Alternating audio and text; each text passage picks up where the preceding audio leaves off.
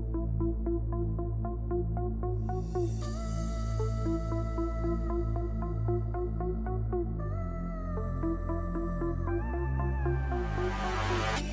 keep reaching.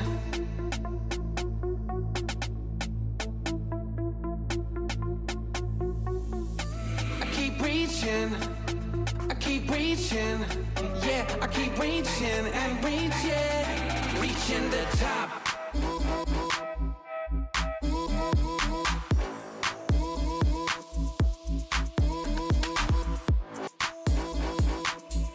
I keep reaching.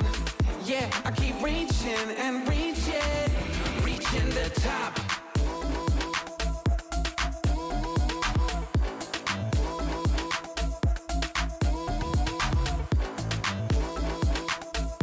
I keep reaching. Yeah, I keep reaching and reaching. Reaching the top.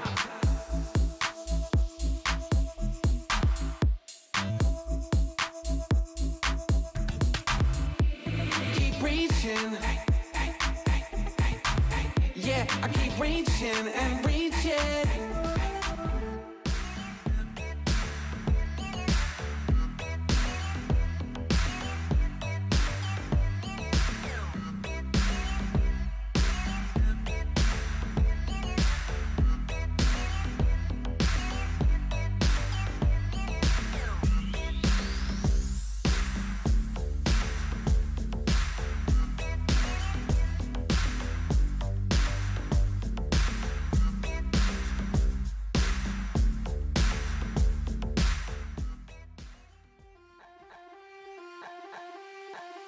Feel the lights, see the stage, hear the vibe. Pumped up to get ready for the fight. Big dreams, one chance, be the star. I'm the winner coming out of the dark. No fear, getting ready for the ride. Yeah, stepping into the light. No limit, aim high. No limit, the prize is mine. Step out as a motivator. Let them know that the weight's up. That's how we know when we level up. Ay, that's how we know when we level up. Level up. All we know about is level up. Are we ready not to level up? You know we fall and we get up. Level up. All we know about is level up. Are we ready not to level up? It's time, get up. Back against the wall, still I'm standing tall. Know about the ball, I got my fan with me. All we know is ball to empty out the mouths. The chosen one they call, I take my fan with me. Know about it if you tell, know you're breaking codes. Want your credibility and all fall like dominoes. Can you really take a stance? All I wanna know. Need me real ones when it's time to go. Stepping in, elevator. Listen to all the haters. That's all we know when we level up. Yeah, that's all we know when we level up. Level up. All we know about is level up. Are we ready not to level up? You know we fall and we get up. Level up. All we know about is level up. Are we ready not to level up? It's time, get up. I found out I'm not alone. 'Cause I'm just like you. There's no failing when we fight. We're not afraid to. Level up. All we know about is level up. Are we ready not to level up? You know we fall and we get up. Level up. All we know about is level up. Are we ready not to level up? It's time, get up.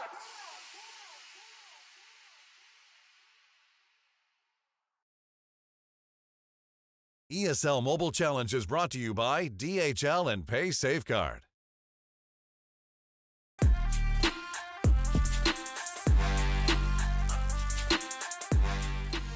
Hello you lovely people and welcome back to the ESL Mobile Challenge, where yesterday we had some absolute bangers, upsets, you name it, we had it all here. So much entertainment across the board, and now we've got another day of action here upon us today. I'm Lethal, joining me is Ark and D-Man once again, the usual suspects you'd always see here at the ESL Mobile Challenge. And Ark, I'm going to start with you. How you doing, fella? Doing great, feeling fantastic. I mean, yesterday was a long day, but it was packed, jam-packed, full of excitement. We saw a lot of things that we expected to see, some things that we definitely didn't expect to see, but the skill of every team in this competition right now excites me greatly. And one person definitely had a long evening. D-Man, you who finished up about 1 a.m. in the end. Are you still feeling okay after last night? Yeah, fresh and ready to go for another a shorter evening, I feel, today. I don't know, maybe because it was the first day of the challenge, everybody was like, oh, they're fighting tooth and nail. And then it sort of fell off a few. We did have 2 3-0s, don't forget. But we had some very long series yesterday. We'll see. I guess the first couple of games will set the mood.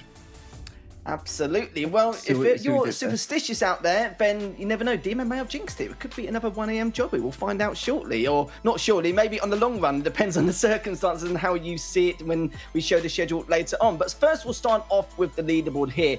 We've already quite a few upsets along the way. Seen AC Milan clash. Pretty standard from what we can definitely say in terms of being in that top spot. But FA directly behind them, which is something we did not expect in the slightest. Honestly, I was saying yesterday, I'm going to say it again. I love these guys. They are honestly also skilled, and they've not had a loss yet. But AC Milan Clash today is going to be their testament, really, isn't it? For sure. Navi had a great start as well. Got a hand to the guys again last season. Was a bit of a struggle for them, but turning over a new leaf this time round, and it's a great thing to see, of course. Yeah, there's anything to point out there, D-Man? Because we've seen SK Gaming. They didn't have the best of showings. It looks like they weren't bringing their A game, but this is going to be a different day entirely for them now.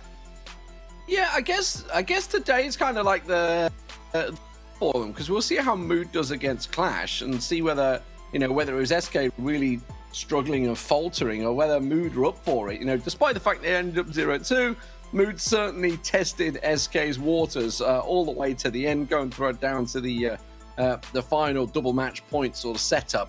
It was the story of the day, really. But yeah, I mean, SK Gaming dropping a game early, it's a big surprise, but they only need to be in the top 4 to reach the finals, and maybe they have that in mind. Yeah, I'm sure there's a lot of bits and pieces up their sleeve they're going to be hiding until the finals does occur, so it makes perfect sense. But didn't expect a 3-0 in favour of AC Milan's clash. But speaking of Devil Doe, we've got a double dosage of them just to start off with, and I think this first one will be an absolute belter to kick things off, because both teams right now are currently joint first in the standings, and at some stage they do need to be separated. The time is going to be now, and what way to start things off. And then straight away afterwards, we've got Mood Gaming playing against AC Milan Clash straight afterwards with Na'Vi and Blood Diamond in our third match of the day arc.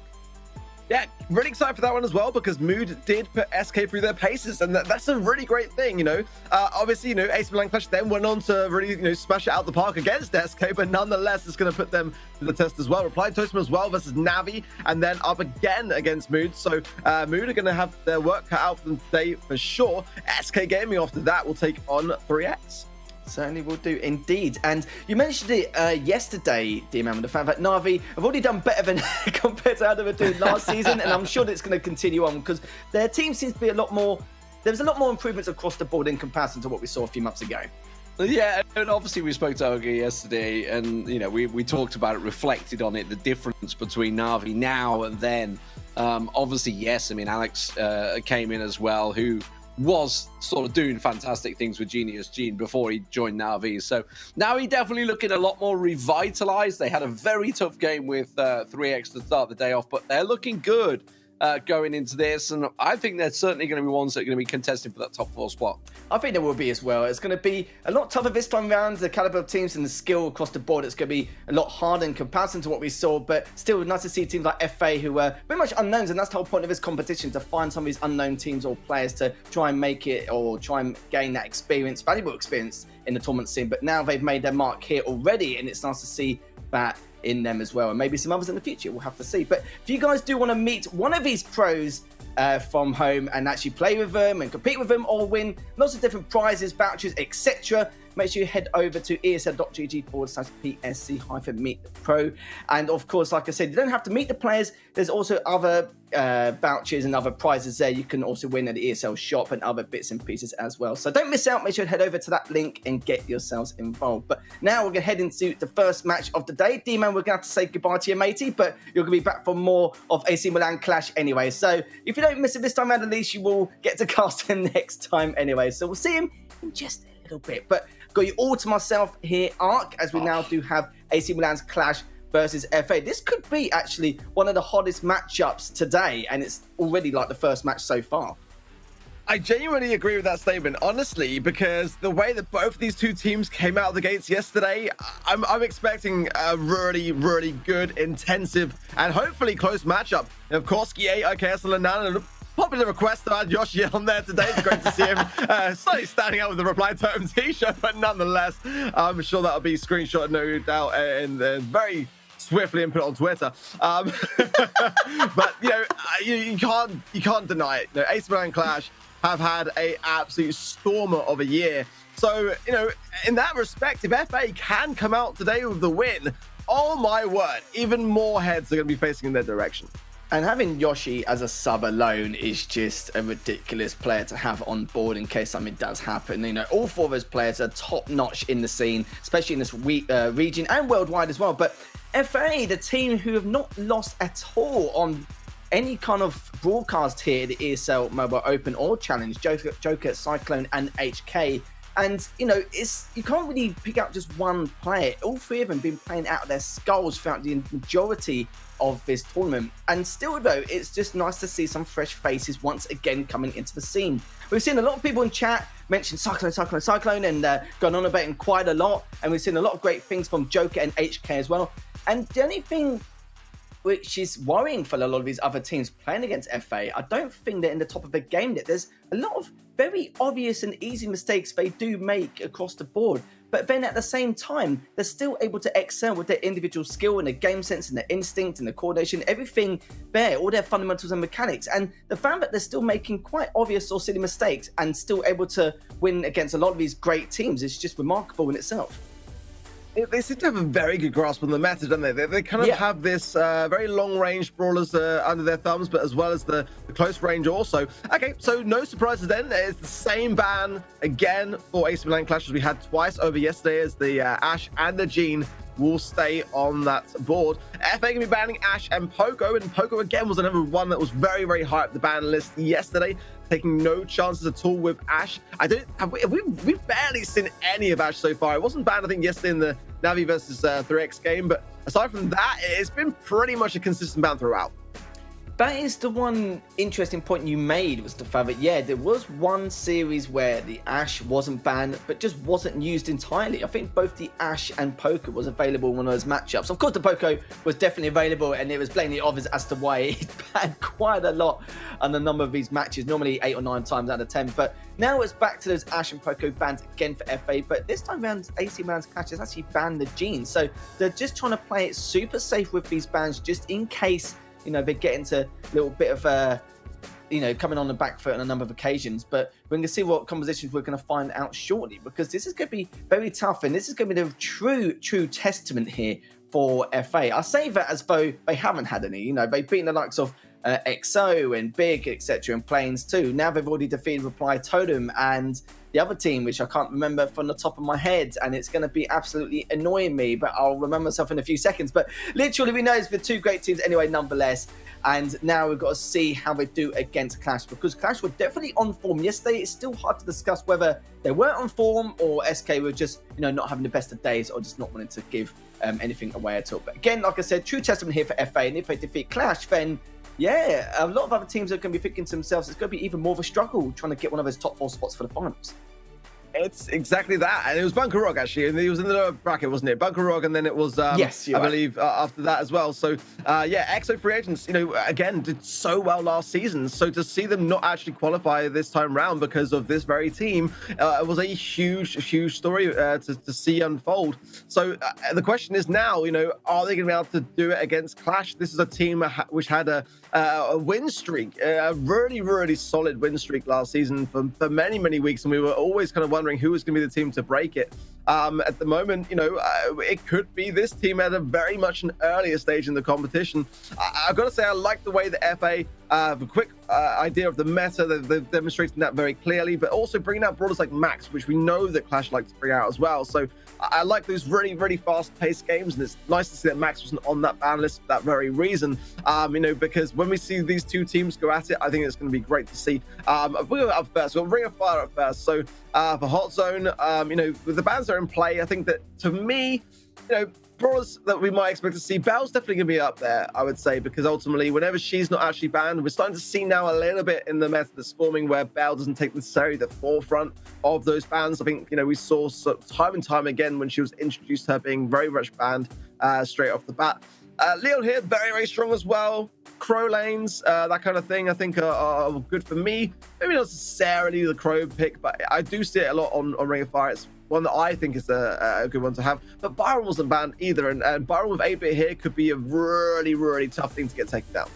You made a good valid point, actually. We haven't really seen a lot of Crow since the update either, have we? You know, everyone else has just been going towards the meta. We haven't really seen Crow very often. I've not really seen it at all in quite a while. Maybe it's not just game mode specific, more map specific as well, like you already said with Ring of Fire. But even then, though, yeah, it's going to be very tough to call between these two teams. I'm still very excited to see what FA can bring to the table and really show Clash what they're in for here in terms of the in the long run as well. But again, it's just more experience for them and see what they need to work on. But I still find it worrying with the fact that they're not even at their peak yet, and I don't feel like it either, because there's still some really obvious mistakes they make, and it's like very debatable to some of the plays they decide to select in terms of like the situation they put themselves in, but yet they still somehow come out on top of some of these games, and it shouldn't be happening. And the odd player or two sometimes in a disadvantageous situation, if they come out on top, it just should not. It's so annoying to watch, the fact they can get away with some of the things they get away with. But again, some of the decisions they make is great, it's fantastic. Sometimes you wouldn't think of it, especially in that split moment. Other times it's just, what was that? Like, it's just mad. But, you know, end of the day, we're not the ones playing. It's them here going 2-0. If you guys didn't join us yesterday, both of these teams are currently top of the leaderboard, even though we're going into the second play. They're the only two teams going 2-0, and literally whoever wins out in this series will basically separate themselves and be able to keep hold of that top spot. So it just depends on the situation of how things will go in this series. But I do expect to go to at least 4 or 5 sets. I'll be surprised if we doesn't otherwise. But, you know, you're talking about the range comps and what we're going to see, and it wouldn't be too much of a surprise either. Yeah, I think that's, you know, like you rightly said, there was definitely some mistakes yesterday from FA. And, you know, we saw those very, very clutch finishes a lot of the time, if you recall. Like, you know, going back to that bounty game against Reply Totem, you know, took that really final second kill. And again, we saw some very clutch games also in Siege. So the question today is going to be, you know, whether they're able to make those games look a bit more convincing. And it's going to be a tough thing to do against a team like AC Milan Clash. You know, that's going to have to be a step up. But, you know, in all fairness to them, they have been doing that consistently. You know, when we saw them play in the ladder 2, I was going through the teams, and I wasn't sure whether there's necessarily enough testing of their abilities along the way from some of those teams, because yes, they didn't lose any of those games, but we didn't see any of the big dogs kind of in that lineup. But then they did start to face the big dogs in the play-ins too, and so now they're in the lion's den, so to speak. And you know, AC Milan Clash are going to be coming out with big jaws ready to bite down hard. It's going to have to be you know, something which FA are going to have to take very, very cautiously. They've got also, it's fair to say, a big following already in the chats on both YouTube and Twitch. So you know, there's definitely people cheering for them in their kind of underdog status that they've kind of been able to maintain for themselves. But I don't know, I just feel like if they can come out with a win today, then that is going to do huge things in terms of their team morale moving forwards into other games in this competition. Yeah, I've seen Cyclone spanned a few times. He's the only British player, so we have to be biased at some point, Ark. Like, come on, Jesus. But Rock's yeah, not banned, by the way. Yeah, exactly. Yeah, exactly. But at the moment, guys, there's just a few delays. The players are just trying to get ready in the lobby and just get ready for this matchup. But before we do get underway with the first match of the day, we've got a fun little interview for you guys. So we'll leave you guys to crack on and watch this, and we'll be back with the first match soon. I am Minso, and I'm the coach of Reply Totem. So my name is Nico Necki. I'm coach and manager for Mood Gaming. Hello, I'm Semantic. I'm a player for SK Gaming. I am Auge, the coach for the Brawl Stars roster of Natus Linkere. It's a bit weird, but I was given an account, and its name was Insomniac. but the game was too long, so I decided to shorten it to Inso. Actually, it's random letters. I didn't expect to write Nikonaki. It was for a Spotify playlist, and then it becomes Nikonaki everywhere. It was back then in a MMO game where my friend had literally this username, and he didn't use it anymore. And I liked just the name. Like, it has no meaning behind it. I just liked the name. So I asked him, since he didn't use it anymore, bro, how is it? Can I take your nickname since you're not using it anymore? And the only nickname I had so far was my real name, which obviously you don't want in online games. So I took it, and since then, 2012 or something, I just kept with it. Probably Frank, so I could be the DJ and listen to some good music.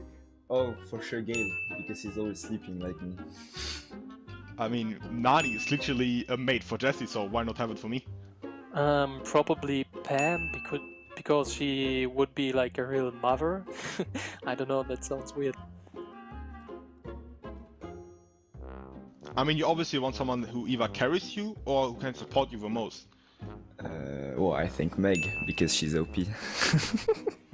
So like, a healer would be obviously like a really good choice, like a Byron who can attack and defend, and healers in like critical situations, but also like just an insane DPS brawler would be also good. Maybe even Meg, like just calling a bot which she repairs herself, that would be awesome.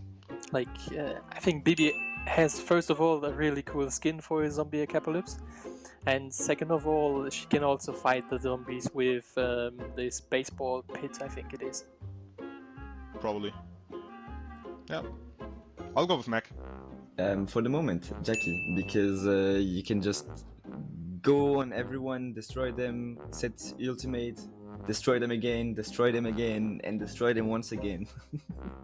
For sure, Meg, Asha, and Jackie, I would say. Like, they're super strong. I think you guys should be warned that we're not here to laugh, and no one knows our 100% level because we never showed it. Watch out for Totem, guys. We're coming strong. No. No, for sure. We are definitely not giving you an easy matchup, so you better prepare yourself.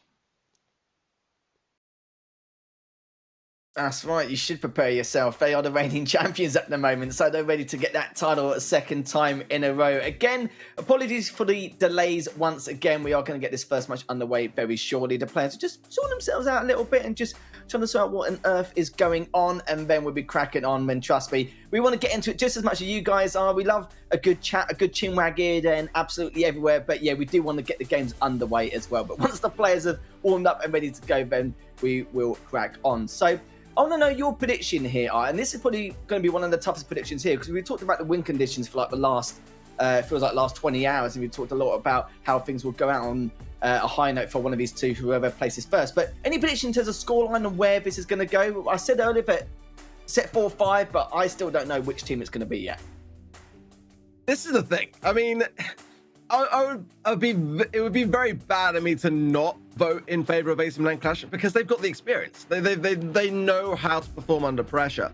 But I also have seen what FA can do, and like how fast they are with their thumbs. They are very responsive to a lot of the situations that are upon them, and very quick to try to bring the flow of the game back into their favor. It really realistically depends upon how they get stuck in. Getting that early lead is going to be crucial, I feel, here. FA, it's fair to say, have been in less of those competitive matches, and that pressure could also mount up and get to them. It didn't seem to be bothering them that much yesterday, but they did have some very close finales. Now, Clash are ruthless when it comes to those things. Like, they are a team which don't very often choke under pressure, and actually just really look to build that pressure and throw it back upon their opposition. If Clash are having a good day, again, it'd be a foolish thing to not vote in favor of Clash, but I'm all about those underdog stories. I want to see FA do what many of us, I'm sure, watching will want to do also.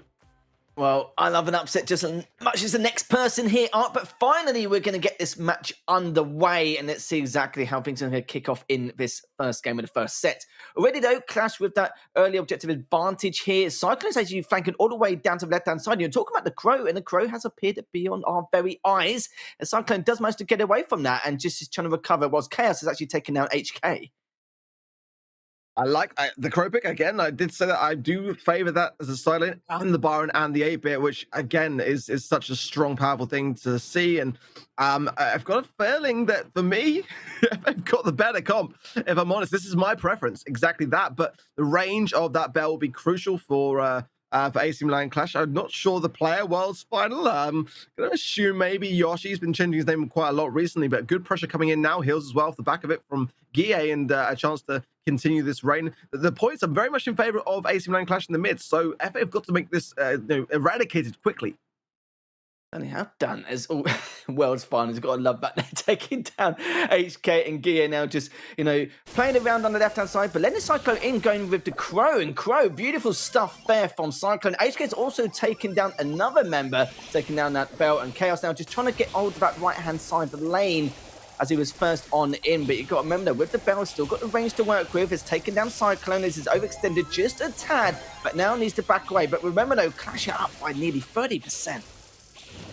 Yeah, there's a lot of catching up to do, but it's been done. But HK going down there is not good for FA whatsoever. The Baron Hills needed to be coming in a bit more thicker than that. Or super here and there would have gone a long way, but look at Chaos sneaking around. Oh, the swing from Joker was actually on point, from the gadget as well for a quick way back into the mid. But I just feel like AC Milan Clash are just going to have to continue pushing this mid, and they've only got 8% now to capture. So surely they've got some in the back. Yeah, and now they've got numbers as well. That is going to be it for Clash. A nice, strong start from Clash. It's kind of what we anticipated as well. As FA, nice little comeback halfway through. I could have found out Cyclone did some great flanks. Sometimes it overextended just a tad, but maybe he did that because he knew that he was too far deep in order to pull back and be able to recover from those last engagements. But anyway, it was good plays from FAs as they were trying to choose their fights wisely, but they definitely had a lot more range, which is what you saw there Clash was relying on heavily as well. Get more range, and the Bell pick is a smart one ultimately, because you're able to use that mark on 8-bit when there's that slow moving speed as well to take it into account for. So if they go in with that same combo game, which I still think is a banger, just gonna put it out there, it is a banger. You got to be more careful around the marks. You got to make sure that you got that damage booster in a good spot. More often than not, we didn't really necessarily see it down on the map as much as I would like to have at least seen, to get the value that you really want to get in from it. That additional movement speed will make it much harder to land those marks. And I've got a feeling as well that Clash would not be opposed to going with this same idea of comp. It's definitely the sort of thing in which they would bring up. So if they do feel like it wasn't enough, then they will swap over to that same Baron and 8-bit idea. But for the most part, I mean, the Bell pick was working for them. So it's really down. The ball is really in the court of FA to really bring it up a little bit here. Clash are looking pretty decent. They let too much control in the hands of Clash early on in that game. They can't do that again. No, they can't. And normally we would see the odd thrower or two, but we haven't at all, actually, which is not something we would normally expect. But it looks like the few changes has been made, and it looks like Cyclone has actually switched out the Crow with his own Bell here. And look at this already, Joker pushing from that left-hand side. Already been a real pain in the backside, but Chaos is also just trying to stay alive, but just literally Ferrari peeking from that right-hand side. Manages to try and do something, but couldn't stay alive long enough as HK was able to take care of that. And FA with full map control and just getting ready for Clash on the respawn. Barrett is an interesting choice, gotta say. Not sure whether I'm feeling it, but I like where Joker's managed to find himself. This is a load of pressure, and he can just stay there, honestly, and allow his teammates in the mid to be able to shoot in and just use this push and creep his way up. I feel like it's maybe an underused brawler, but ultimately one that is going to struggle to get back into mid. But look at that sneaky attack onto IKS, a quick takedown of that as well. This is looking much better, and with a brawler I don't tend to often see in Ring of Fire, not gonna lie. It's been quite a surprise here. And Joker, even though he's not getting a huge amount of damage done, just being there, just being a real pain in the backside, it's just becoming a huge distraction. Would have worked against any other team, but Clash knew exactly what kind of shenanigans he was going to get up to, and they decided just to leave him be, and whenever he comes, he can come, and then Chaos and None would have been able to take care of him, no problem. So far, Clash are down by 30%. And it's just a matter of patience here for FA. Just choose the right engagement and then be able to make it through. Already the trade has already come out. Another trade comes. It's going to be a 1v1. If Cyclone wins this, he's going to put his team in a great position here. But he does not. But will a trade come out for HK? Yes, it does. But the trades are coming out back and forth. HK has already pushed in quite a lot. And hopefully, FA don't get too desperate for this objective. Tara pick is honestly not that bad. I mean, I definitely questioned it as soon as I saw it, but I kind of like it, and it's enough to give FA the win. I mean, that's about as good as you can get out of that situation, and again, like, it's just very interesting ideas that we saw this, didn't we, last season with Nova Elite, and they'll bring out some weird and wacky brawlers. And again, you know, you can pick the stance all you like of being, well, that's really not what I would be taking in. I look to those things and I smile, and I think that Ace Man Clash struggled as a result of that pick. They really didn't, and at one point it was what, 60 to 8%, and you saw a few changes in particular from FA as well. Cyclone switching out the Crow for the Bell, and also switching lanes, but makes perfect sense. You know, you've got to use that Bell into the center to try and catch anyone who's going to go into your objective. And we saw a few changes which definitely heavily favoured FA in a lot of ways, but more to their strengths, really, especially with the M's as well. You're talking about just pushing in that left lane, using the shadows just to keep them at bay on multiple occasions. And you saw Clash did struggle on a few times, and I think one of the players, I think it was whoever's using the M's as well on that left-hand side, was trying to get all the way onto their spawn in order to just force at least some of the players of Clash to deal with him and then have to put all the way back, but they didn't care. They were like, do you know what, we'll just leave him behind and we'll just take a 3v2, and that's when the table turned a little bit for FA, because it just did not work. Clash isn't going to play silly games like that and just let you get behind them and just be a massive distraction. So good priority there from Clash, but in the end FA will be able to tie this up, and we're all tied up here in a set already, and it's going to be a nice early lead for FA, but they haven't got the numbers at the moment. Well, I like the Sprout pick. It's not my personal favorite, but it definitely works in this situation. And also like the fact that FA is staying firm with that Tara. I mean, they've obviously practiced this and they've worked it to perfection, it seems. Chaos is putting down the wall though, and it's going to allow pressure to be applied to Joker as well. Final, I'm not too sure. Again, I think it's Yoshi and Gage putting down this maximum amount of pressure onto the mid here. Joker very weak now, forced back, and that is a really good start. Look at that, 60% already in favor of FA. Pretty much a repeat of what we saw in that last game, but this could be turning the tide here. Joker just trying to stay alive as long as he can, but he cannot, as the patience has paid off for Clash, but at what cost? As now they've got the objective, but look at the percentage difference so far. Cyclone, even though he was taken down, he couldn't get the trade anyway. But just need to be careful. FA need to wait for the rest of their team. They can't just push in just as they were doing before and just keep training up the objective. But saying that though, actually, it was working quite well for them. HK just trying to play that support to try and keep them bay at the same time. But look at the difference though already, 50% behind. But you know what Clash are like? They are the kind of team who can definitely recover from this kind of situation. HK's already taken way too much damage, and as you can see, Joker and Cyclone need to be a little bit more cautious about how they want to re-engage. Shots from Cyclone, but return is actually Lunat, by the way, on World Finals. I just found out. Yep. But they've got to regain this control in the mid. Like, there's good taps coming from Cyclone, but now picked up by Joker.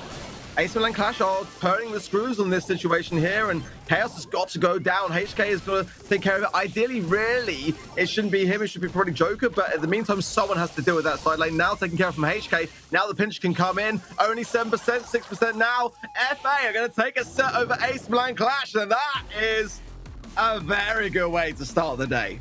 It really is. That one comp change, well, I say one comp change, but across the board for the team of FA, it worked absolute wonders. A massive difference in comparison. I was just a little bit worried where they were pushing to objective one at a time, and this is where I was thinking to myself, if Clash take whoever pushes the objective a little bit too quick or too early, then they're going to consistently have that numbers advantage every single time, and they can just continue to pick up the objective. But I suppose at the same time, especially with the support from HK, with the Byron as well, it was able to not only keep them at the objective, but just keep their team in the objective long enough just to add a little bit more pressure to kind of force Clash to make some desperation moves, you could say. But you can feel like at the same time, I don't think anything what Clash did was wrong in terms of their setup, but at the same time, I'm surprised that FA were able to just keep trading out whilst pushing the objective every single time. But it worked in the end, so we can't really complain.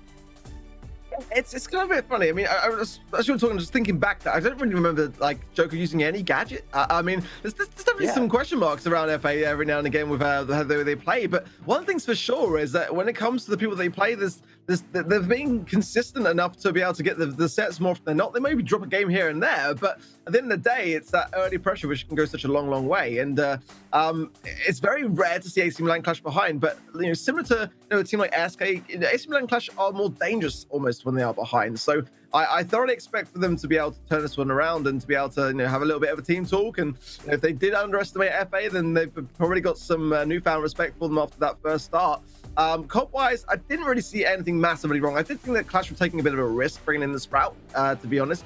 Again, maybe not the pick that I would go to myself, but they are very, very good with it, so I fully understand the choice. And Cyclone on Brock, maybe? No surprises there, right? He was playing it all day yesterday as Reply Totem. definitely one of his favourites. I think we'll put it that way anyway, but I suppose on this kind of map as well, we're not really too surprised to see Brock appear in this matchup anyway, so we can see exactly how Clash are going to try and come back in this series. But Lennon has already taken down Joker's Piper, and Gear's taken down Cyclone's Brock, so it's looking very good already, just tickling the safe just a tad, and more than that now, already down to 71%, and I don't know how FA are going to recover from this, because Chaos, again, he's doing exactly the same, doing the same strategy, the same thing, every single time, just being a real nuisance on the backside of the map and just keep him on spawn as well as doing all that damage. And they need to take him down first. He needs to be a priority before they push on up on the other two players in the center. It's the same thing we saw yesterday, isn't it? When we saw AC Milan Clash versus SK, and there's that game when SK brought it back on safe zone by taking care of that back wall. Joker realistically might need to go back and break it now to ensure it doesn't happen again, because look at Chaos, he's creeping around, he knows where he wants to go, and if you leave that wall there, it's going to make things a little bit harder for them to deal with on the defense. And look, yeah, straight into that wall. Joker, a nice homemade rescue though to be able to shut it down, but it could well be too little too late. There's only 19% left on the FA safe. Joker there to get a couple of shots, but it's a 2 versus 3. Ultimately, I don't see how AC Milan Clash, well, actually, Lena just went straight up in the air and didn't get any distance there. A bit weird for me, but ultimately, yeah, they put in a ton of work already. This safe is pretty much done. Yeah, a lot better objective efficiency compared to that last set, and Clash realised that themselves. And on a map like this, and especially with the baller picks they have, it's very, very difficult to even try and make a comeback with this amount of time left. I know 40 seconds sounds like a lot, but we all know what it is, especially on this map. It's just very, very tough to come back from an 82% deficit. But they're going to give it a try anyway, as Joker now's taken down Lenana, Gear's taken down Cyclone, Joker trading up Gear straight afterwards. But as I say that though, still 2 members left, but very, very tough task for them. They're doing pretty decent, but I mean, at the moment, they're able to stay in control of the mid. 20 seconds remain, but then down goes there as well, HK. I mean, Cyclone and Dark Joker are going to do their best here, and Chaos, though, just needs a couple of shots, and he is being contested as now Lenan jumps into the mid, and yes, the final snipes there. But, I mean, a very valiant attempt nonetheless. I didn't want to call it too early almost there, because it looked like they were getting some good control. But yeah, AC Milan Clash looked confident in their approach. They were dropping a few pins as well, because they felt like they'd done enough early work. And, you know, FA got to learn from that. That wall, again, is such a strong arm position in safes, and you've got to honestly take it down in the earliest possible moment. I'm surprised the Cyclone didn't actually just use a rocket fuel straight off the bat for his gadget to eradicate it. And I think that would be, for me, the play to make under those circumstances. Clash have been doing this a lot recently. Yeah, Clash is just doing the exact same strategy again and again. As once they've won their duels, Chaos is like, right, see you later, guys. I'm going straight right behind him, and I'm going to sit there for a good 20 or 30 seconds and just going to try and abuse that position on the map. And you know, it's a very advantageous position and angle as well, especially if you've got to distract 2 of those members to go back for you every single time, because one person's not going to do it, especially if it's going to ricochet his shots every single time. It's just a real pain, and Chaos just loves being that kind of person, to be a real nuisance for the opposite team. But, you know, it worked in the end. It worked absolute wonders, which is why we got such a huge lead in the first place.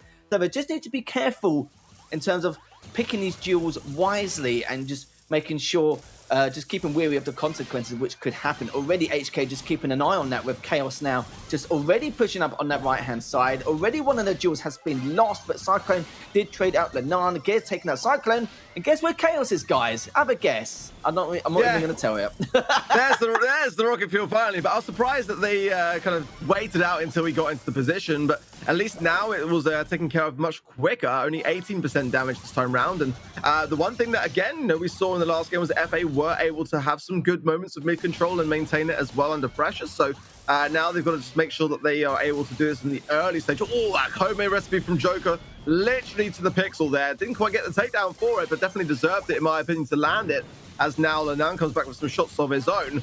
AC Milan Clash, again, you know, very composed in this mid spot, but it's going to come down to these all-important takedowns. 2 gadgets there from Chaos to note, so he's got 1 left on the bouncy castle healing side of things.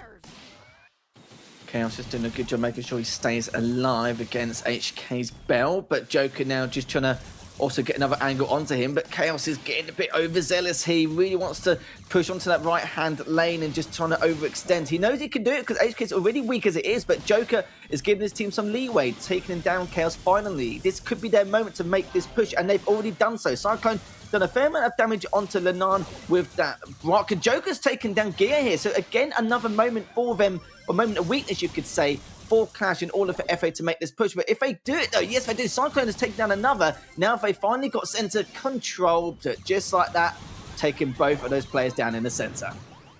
Very important taps here from Chaos on the right-hand side as Lenan joins the pack in the middle. Straight in with a lovely snipe onto Joker as well and time that to perfection. Double takedowns there. HK should win this lane side, and that's a good place to be, especially as, Cyclone goes down. I was hoping he would stay in position there. Would have been a ton of pressure, especially in these final moments. And FA is still behind. 20 seconds remain. They're bringing some shots back, but Ace and Clash are closing things in from the right and the left-hand side.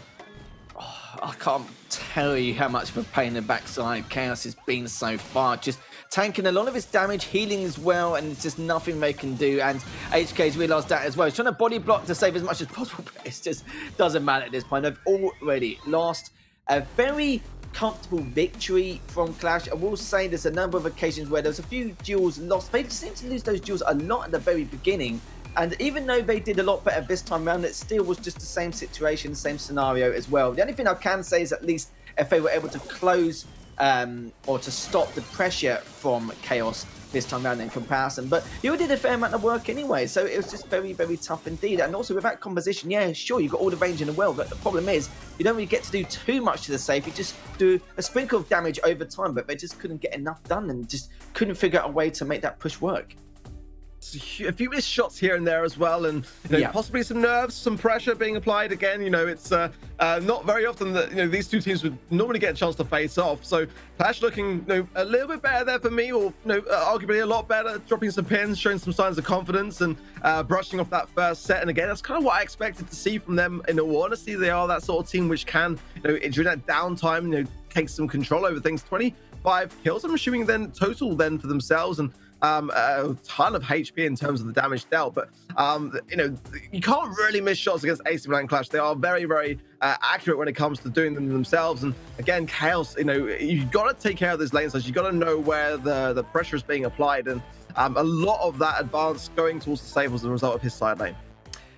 I would have been curious to see FA's damage dealt as well, because damage dealt basically just shows how dominant you've been in terms of map presence and establishing that as well. And we'll take a look at that later on. But yeah, next siege is coming up in the next few seconds, as already now FA with this early map control, you can say, does have that one bolt, which means if we do have a small little bot approaching the likes of Clash, or sorry, FA rather, but in the end we're going to see how they're going to defend in terms of getting rid of this bot. But it shouldn't be too much of a problem though, but it will give Clash the map control they so desperately required at the very beginning, with Guido taking down HK. And now you can see Cyclone just trying to breeze around that right-hand side and do a little bit of damage onto Chaos and to Gia. Nice bouncy castle there, and Chaos is doing a wondrous amount of work on this right-hand side with a double takedown. Joker left all alone. It's going to be a trade out there, but ultimately Gia is in position enough to get that ball if they need it, which they will probably need it to get the tie off realistically, and that's possibly where Cyclone should be going for the moment now. They want to ideally get a push from this, so I don't know whether it's going to be enough time to get. They should be just about enough time, and Cyclone will get that one from the mid as well. So yeah, getting some Clash on the back foot now is really important, but Joker goes down. Cyclone's so low as well. They're not going to be present enough for this push, I feel. They're going to have to really focus on this mid control, and for this next round, otherwise, AC Milan Clash have got a lot of pressure on this situation going into the third and final round. Oh dearie me, you saw there one of the players from FA was actually cornered at all angles, but still able to stay alive in the meantime. And Clash, they are 4 bolts behind, but remember there's 10 available to try and pick this up, which means Clash can't just hold one side of the map and collect each and every one of these bolts. They really need to make sure they're spread out and keep hold of these angles, which is exactly what they're doing. But Lenan's been taken down by Joker. Chaos has managed to trade him out. It's going to be a 2v2 in order to try and make something work, but it's just not going to happen. Look at the bolt difference in comparison, as FA were just trying to cushion the blow, and then you're going to need some solid defense to try and make this work. Honestly, Chaos today is the thorn in the side of FA, and they're going to have to really focus on shutting him down better, I feel, going into the next game. And Otherwise, you know, AC Milan Clutch could well be a match point very, very quickly. You know, he was absolutely flying that game. So many taps and you know, double kills along the way. Yeah, FA starting to feel the heat. That first set which they had gave them that confidence, but Clash again know how to shut that idea down before it starts to grow in their minds. Yeah, I don't really feel like FA are actually making as many mistakes as they did yesterday in their previous matchups. They seem a lot more organised and a lot more structured, but yeah, again, just Clash doing Clash things really. Just holding the angles, just make sure to prioritise one opponent after the other, getting the coordination right, trying to get these 2v1 situations if they can, good bait and switching. Everything which is happening to them is working for them really, really well. And you saw from there, they kind of purposely made sure that FA did get that second bot, so that at least that way they've got plenty of bots to work with and they can get map control straight afterwards to really jump on the final Ike anyway. But we can see what happens now. We've already seen Clash already win 3 games on the trot, and not something we've normally seen from FA. We're not really seeing this much pressure against them, and we're going to find out now what they can do to kind of correct some of these mistakes occurring in some of these matchups. But Chaos, though, definitely been a real thorn so far the last few games.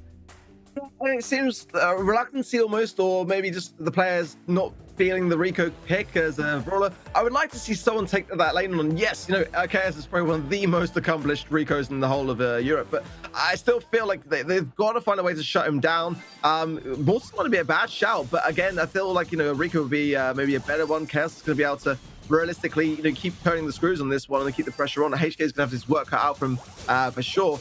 Let's see what happens here as Gear and the Nan there do clear up the mid. Cycler goes down, and yet Chaos as well, looking like he's going to make short work of that right side as the full amount of control is with Clash. The tie is not going to necessarily be in the favor here of FA either, because the more times they just keep the pressure on these bolts, the bigger the boss coming through. And Mortis on defense, I don't like the way that sounds for FA.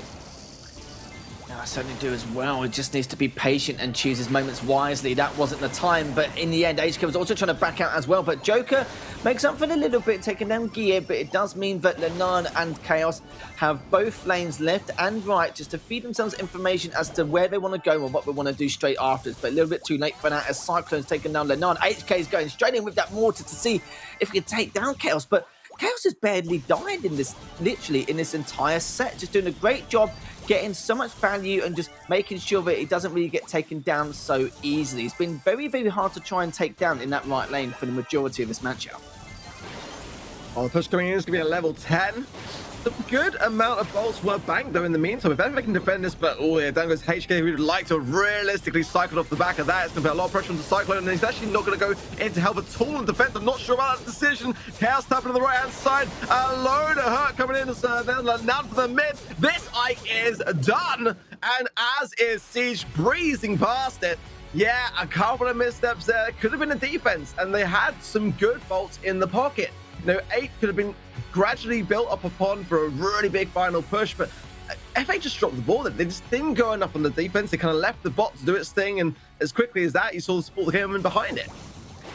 Yeah, they certainly did, and you can see the game plan as well, as you just mentioned, with those 8 bolts. They just, the only thing Clash could have done really afterwards if they didn't take down the Ike is just try and cushion the blow a little bit and just have an immaculate defense, which is quite rare in itself. And I remember you saying about the Mortis play as well. I think what you're saying like was a decent pick for FA, but again, couldn't get anything done with it as Chaos, again, just did a great job just valuing his life, making sure he can make the best out of a good or bad situation, and always kept his distance, had like the perfect range, just making sure that he would give HK a really hard time in that right lane. But they need to try and counter it in some way.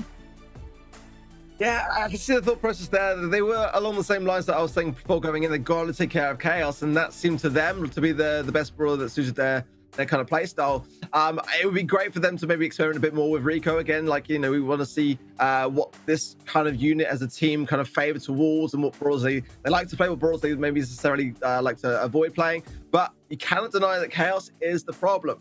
And really, you know, yeah, he really is.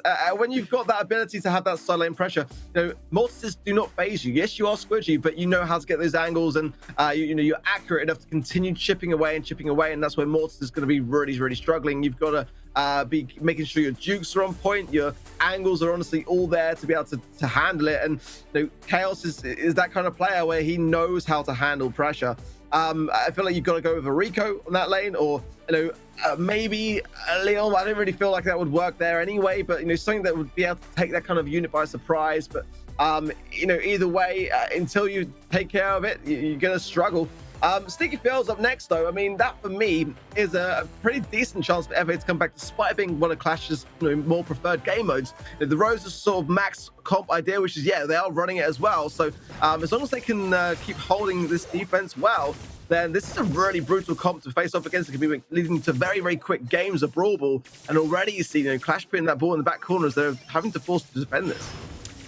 Yeah, definitely one of Clash's strongest modes. We're going to see how FA is going to try and tackle this, but Kez does manage to stay alive in that little scuffle, as already now Joker having to pull back with the Frank. He's already taken a huge amount of damage already. Looks like Lenan just looking to try and clean up with the max, which he has done. Good plays from all of his players, having each other's backs, pushing all the way in sync. This should be an easy goal here for Guille if he dribbles that in. Yes, he does. Already the first goal in favour of Clash. He had a really good start as well, Aceman and Clash were really up against it in that moment there. And now trying to break to the side, and HK is going to go down here as a nice pinch between Chaos, and None comes in, and this is going to be a mistake here. Chaos will be able to walk this all the way towards the goal. Pop and a super, yeah, making it look so easy. FA with all the egg on their face right now. It certainly is indeed. First match point for Clash, first of many. We'll have to find out, but from what we've seen so far, especially in that matchup, things aren't looking too good. I thought at least he's got the Frank, then it can take a fair amount of damage along the way if things get a little bit too hairy, but in the end, didn't really make too much of a difference there. Good use of the Rosa as well. Chaos again being a real thorn for FA. And, of course, he's not going to use Rico on this map or on this mode in general. We know that. But again, he's just finding these little weaknesses and just creating such huge exploits across the board. And FA must be getting a bit not furious, but very frustrated with this situation here. Yeah, because they had that lead, and that was the thing which I felt maybe they were going to be having a good day here, and maybe they're going to take it to the fifth and final. Now I'm kind of feeling like Clash are going to tie this one up. I personally prefer the Sandy pick here. I think that goes a long way to have that Sandy Sandstorm, combining that with the speed, all that unpredictability when you're really pushing upon the goal. Rosa could be right in your face so quickly, nothing you can do about it. Going to bring in the Shelly this time around. I mean, I'm not opposed to it. I mean, it's PSG Shelly as well, so there is that. And it was going to work perfectly because ultimately Joker's not changed away from the Frank pick. So it's not even necessarily a meme in that respect. I think just EA played that really well, thinking that they were just going to keep that same idea going. So a couple of missed shots in the last game as well. So they're going to have to make sure they land more of that because Frank can get some good value here. He certainly could. And yeah, it does seem like the Clash only made that one Shelly change, and that was about it. As Guille and Lenar now just being patient, just trying to keep the center control until Chaos returns with the Rosa. But again, Lenar just trying to do some extra damage onto Cyclone, trying to get the trade before he gets cleaned up by Joker, but just a little bit too late here. But Guille comes in with the Shelly, finishing off that Frank. But how are they going to go about this? As Chaos can't really push him with the Roses, just way too weak after that last engagement. But Joker's going to be now rejoining with the rest of the fray. This could be a good moment for him to push on in. And will he be able to take down Chaos? But it's going to be very close. But even then, Joker's going to try and clean him up if he can, which he has done. Actually, HK does be able to finish things off, as Gear has already taken a huge amount of damage. And now Lenar's actually going to be trying to push it in with him, but it's just not going to work. Nice work there from Joker, honestly, and Cyclone coming in to pick up the scraps. Nice smash onto Chaos. Great teamwork and the speed coming in as well. But this is the defensive work of Gears. He's smashing, but Joker finds the angle. A great time for a goal from FA. It's not over yet. It certainly isn't. I think you can see, I think it was HK Cyclone was trying to fake the shot, but just passed it to one of his teammates instead, but just didn't get it in time. But good numbers advantage here. HK taking down the Rosa, so that does mean that Lenan will have to push all the way back and just trying to abuse that movement speed with the max. Just try and force out, not to force out the situation, but to try and waste that ammunition as much as possible. But it doesn't matter. This idea could actually finish this up if he can, but just delaying with the M's, it does not matter. Just delaying the inevitable at that point as Lenan comes in for the goal for Clash, and we're now all tied up in this game. Shelly is such a bold pick, honestly, but you can see why it's a really relevant one on this map. The entirety of the mid's taken up now, and that's going to leave Joker nowhere to hide, or Chaos for that matter. But look at the range as well at the back of that fake pitch. And the angle as well! Lenan finds it and seals the deal for Clash. Nice bit of flair there from that shot from Lenan. That was beautiful work from him. And there we have it, Clash does manage to take that series 3-1. We did say 4 or 5 sets, but we can't. Yeah, we can't say Clash is not going to win that. It would have been silly, but it took at least, what, 6 or 7 series ever since the second planes, and finally it had to take AC Milan's Clash. They were the team who were finally able to put a stop to their, literally their road, I could say road to victory, but just their road of literally having no losses. But sadly for them, it does mean FA do get their first loss on the board. AC Milan's Clash will have 3 wins and will be top of the table now. But hey, you know, FA got a set. That was more than SK Gaming got over Clash yesterday. Yeah. So, I mean, they can't feel bad about that. They've got more work to be done today, of course. We're going to see them up again. But, you know, we, again, like you rightly said, would have been crazy to say that Clash going into that game weren't going to be the favourites. You know, FA have got the lesser experience, but they've got great promise. And that, for me, is a great thing, especially in a competition like this where they can go up against some of the greats. I really would love to see them be able to turn things around today with another victory to add and just take that 1 defeat and not 2. Well, guys, that was the first match of the day. If you're just joining us, don't worry, still got 6 more to come. Plenty of Brawl Stars action here, as the next match is going to be AC Milan's Clash versus Mood Gaming. So don't go anywhere. We'll be back in just a few minutes.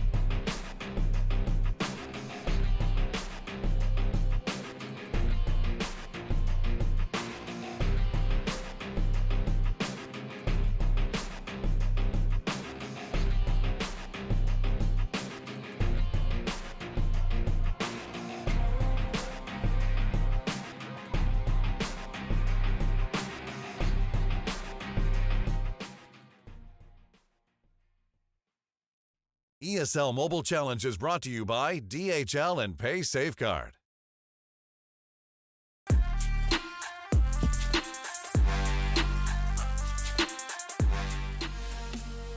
Welcome back, ladies and gentlemen. Hello, I'm here. I'm Lee Demon Smith, and I'm joining Ark for this one after what was a tentative game, I think, for Clash there, to start things off against free agents. But now they're up against Mood Gaming, and I feel they may have settled their feet down now. Yeah, definitely a nice warm-up game for them. I think they'll put it down to say it. But, you know, FA did do well to get that first set. We're going to see more from them later on in the last game for today. But, yeah, I mean, Mood struggled a little bit yesterday, didn't they? We saw that very close match between themselves and SK. That's what I had channel points on, I'll say as well. So, the question is, have Mood been able to shake off those cobwebs, leave the past in the past, and approach today with a bit of a fresh mind? Because AC Milan Clash very, very good up against FA today. I'm getting meowed at. I'm getting meowed at by a cat. I'll tell you, if this green screen weren't here, there'd be cats just lined up behind me, sat and staring at me. Yes, I'm loving Yoshi's reply to him t-shirt, by the way. I saw that earlier on. Definitely needs to be switching that out.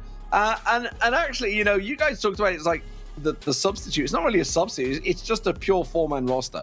They will rotate in and out throughout maps and games all night long. So it's not really like there's a set substitute. It is just a pure four-man roster these days, and a very strong one at that. Of course, we saw DD stepping in yesterday as well for Mood. Things were running long. He came in for Rolex there, didn't he? But Gugu and OP certainly put in some great performances. Very interested to see if we'll get a bit of a Mortis off today, by the way. OP loves his Mortis in there. Obviously, we know that Lene does. So it'll be very good to see. He does indeed, and I'm glad you mentioned that because that would be a great thing to see. Can we get some cat predictions, team? And there's got to be something that we can do with this one, like to get some sort of like idea as to who are they favouring today? Come on. Look, this one is huge. Trust me. Let me pick him up. Come on. I want to get a meow. We need to ask the important questions here. Oh my word! He is a big boy. He is a big chonker. Are you sure it's a cat and not it looks like a wolf. Oh my gosh. What a stunning cat, though. You must have a very big hairbrush. He's, I get a lot of hairs on my shirts. He doesn't want to go down now. He's like, nope, I'm just staying here. All right, well, it looks like this is my life now. But yes, I mean, Clash are going to be coming in as the favourites, no doubt about it. But you guys at home might want to meet, more than my cat, you might want to meet some of the pros here. If you want to get yourselves involved, get on there with a chance to with your favourite players, the likes of Jet and Skyrix, Whitey and Kirst as well from EXO free agents, and maybe a very happy cat, who knows. Plenty of prizes to be won. Get yourself in there, ESL GG. PSC, meet the pros. You see it along the bottom there, and you can get yourself involved. But let's talk about this first matchup. I know this is quite distracting. I could pan the camera down. He's actually headbutting the microphone right now, so he really wants to get involved. Oh, go on then. Let's get it. I was gonna say, you mentioned about that game. Oh, come on. That's adorable. Oh, see, I want to enter the giveaway where I can meet your cat, D-Man. That's the thing. I feel like an evil villain right now. I'm not too sure. This is like, let's just do a spin on the chair and turn back around. You look like you fit the role down to a T, I say. Thanks. Yeah, that's it. Anyway, let's talk about the game. We're just waiting for the bans to come on through, and there they are, just on cue there. So the Gene and the Ash, the Byron and the Spike ban coming out from Mood. Interesting. Maybe they're trying to catch him out. Maybe they realize it was SK that played Spike yesterday and screwed up on that one. And they nearly caught, they did catch SK out and picked up a round on that one. But as you can see, we're going into pit stop, parallel play, sneaky fields, acute angle, and nuts and bolts if we need it. Let's talk about Mood. Do we think they got it in the tank? They challenged SK yesterday, but then sort of fell short towards the end and had an incredibly unlucky game. Their first matchup, which was against free agents. Incredibly unlucky. Took it down to 5% on the siege and lost, going down to 3%. They just didn't defend. I feel like that was definitely within their dreams, or probably rather nightmares last night on reflection. Yeah, I mean, I see that spike ban as well. Kind of feel like that could be around Mortis being an option there. You know, it's a good way to shut it down. So it makes sense to kind of ban it if you want to kind of have a bit more maneuverability to play it. I feel like we're going to need to have like channel point predictions as to, you know, whether Clash will ban anything other than Ashe and the all season long, and the Gene, because it seems to be the only thing they banned this entire week long. You know, I feel like they are good bans, whichever way you look at it. I think Byron being banned here is quite an important one that's often forgotten about. As you know, much of the focus lies with the Ashe there, but I think Byron can also do wonders with a lot of these kind of comps that we're starting to see shine a little bit now, of pairings with 8-bit and others. So I quite like that too. You know, again, you know, Mood are going to have to come out, you know, very, very strong early on. That's the way to realistically, in my opinion, get the head start. Because Clash do tend to drop sets. We noticed this last year. They tend to drop sets, or at least the first set, but then they come back and punish you for it. And it's, again, it's like playing with your food in the truest sense of the word. They seem to do it all the time. They've done it once today. I don't know whether that's going to be something which Mood will be able to do, but, you know, at least it's a good way to start the day if you can. Well, they are at the top of the table, obviously, with those 3 wins now. Could they make it a 4-0 start? Would be the perfect start for them to get things underway here. Obviously, starting things out, as you mentioned, just with the maps there. We will be starting out, if I can find it, on Pit Stop. So a bit of a closer map. Obviously, you got the decent grass bush down either side, and there's like a little blob, 2 stripes of it in the middle. Now, does that mean we expect to see sort of long-range shenanigans, or we're going to see maybe the pushes? Obviously, with the Ashe ban coming in, kind of standard, I think, is, as you say, I think that may be a relatively standard one, has been strong. Yesterday, we saw quite a bit of Griff action, actually. I'm trying to think if that was Mood. I think it may have been... I think it was, right? It was Mood. I think it was Mood, yeah. I think it was in your game with Lethal, yeah. And that's going to be a potential one on the cards for sure. Just about Pit Stop, but... I mean, you know, I think it's one that is very much underestimated, massively so. You know, Griff never realistically was one of these brawlers that shone in terms of the meta. We saw a lot of Griff bans when it was released, because ultimately that's very common for new brawlers to get banned just instantaneously out of the way. You can then kind of have one less thing to think about when it comes to how it could shape up the comps. But you know, Griff has a place, you know, realistically does, and can be a very good counter actually to a lot of the Ashe ideas.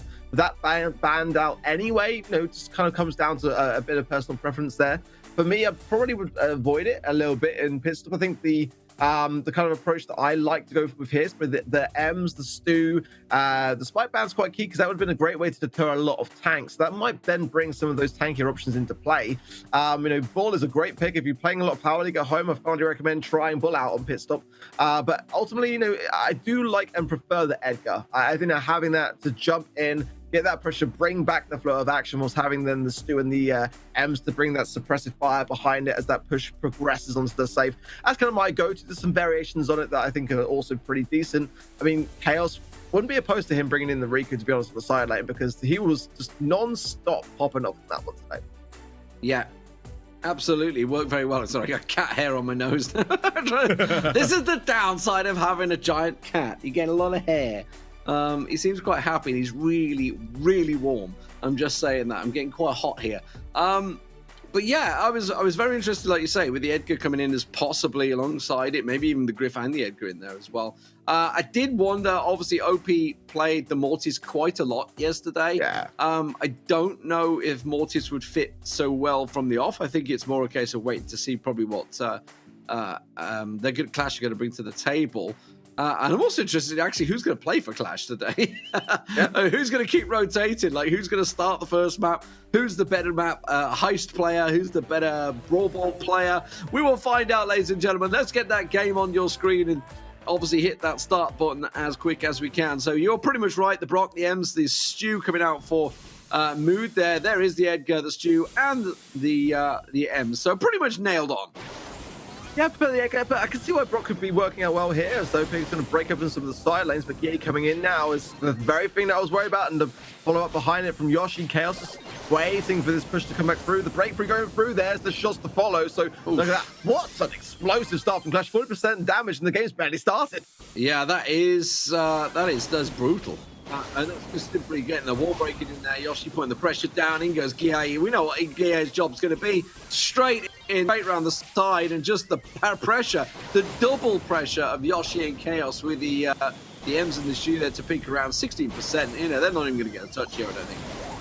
Yeah, very much struggling, and everyone very weak here. Gugu did well there, to be fair. It's going to allow OP to heal up in the meantime. But yeah, Gie's going to punish that very idea, as he rightly should do so. Only 8%, not a single % damage done by Moose so far.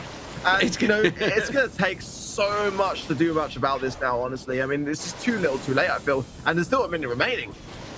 Well, DD went down and got that little touch on it, a little scrape just to make sure. Now they can get some pressure down here. OP going to come down, obviously get those rockets off, break through. There's the wall break comes in. Gugu does manage to get himself a kill in the same process, but the problem is there's always that danger of Guille just leaping onto the safe and putting the damage down. I think as well, 0 drag for Gugu, which is not my preference. I like the Gasser Hill myself. It keeps you in the mix for longer. Yeah, the longer dash would indicate that very thing. So going to struggle on the health side of things to maintain positioning here. And yeah, going to finish off this safe very nicely with the help of Chaos. Great start for Clash. You know, again, you know, running that very, very suppressive idea, and they just went straight to the mark, wasting no time whatsoever to get that early damage, and just seemed to be playing catch up from that very point on. Yeah, getting straight onto it, and aggressive stuff there. I mean, I think they set the mood. It's like you say, Guille jumping straight across, the wall break coming straight in, and backed up instantly by Guille. So solid work coming out. Are we going to see the mirror comp perhaps coming out here? What sort of adjustments are we going to get through? This being such a strong start from Clash. Yeah, you can just see there why I prefer the Stu pick, and with less of a need to bring in the Brock, because you can use breakthrough to break open the mid line to allow Ems to come in and get some damage there. But you know, nothing wrong with Brock at all, definitely an option. But you can just see there that, you know, Clash has had more bases covered, I felt, and you know, Mood, as we saw, struggled a little bit yesterday. They did get very close to taking down SK Gaming, we can't deny that, but definitely looking a bit shaky to start. I want to see them kind of have a bit more of a slower paced game, have some more control based ideas in the mid, and take that fight there, and be less on the defense as much as we saw them in that last game.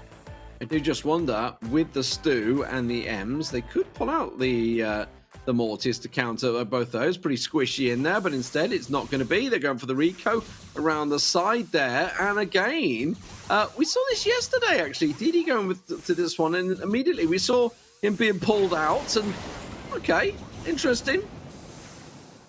Jump pass from Gale can allow some nice positioning into the save. I just kind of feel like Edgar's better myself. It can be quite good also as a counter to Edgar, so I kind of understand where it's coming from. It's a problem which Mood have definitely been using more than any of the other teams recently, so I'm still kind of on the fence about it myself, but much better defense and only 14% damage this time. But again, you know, the much of the fight tends to be in this kind of region at the moment, and they need to start going much more aggressive realistically. And Pistol, it's very important that you're not always finding yourself on the defensive. You've got to get that positioning advantage and get on the safe and play some damage. And if you get taken down for your troubles, very important that you do so early on.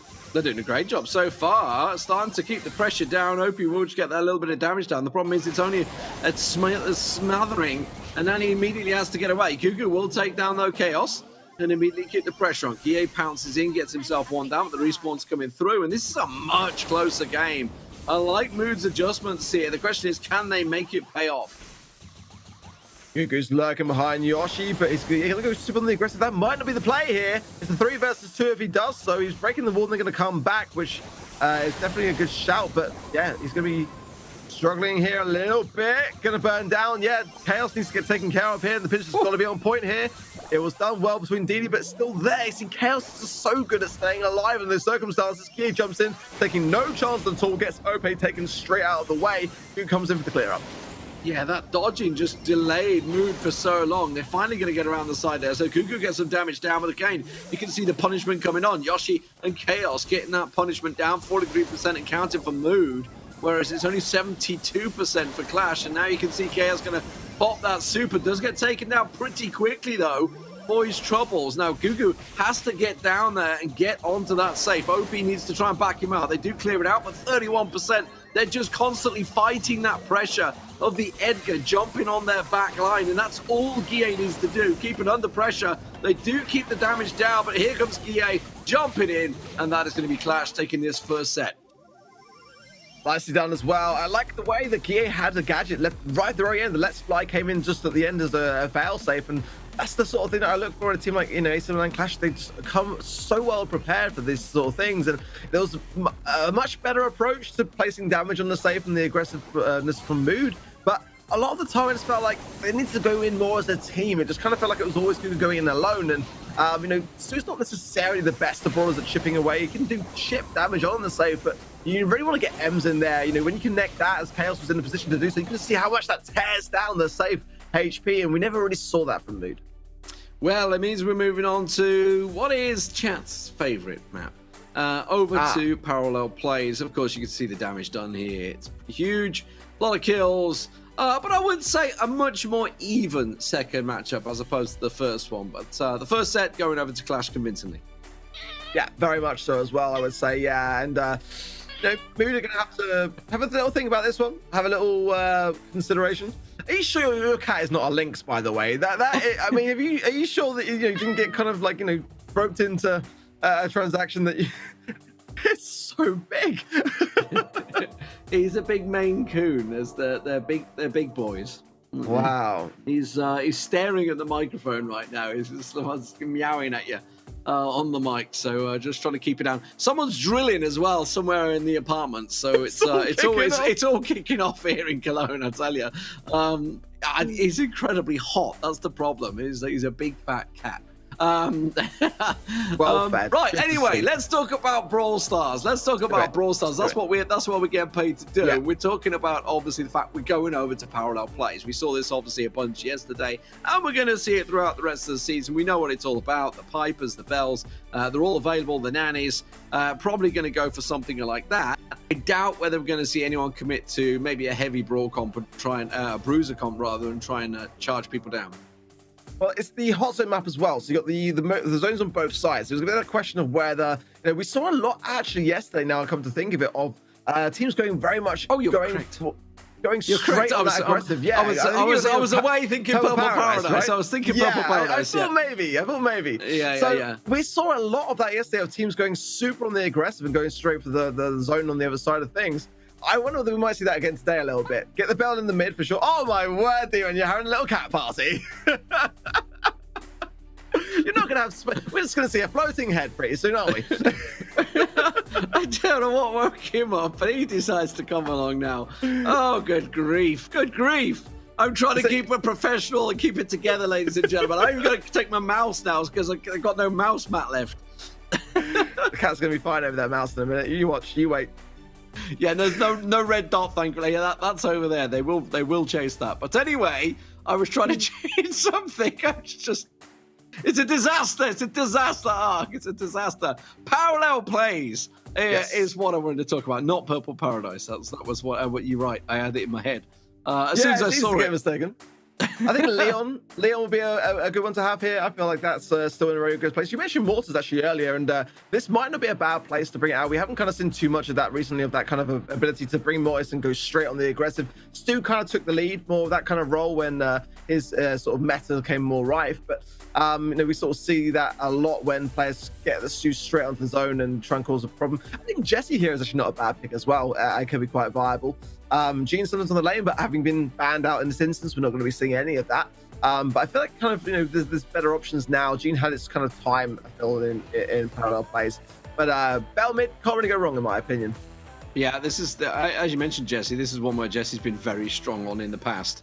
I did wonder whether we're going to get referred to that. But Gale coming back out again here, that is somewhat of a surprise. But both sides going with Gale. So something definitely out there. You mentioned Leon going to be used, and absolutely both sides going with that. And of course, the full mirror match. Not quite complete there, because Stu coming out for Mood and Guille deciding to go with the Brock. Interesting to see the evolution now, as Brock being not banned makes decent mid opportunity as well. Look at how much space there is there in this mid now. Hugo's trying to do a lot of these shots. OPE just also very, very low and speed. Cautiously aggressive. He obviously knew that he was close to that Invisible Hill to come straight, and what a nice play from him there, realistically, to go on the aggressive. But yeah, Yoshi had that super to hand, able to get the throwback inbound. Clash are doing well, but they are on the defensive. So at the moment, they're going to have to realistically start to get some of these takedowns. And Yoshi does that on the left-hand side. That's a very good amount of pressure that they dealt with there. And Guille takes care of the lollipop drop. Yeah, and that's going to be the control now gained. Both obviously locking out either side, but look at Yoshi just waiting for Ope. Launches him across into Guille and Chaos. Nothing you can do there, and that's just enough to delay them once again. Guille missing the rocket there, though. Putting Yoshi on the back foot. Gugu keeping that pressure on. That is the bonus that Stu brings to the table, but Gugu's still unable to finish Yoshi off here, so he can't lock down at the moment. Has managed to start getting the pressure down. Now Didi and OP starting to help out as well. Bad Chaos tries to come around, so decent pressure, decent revenge coming out from Mood there, but they are going to get cleared off, it seems. I love that Gale Super. Honestly, that blustery blow was absolutely on point for Clash. And doing great still on defense. I mean, the scoreline is very, very close. Only 1% in favor of Clash, but that break from Guille is going to allow a bit more maneuverability for himself and Chaos. Again from Yoshi, it's so calculated. This is part of the plan. It's not random. It's not just a coincidence. These supers from him are intentionally aimed to get those shots in from his teammates. So I love it. That's a good amount of capture as well for Clash. That will give them a nice amount of pressure going into these final stages. Gugu surviving on next to nothing. Yoshi staying alive as well. OP just getting brushed away, trying to keep him off the zone, but he's holding it down 92% and counting. They need to be defensive. OP on the attack here, but it's all about Bad Chaos on the side there, so he's finally been flushed off it, which means we lock it at 94% and counting. Gugu coming in once again. They need to try and get some percentage done, but they have to respect the defensive side, and they've got to deal with the sneaky Chaos that comes in, and Didi absolutely OP comes down. Gugu gets him off, but he can't get on the site. That's the power of Gale, just blowing them off. While Chaos going in here, they can push the zone. Yeah, OP has got to stay on it at the same time. There's not enough time now to be able to claim it back, so Mood just left that a little bit too late, and Clash knew it.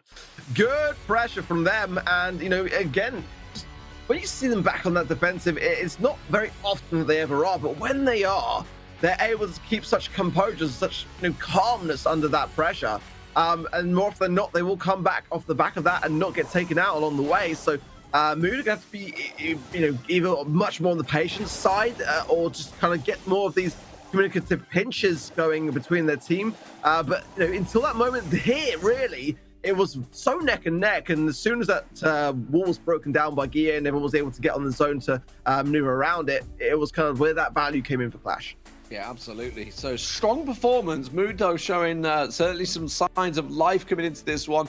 I feel the Stew was working out well. They just, a lot of it was lost early on. They lost that pressure early on, and once they got that wiped, they got caught out by the Gale, got blew across the map, quickly knocked them down to a 2v3, and that just bought them that percentage advantage. I mean, it ended up, 10% difference as time ran out, but yeah, the big advantage came through. Although, that said, I think it was a 96%, so it was only just a little toe needed on the zone to turn things around. But it does mean we're at set point once again for Clash, and this could close it to a quick 2-0 early on. And bear in mind, Brawl Ball is the third map. You've got to always give that in favor of Clash. It's time to step it up.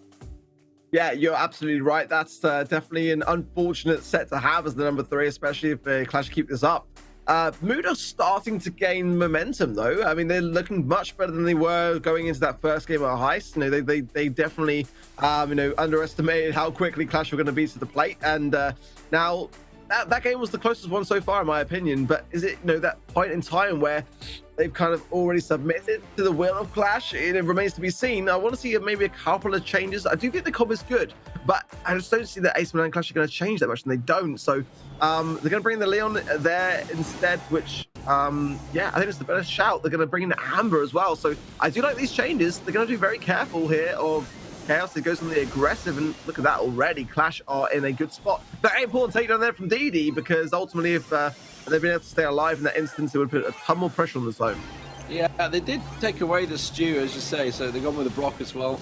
So, and Gugu on that Amber. So just a few small changes. We'll see whether it pays going to be pretty even, because neither team getting the big advantage as OP almost gets popped there, keeping the pressure down. You can see that OP wants to try and get in, but every time he gets close, he's eating an absolute mouthful.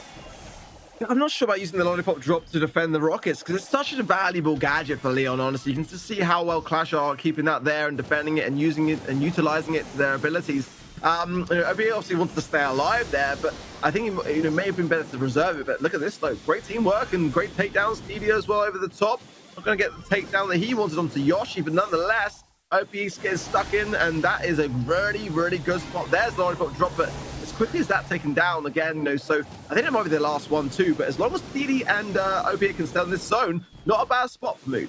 Yeah, Chaos finally gets out, just about, tries to stealth his way through, has to take DD down, and does. And now OP's in trouble because he's going to get surrounded, and that will give Clash a small chance to get themselves back involved here. Gugu, though, is going to back away from this one. Throws out the bomb, tries to keep the flame down, and this amber change, I really like it. It's really locked down that right-hand channel, forcing them to back away, and a DD popping the super, catching Key out. But now it's going to give them the pressure. DD can push forward. You can see Yoshi's low. They have to respect. They knew that Chaos was disappeared. As soon as he goes stealth, he does get wiped out, and Muda pushing. Yeah, I completely agree. I've got to say the Amber just getting rid of all that bush on the right hand side leaves less to the imagination. Very, very important to do so in OPE. Doing a great job. He shoots fantastically, I've got to say. A moment ago, it stays alive much longer than I expected. IK's coming in, trying to find him. Everyone trying to hunker down to get the takedown, but Clash have got an opportunity. Is there enough time there? I think they've got the time. It's about getting on that zone so quickly that they've got to hold it the remainder of this game. They're going to have to take it back. Oh, wow. They managed to get the clear. DD, last man standing at the moment, waiting for that respawn to come through. Chaos will take a hit, though.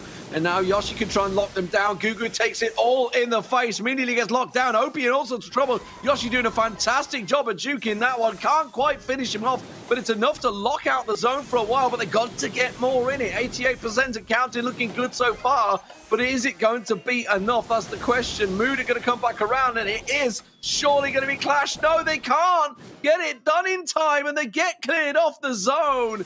And Mood get it done just about. Oh, I mean, that is so close to cool. Like they did the best that they could. I mean, to even get on the zone, to stay on the zone as long as they did under the pressure that they were under, very difficult to achieve. But they've got to feel like they were shortchanged there. Not gonna lie, it was very, very down to the wire. Just that 2%.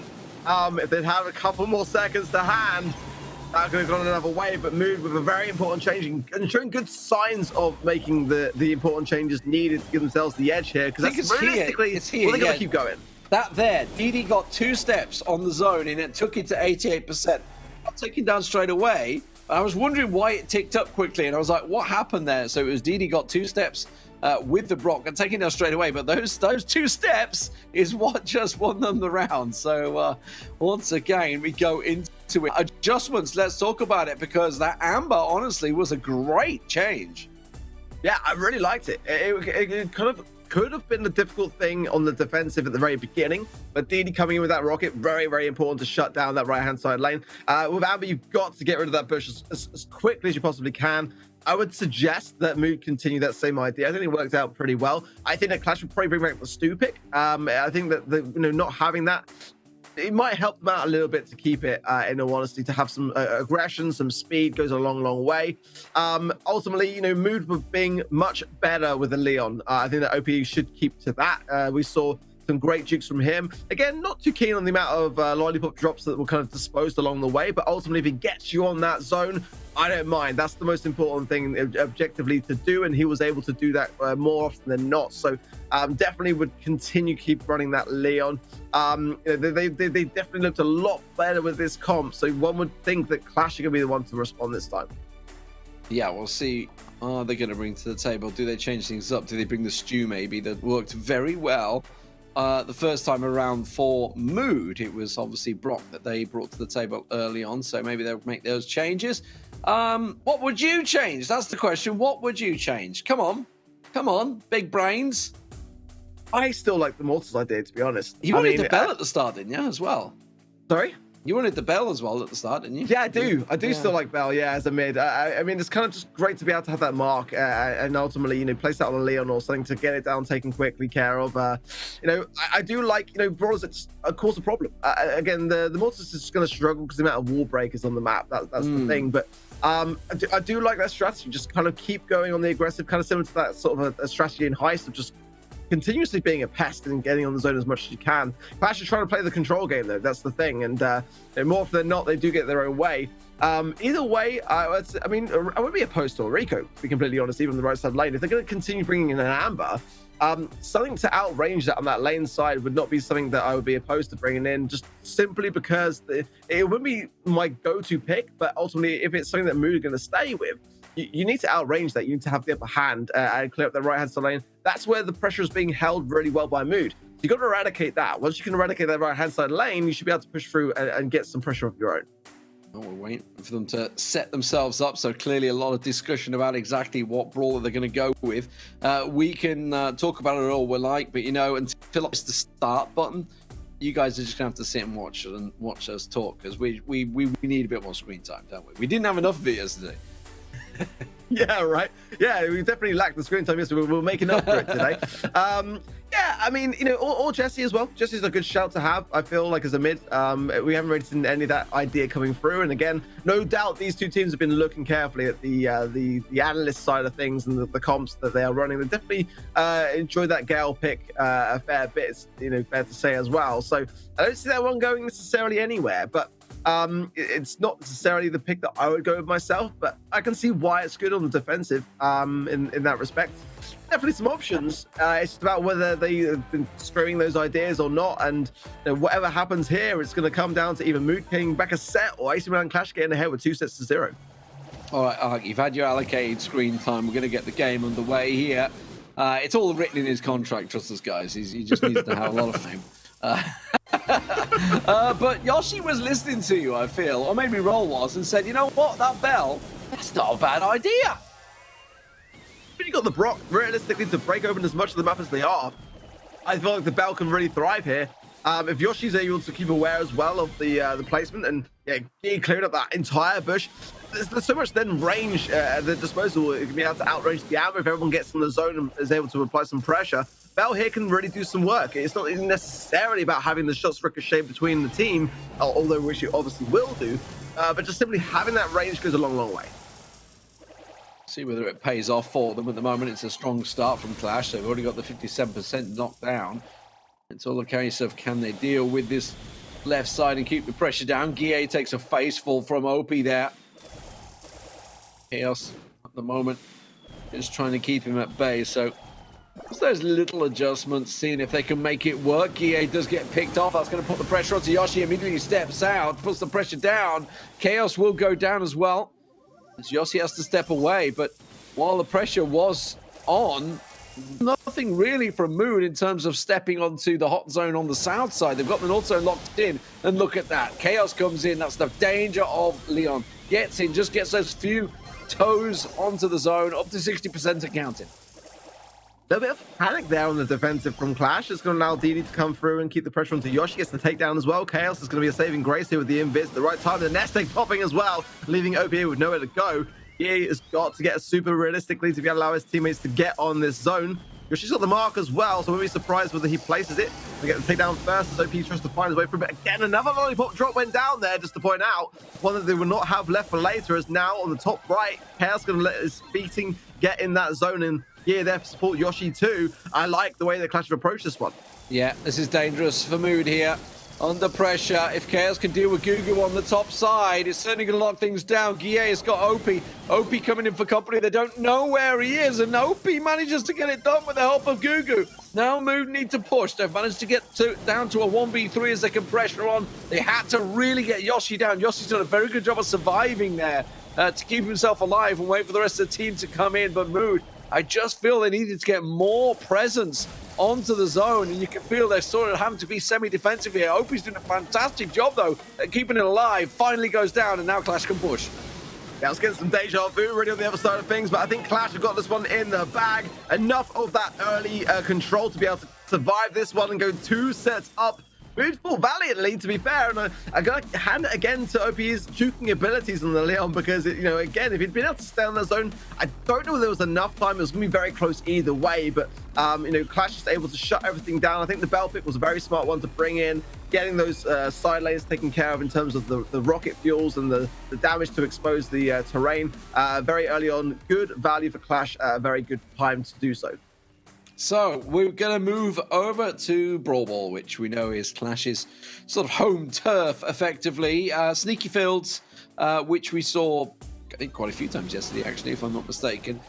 Definitely going to be a strong one in terms of bruisers. Let's just quickly look back at this game. There were times and moments for Mood just around here, but then Clash locked it down. You saw the shot, the rocket landing. And then once they managed to lock it down, Mood had to all three of them respawn. That was where the giant percentage came in. They just weren't able to get down and put the presence in. You can see 38 kills in total. That's pretty huge with 350k just shy of damage. Yes, the damage is quite substantial there, and again, you get those long drawn-out game modes of hot zone with this. It's based largely around control. That's what realistically, AC Milan Clash is so good at doing. And like you rightly say, going into our next game mode, I do worry a little bit for Mood. I'd like to have seen a bit more than just that one game, realistically, along the way. I'm just trying to remember the poker was banned. It was banned in the previous sets. I don't think it was banned this time around. The brawlers in play, I'm going to go out on a limb and say going to be Rosa, Max, and Poco. The Clash, we saw them play Sneaky Fields earlier today already, so I don't see the Max and Rosa going anywhere at all. That's going to bring in Rosa, Poco, and the Frank. Okay, interesting. Not going for speed, but that is going to be what Mood are going to go for themselves. But look at that. Look at that opening chaos. This Mood, is that's slightly relevant of yesterday. Now, you may be thinking Chaos just BM there, but actually he took that last hit from OP. It's going to build him up the super right now. That's exactly what he wanted it for, to get that super damage. Now he's going to chase down Gugu, and I tell you what, this is going to be a quick 2-0. It really is. Look at that. Oh, wow. That's the BM. We can call that. We can call that one. But, yeah, I mean, not the right comp to bring in, Mood. I'm sorry. It was definitely going to be Poco and Rose or whatever way you looked at it. So you're going to have to shut that idea down because otherwise, that is what happens. Yeah, I mean, we saw Sneaky Fields yesterday. Was it? I feel like it was Clash that did the same thing. I feel like it was Clash and it was a very fast game then. It may have been 3x. I'm not too sure. It was like one of those games yesterday. I mean, to be honest, they all blend into one. It was a long day yesterday. But yeah, I mean, this was just one-way traffic, that with this comp, obviously bringing in the Mortis, go and look for those squishy targets, and you come out against a Rosa and a Frank with a Poco to heal him. You're just like, well, I'm useless, aren't I? I've just been completely hard counted. Always a risk to bring it on the first round. Yeah, it's a good thing to have against the Frank. It can be difficult to land those hammer shots when you're kind of dashing between them every time, but it's one of these things where Rosa keeping on that particular brawler is not really necessarily going to struggle, and it's a great value from those hammer smashes as we saw already. But Clash might now bring out that Shirley pick, which we saw earlier today, thinking that Mood are going to go on the tanky idea and kind of preempt that as well. Either way, they've got match point and all the power in the world, so they kind of got a little bit of a cushioning regardless as to what they want to do next. They can bring in the Max, they can bring in other tank counters, or keep going with the same idea with that Frank hammer smash. I just think now that Mood have seen it, they're probably going to drift away from it. But yeah, Mood probably needs to adopt away from that Mortis idea. We know what OP can do on it, so it's nothing about his ability or skill in that respect, but just simply that Clash are aware to it, and it didn't seem to faze them.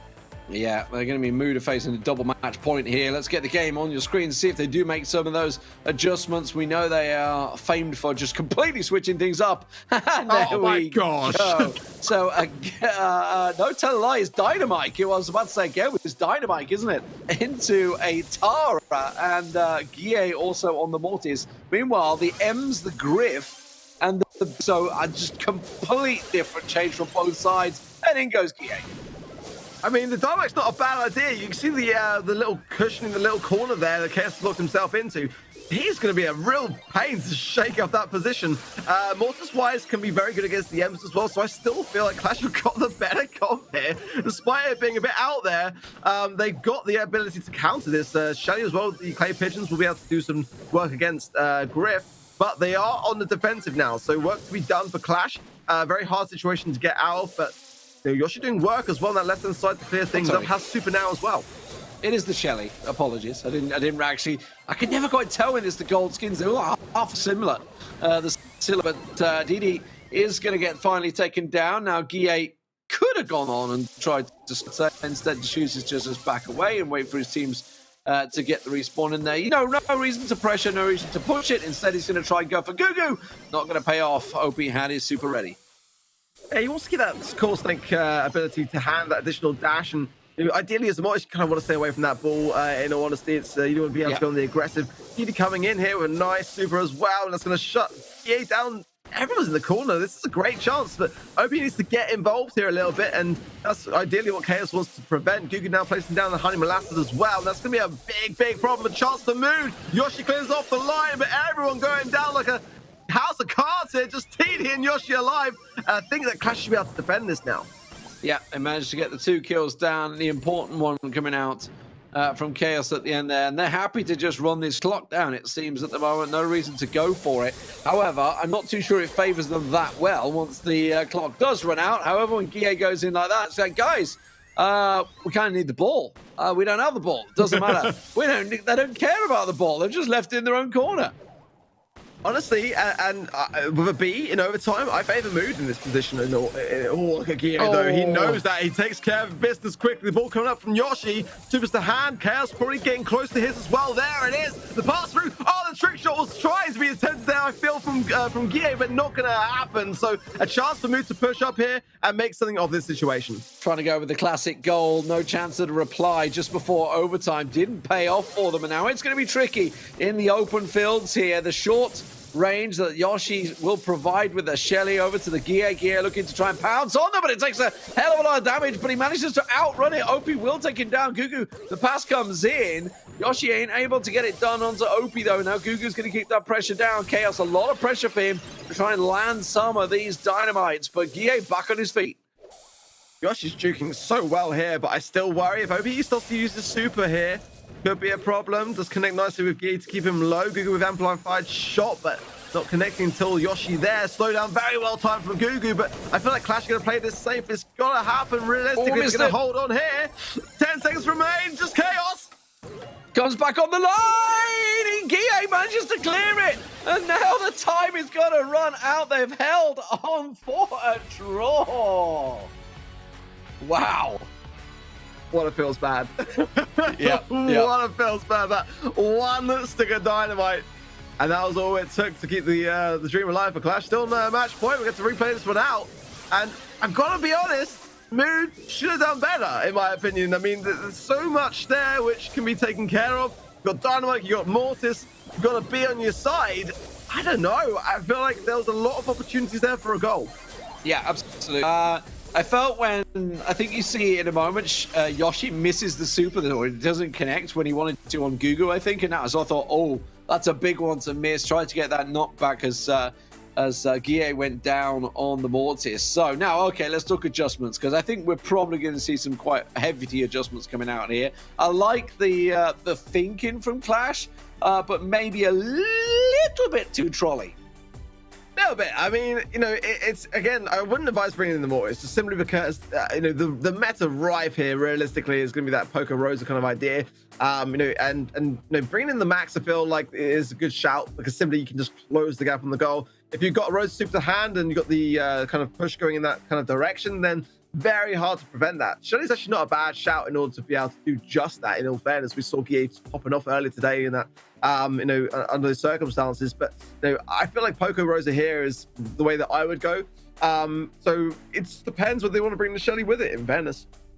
Yeah, and just to answer a question, I did see someone wondering why they keep switching Lene out, why they're doing. Clash is not a 3-man team anymore. It's a 4-man team. It's not a substitute role. It is a full 4-man rotating team. You will see them switching in and out every single map, every single game. They're going to keep the rotation going. And honestly, I feel it helps not only them, because they manage to keep their communication very well. It actually is harder for the other teams to predict what they're going to be facing, because you could have certain players that are very good on one brawler, another one that's very good on another brawler, and it gives them that versatility coming into the games that they can cheat up as and when they please and just think, okay, right now. Or maybe someone is just having an off day. You know, not everyone plays at peak. You know, I don't know. They've damaged a clinical and suddenly their thumb is not very good. I was trying to think of a gaming injury that they could have on the mobile. But they are going to stick to the same comp here. So Clash will stick to the same, as will Mood. Hey, well, Mood have to do a bit better with this time round here. Putting down the Honey Molasses early on, but Gear going in. Just trying to get super early, I guess, there. Not necessarily the worst thing in the world to go down, providing that Chaos can hold fort with Yoshi in the meantime. He does want to get his super to be able to cycle off the back of this, so I can understand the reasons why. Down goes the piggy bank as well, going to blow up that wall, and we go forward against Mood at this point. Yoshi's going to have more ability to get some shots off, so he comes in trying to get some super damage of his own, but got to hand to Clash right now. They're keeping the distance and being very wary to not feed these supers, and that is the way to approach this one. Yeah, with the remake, they have to stay with the same teams. They're never going to quite know whether the rules are sticking that way or not. I was just having a quick double check. But we feel the Mood maybe should have taken it. There was a chance for Clash to also get a goal as well. Guille just trying to bait out the shots there. Yoshi just sticking around the side, waiting out, because that M's super is going to run out now. But with the ball in the corner, Gugu trying to put the pressure onto Chaos, and that's a big hit on Chaos, but OP will go down. He was trading for Yoshi in the corner, but with Guille able to explode on them, that Honey Molasses goes down and instantly cleared out by Chaos. Mood they're not sealing the deal. This is the thing. Clash have got that dynamite pick and just keeping themselves stuck in here. Yoshi as well. And it's a hard thing to push up against, but ultimately you've got to start getting some takedowns and placing the pressure where you need it. Play pitching coming in for Yoshi as well, but down goes Guille. Yoshi then, we saw it in the last game in terms of the defense, he did very well in the circumstances, but Clash are just not able to get out of this position right now. They've got to start to go on the aggressive a little bit, but carefully so, because ultimately if they put one step in the wrong direction, Mood should be able to capitalize from this position. He manages to get around the side there, jumps in, but he gets taken down. You know, Gugu and Opie are sticking together so well, waiting for Guille to pounce in there with that Mortis, ready for him to explode and saving the supers almost just to deal with him. But here we go, 10-second countdown now on. Mood keeping that pressure, and Clash have basically been in this defensive position the entirety of the game. But now it's a time to see whether Clash, and I think he was waiting for the boxes to go down to pounce on him, but Opie was ready as well. Instantly fires off a couple of shots onto Guille. Guille taking a hammering right now, down to nothing. Should be able to finish off, and instead he has to commit. He has to dive because he knows he's going to go down, and Clash now on a full defensive job. Chaos goes down as well. Gugu's tapping it up, and Yoshi very weak as well, but Obi needs to get the ball out. That invincibility is so crucial. The super short in, but it's not a great one. I'll be honest, Chaos can pick this up. Got him. Mood needs to be making these goals count. Should not be hanging on in this position with this comp in overtime. They managed to all get back on their feet. That spawn defense that you get as you come back out, that helped Guille massively to get onto OP, but OP still keeping the coins raining down onto Guille. They can't really deal with his Griff at the moment. He's keeping them so many problems. Finally, Chaos does get onto him. Now, 10 seconds. Clash are going to go for it. They want to get forward. With the fact that Yoshi just went down, may buy them time. He's going to try and go for that super shot. Not going to happen. I think he tried to go for it just there, didn't he? But it was too little, too late. And it's another tie. It's a comp which is too much on the defensive for me. If the Mood are not able to seal this deal, I don't see how they're going to be able to realistically make a strong enough push to get this goal. No, Mood, in my opinion, should have done a lot better. They just should have done, like, the comp, especially in overtime. It's designed, you got all that range, you just got to land your shots ultimately, and Clash is juking it too well. B in overtime for me is that brawler that I go to when I want to ensure the win. It's kind of the very purpose of having her in overtime. Mood are not making it work. Okay, I agree. Bring this to an end, please. Now we are waiting to play. They want to face Blood Diamonds, and that's going to be up next. That's a great start, though, to start things off for Mood here. And the Guille's in all sorts of trouble. He's going to go through, and Mood might be able to get an early goal in here if they can keep that pressure on. They clear out the boxes, they clear out the walls, and now OP just got to try and find that shot into DD, can walk it over the line, and Mood will get themselves the first goal. That was the goal we went for about 2 games back now, but that's a much better way to approach it. I'm surprised. I've got to say that OP did not break that wall in the previous games as early on as that. That was the main thing that kept Clash able to hide behind it and continue the pressure, but they might have a goal here if they're able to compose enough. Here going on the hunt, comes in, does get a nice takedown there. Gugu, super shot in, is actually intercepted by OP. He gets a takedown on the way. He should be able to land this, and this should be a game going the way of Mood. Yeah, Yoshi might have super, not gonna happen. Mood take one back. And it's all tied at 1. Yeah. But the good news is they can change Brawler. So let's get this done with, please, shall we, Clash? Sitting on match point, of course, for Mood. They can turn about. This is the start. The reverse sweep can happen here. I don't think Blood Diamond and Navi would be happy about it, but it could. But by God, that took some time.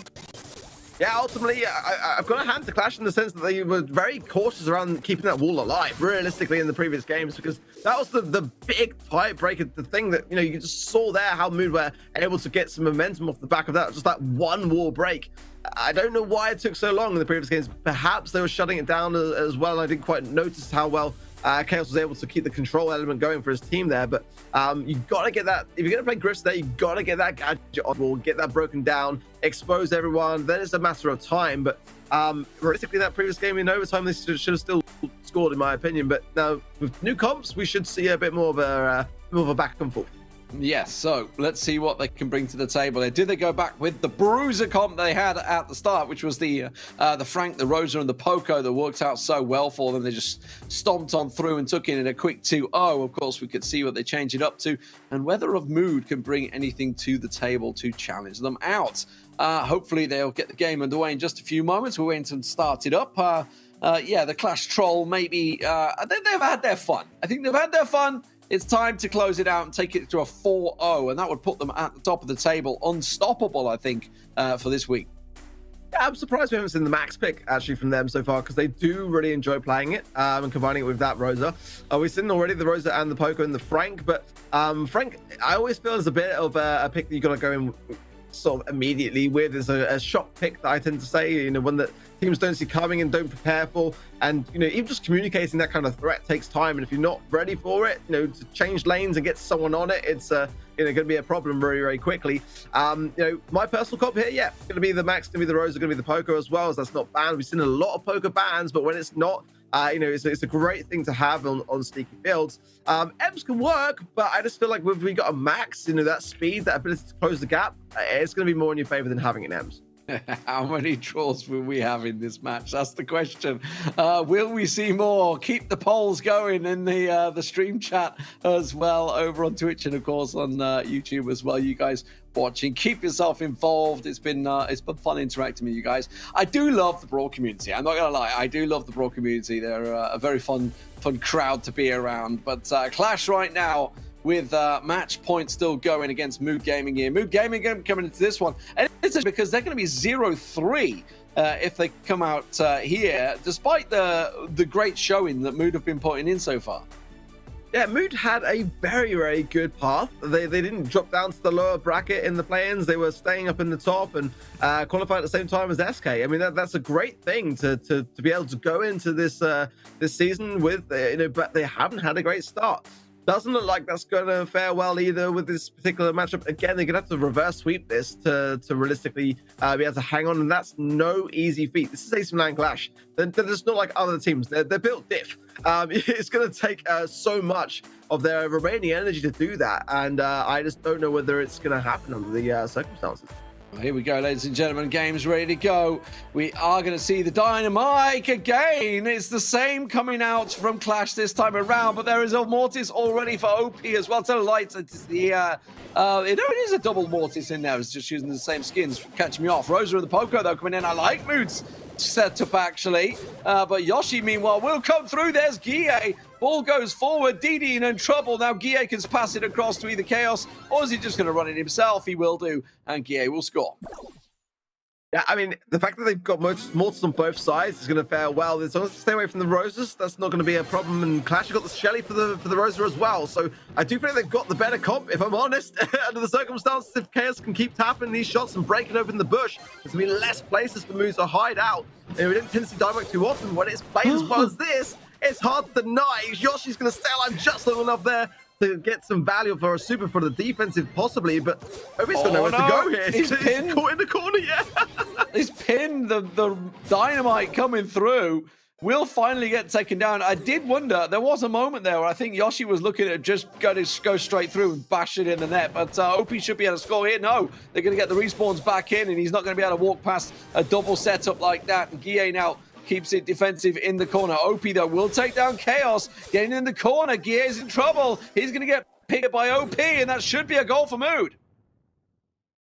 Nicely done by them. They can bring back the set now if they can keep this up. And they got the Pogo Super to hand. There's the top of the gadget from Yoshi to have that additional range from the pigeon shoot. OP going in. Trying to get some value, just line up nicely here as well. Good momentum for Mood, but they've got to make the finish as well. Chaos coming back, has got with the hand, does get a connection onto Didi with the super pop as well. Low HP, but Yoshi able to intercept, and that's not good for Mood. They would have liked to have tied it up there. Yoshi's in trouble. He gets OP in his face, but the Shelly slam comes through, just absolutely obliterates OP. Now that opens up Guille up to go into Gugu there, but Pogo doing a great job here. Gugu making it work on Pogo, putting some pressure onto Guille. Finally will go down, and now they can try and chase it on. They get the forward to Guille. Didi not too sure what he can do here because he's going to have to try and be defensive as he can. Chaos looking to try and walk it in there. They've got the damage, though. It's not quite enough, and Clash will not get the goal before overtime. OP it's got a super as well. Pass through to Gugu. Didi trying to go on the hunt a little bit. Chaos low as well. Not going to heal up. He's going to keep the pressure on with the shots, but there's two supers to hand. Yoshi and Guille. If Guille gets the pass through here from Yoshi, there it is. There's the ball. That should be it. Clash are going to take it. And, I mean, they should have done a while back, but they're going to do it regardless.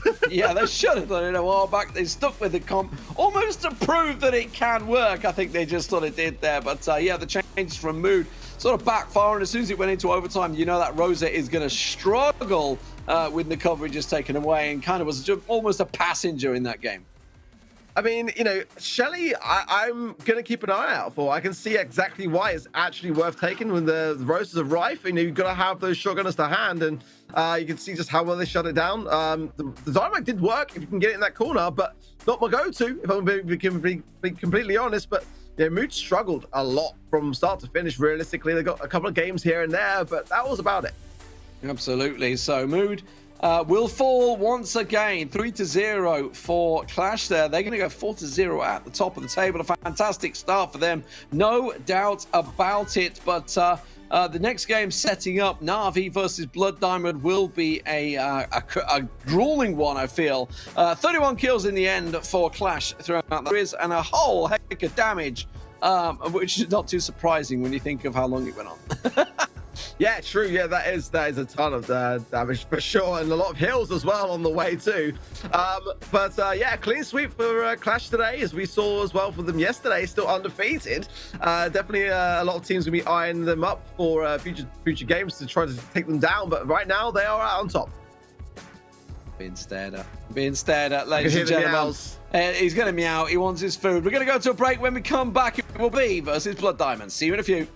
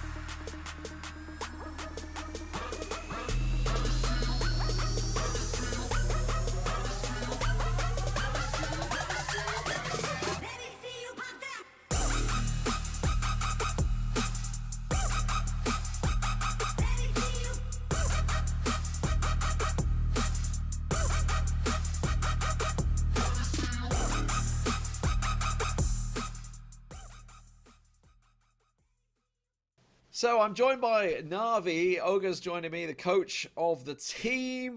We got a lot to talk about. Let's go right back to the start. Let's talk about Plains 1, where things failed, and where it went well and where it went wrong. Let's put it that way. I think that's the best way to put it. Obviously, you know, we had some changes since then. So let's talk about Plains 1 to start with.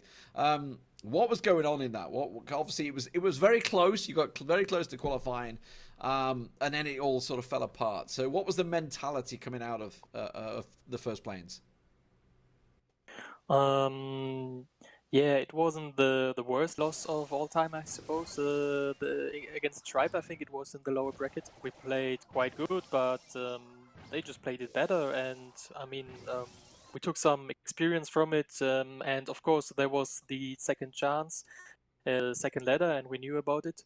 I think we have just been mad that we didn't come out on the first place after the open ladder. You always aim for the first place, and if you don't make it at the last day, then you are a bit mad, but yeah, you just have to get over it. Well, let's talk about that as well, because obviously, you know, you've replaced BBGs. Alex has come in, who was performing incredibly well with Genius Gene. You know, a lot of people were sort of picking him out as this new superstar coming through. How has that gelled? I mean, it seems to have gelled pretty well, no doubt about it. But how was the initial first couple of games, obviously, to get things rolling with the ladder? It was quite difficult, I think, for us, because for sure it was kind of a restart for the roster, because you don't have the same procedure as before, not the same calls.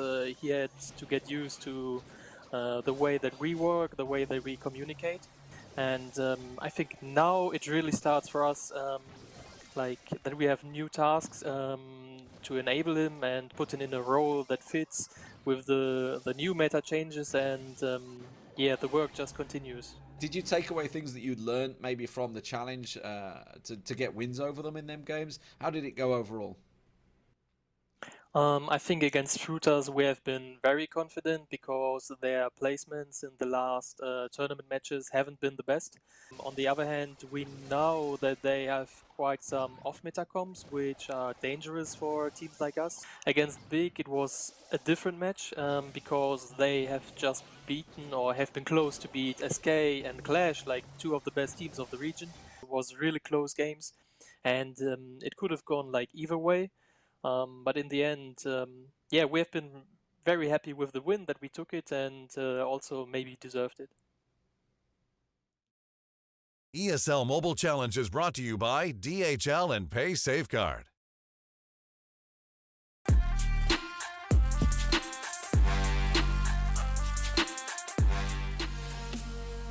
Welcome back, ladies and gentlemen. Great to hear from Ogre there. That was obviously the other day when we spoke to him. And Na'Vi going to be starting out. They're 1-0 up. So immediately they're topping what their performance was in the spring. But they're up against Blood Diamonds, who came out swinging, in fairness. Had a very tough game with Clash last night, but came out on top. Both of these teams beaten 3x yesterday.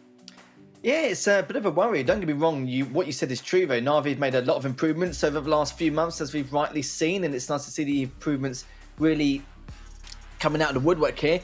And I'm a little bit worried from this time round though, because this is the strongest I've seen Blood Diamond perform in a really long time. So you kind of say both teams have made some drastic improvements along the way the last couple of months, and now they're going to have to really turn the tide and really show what they're made of here, because it's going to be very tough to call how things will pan out in this matchup. But I do have this gut feeling that Blood Diamond do have the edge here in this matchup.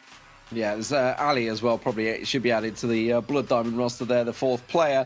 But it's funny you should mention, you know, the Freudian slip that came through there, because Na'Vi were indeed Blood Diamond Russia, weren't they? That's how they qualified into the spring challenge. But here are the bans already. So going straight into the Brock and Bell, Poco and the Ash being banned out. Interfactory starting things off, a cute angle for the gems.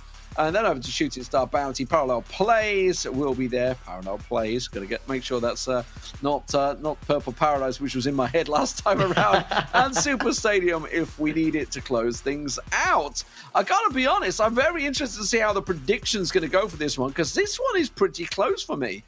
Yeah, I'm struggling. Like, this should be another series. It could be go to the 4 or 5 sets. It's going to be extremely tough to call. And you've seen the bans there from Blood Diamond. Very, very safe bans is going with the Ashe and the Poco as well. But Na'Vi kind of just took a risk and gone, well, you know, we'll go for the bans we prefer. And if they don't ban the Ashe or the Poco, then it's fine. You know, we'll just have to crack on and just work around some of these potential compositions in the future. But yeah, what you were saying as well about Purple Paradise, it's still drilled into our minds a little bit, because every time we cast together, we get it at least like 1 every 2 times in each series, which is just typical, isn't it? But yeah, again, I'm in exactly the same boat, like not just because you've already mentioned it, but I do have to echo it as well. It's the fact that because both of them have made such drastic improvements over the last few months, it's very hard to call who's going to come out on top. But that's the reason why I kind of edge it over to Blood Diamond a little bit, because they've kind of impressed me in terms of their performance over the couple of teams last night.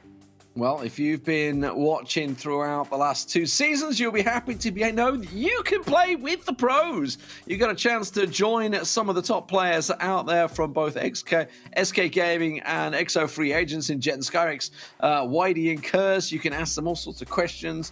Probably don't go too personal on the questions, but you know what? You can have fun and play with them. That's the main part. Get yourselves involved. You can see it on the bottom of the screen here. ESL.gg PSC meet the pros. Pros is to be had not only for obviously the top 2 that do win the prize to be able to play with those pros, but also, you know, a couple of other cards out there as well. 50 euros, 10 euros.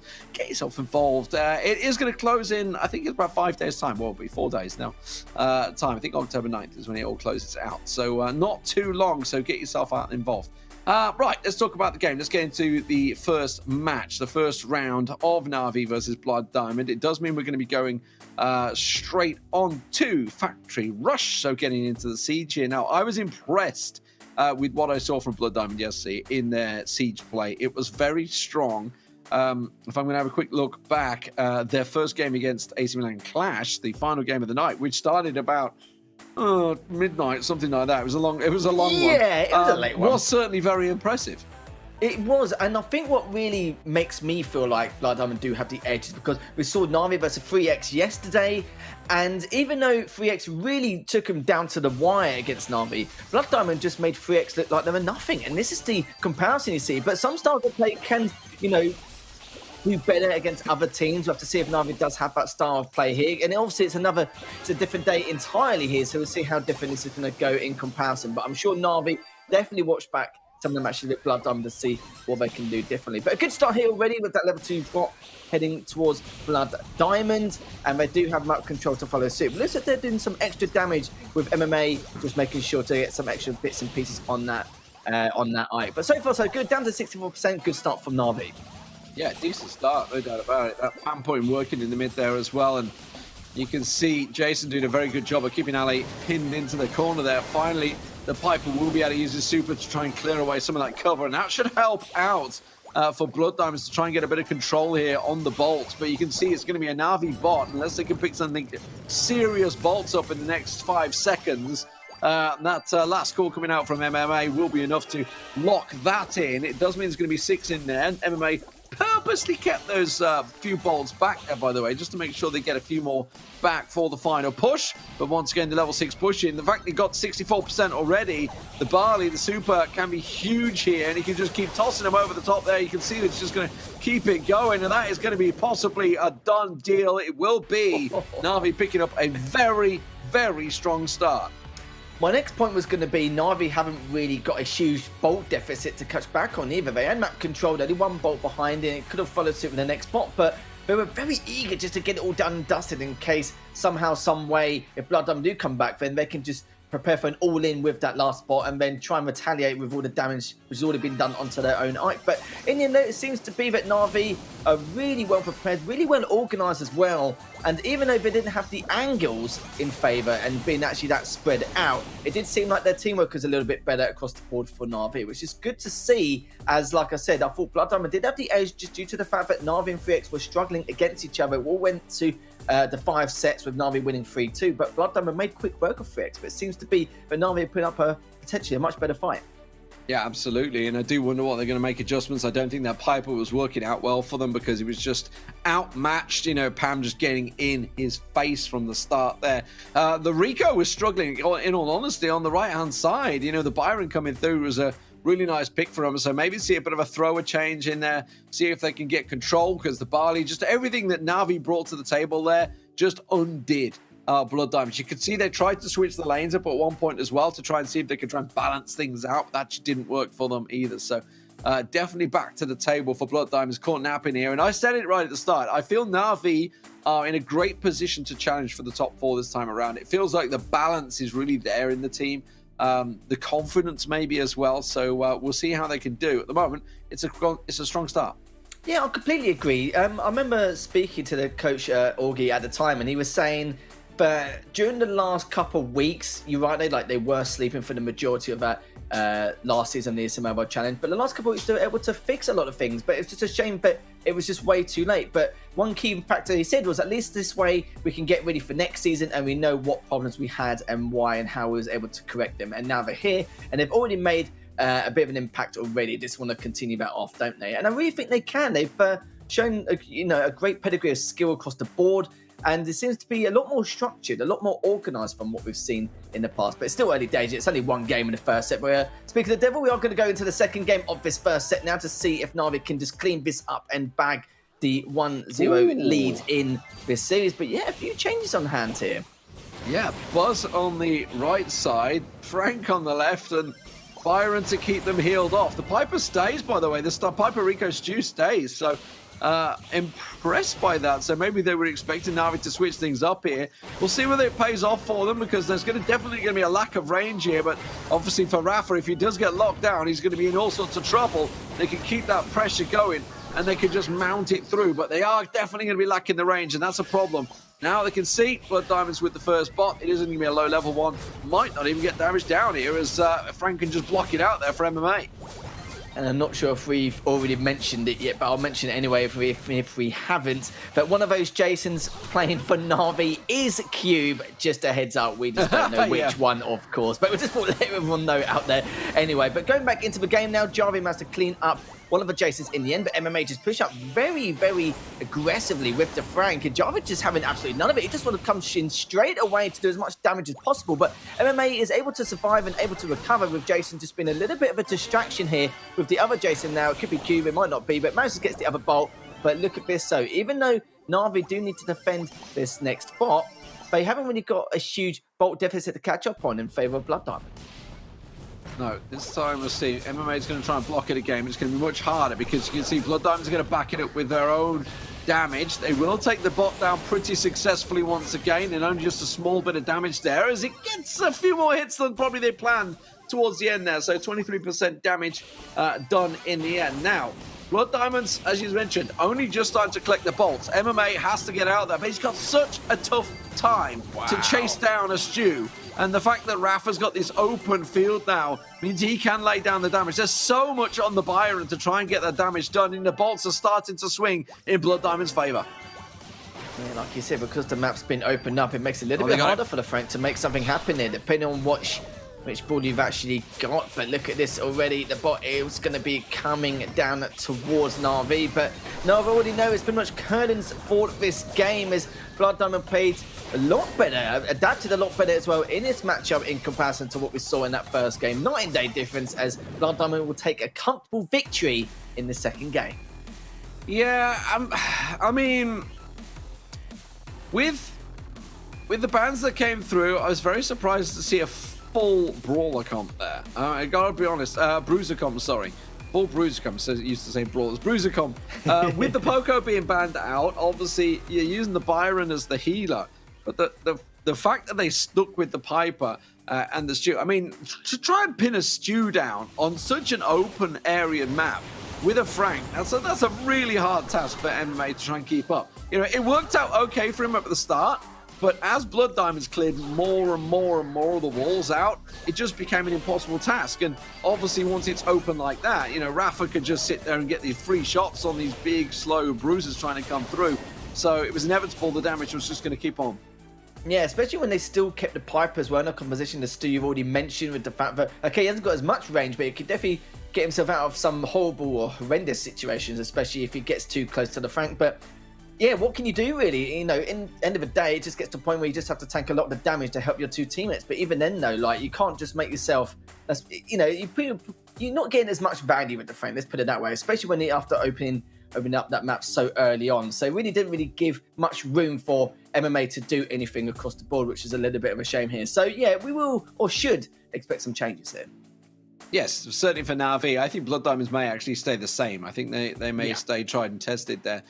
Keeping that Piper in the mid, the Stu over on the left-hand side, and maybe keeping that Rico over on the right. We'll see what they can pull in from it. I feel the Amber could actually work out pretty well in the air. I don't know why. I've just kind of got that feeling with the way obviously the map plays out. Certainly could work out well. We'll see whether they do try and adjust it. Obviously, they could go back to what they had in the first round, which worked out incredibly well for them. And that may be what Na'Vi revert to. Just try and switch things straight back there. Blood Diamonds themselves, though, we didn't mention, we're talking a lot about Clash having that 4-man rotating team. Blood Diamonds have the same thing. They have a 4-man rotating team as well. Obviously, Ali and Rafa, Javi, and who am I missing out on? No, I was thinking Rolex. I was thinking it was Javi, but might not be. You've already mentioned him. I said Javi, yeah. I said Javi. Right, yeah. Ali, it's literally the 3 on your screen. Who have I missed out? We're going to look on the background. Typical. And one of the players I just mentioned, you've already mentioned him already, just to pronounced it badly, which is absolutely typical. But already getting straight into the last game of this set. And it seems like the Siege, or the first spot, will be going in favour of Blood Diamond. So defense to be made here for Na'Vi, already in position, just trying to keep the rest of their opponents back whilst they can do it in the meantime. But already one of the Jason's taken a fair amount of damage and may have to pull back as well. But the thing is, though, is just delaying it as much as you can, doing a good job of it so far. But let's see how much damage that will take, though. Looks like barely anything at this point, just 8%. But the main thing is Blood Diamond as well, just get map control, keep it, and also at the same time collect a couple of bolts along the way. Yeah, so they have gone back to the exact comp they had on the first game, which worked out well, but the problem is they don't have control of the mid like they did in that game, and that's going to be a problem. And look at the adjustment that Blood Diamonds have made. They have switched the Stu and the Rico, so which is why Jason and MMA are like, hang on a minute. So MMA's tried to switch over to the right-hand side. Jason have managed to get to Ali, but the problem is they haven't got control, so they're sort of scrambling. Blood Diamonds are keeping it fluid at the moment, keeping it moving. They get themselves the bot back out once again. A level 8 bot's going to get a lot of damage down, and Navi's still with 0 bot control. Yeah, and look, no bolt deficit again, and they still have map control. This is looking brilliant for Blood Diamonds, and don't get me wrong, the job is not over yet, or sorry, the game's not going to be over yet. It's still only down to 51%, but I'm not too sure what they can do. Na'Vi just having a really hard time just breaking this setup, and don't get me wrong, Jason did a good job just trying to push on in, but still didn't take down Ali there, as Rafa just in the center, and so Javi as well, just on that right lane. But MMA now looking to make that vital push to make something happen, but again, it's taking way too much damage, and it just shows that Blood Diamond have had some great map awareness. Absolutely. And now Na'Vi, nothing they can do about this one. Blood Diamonds are going to be taking this game in force, so great turnaround for them here. That's going to give them a 1-0 lead in the series. Nothing Na'Vi can do about this one. They have got no damage down, there's no bot for them, and it will be Blood Diamonds taking the first set. Certainly is. It looks like there wasn't just adaptation, but just completely counted, not in terms of comp, but just in terms of style of play. There was just not really many ideas for Na'Vi there just to try to break the setup in any way. Like, they weren't just trying to focus on one person, and when they did, they were going in one at a time. No trades were coming out of it straight afterwards either. I'm not saying it was a complete or total mess. It's just the fact that even if they tried to make a few changes, they just couldn't figure out a way to just get that center control back. And you saw as well, they knew for Blood Diamond, they knew the ranges, they knew what they had to do. They need to make sure exactly how to try and fight back against Na'Vi and just watch out for any of these plays which Na'Vi could bring to the table in terms of their coordination, but just couldn't really get anything going. And once again, Blood Diamond's second game in a row, I didn't feel like things got out of hand in any way. Absolutely. We're even getting an exciting replay. That's how excited we were. I got so puzzled then. I thought we were back. I said, that was early. Well, I knew it wasn't me because I was yawning at the time. I was like, wait, I'm not yawning this time. What's going on? I was confused. 31 kills for Blood Diamonds. For me, the main adjustments were the fact that Blood Diamonds, they switched off. They realized, okay, they've gone with the same comp. We're going to switch things over. And they put the Rico up on the left-hand side. And then by the time they'd realized they'd already lost initial control. So the barley had gone down, the buzz had gone down, the buzz was reeling, and then they just totally lost control on that middle of the map. And by that time, by the time they started to wrestle it back, it already cleared a lot of the cover away, which would have helped the thrower and Buzz, the brawler, trying to get in close. So nice adjustments. Great work from Blood Diamonds to switch things up. So let's move on. Let's get on towards the next setup, which will be going over to the gem grab. It's going to be a cute angle this time around. Okay. I like what these two are bringing to the table in terms of games so far. But as going back to a good old gem grab, we all know what we're expecting. Just want to double check the bans just to reassure you guys and myself. Brock, Bell, Poco, Ash. Also, I was just wondering, so Jean is available, as is the Max, so possible gem carriers there. Yeah, it's going to be tough to call how this is going to go. I'm just afraid for Na'Vi here. The fact that they just couldn't break a lot of these setups and how structured Blood Diamond are, like just moving away from compositions and playstyles alone, they need to try and adjust a bit better to what they can see. If they're really struggling that hard, then they need to try and find some kind of counter comp, or at least try and make something work for them, because they've been riding a one-way struggle bus in those last couple of games, and it's actually getting very scary how good Blood Diamond have been. But looking at it so far, just starting up in this matchup, it's going to be, of course, Rafa now just collecting that next gem. Now we've already got 3 gems into the table. And both Jason's there on the right-hand side, just to remind everyone that one of them is Cube, just in case you are wondering.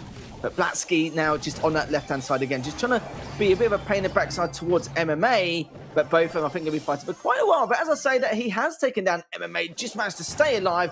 Good stuff already from Blood Diamond. So confused myself. The double spikes, I was like, wait, is Spike banned? But it was the last series that it was banned in the Clash game. So I was really confused. I was like, how has this happened? How have they? Oh, okay. All right, just get back off your all. Sprout also in there as well with the Gene as well. But yeah, Jason and the Max there. The Blood Diamonds have this one on lockdown, completely in control. Na'Vi just completely chasing this game. Oh no! Legacy even getting the overgrowth down. Na'Vi realizes this one's done. Yeah, again, it's like I mentioned just now, I don't know if comps or anything's going to make too much of a difference. If they can't adjust or adapt to how Blood Diamond are playing right now, it's going to be curtains already, such early on in the series. I kind of feel like, not only that, but you can see they feel a little bit deflated and they're not winning any of their duels. Their teamwork doesn't seem to be on form like it was yesterday, and it's just not something we'd normally see from Na'Vi.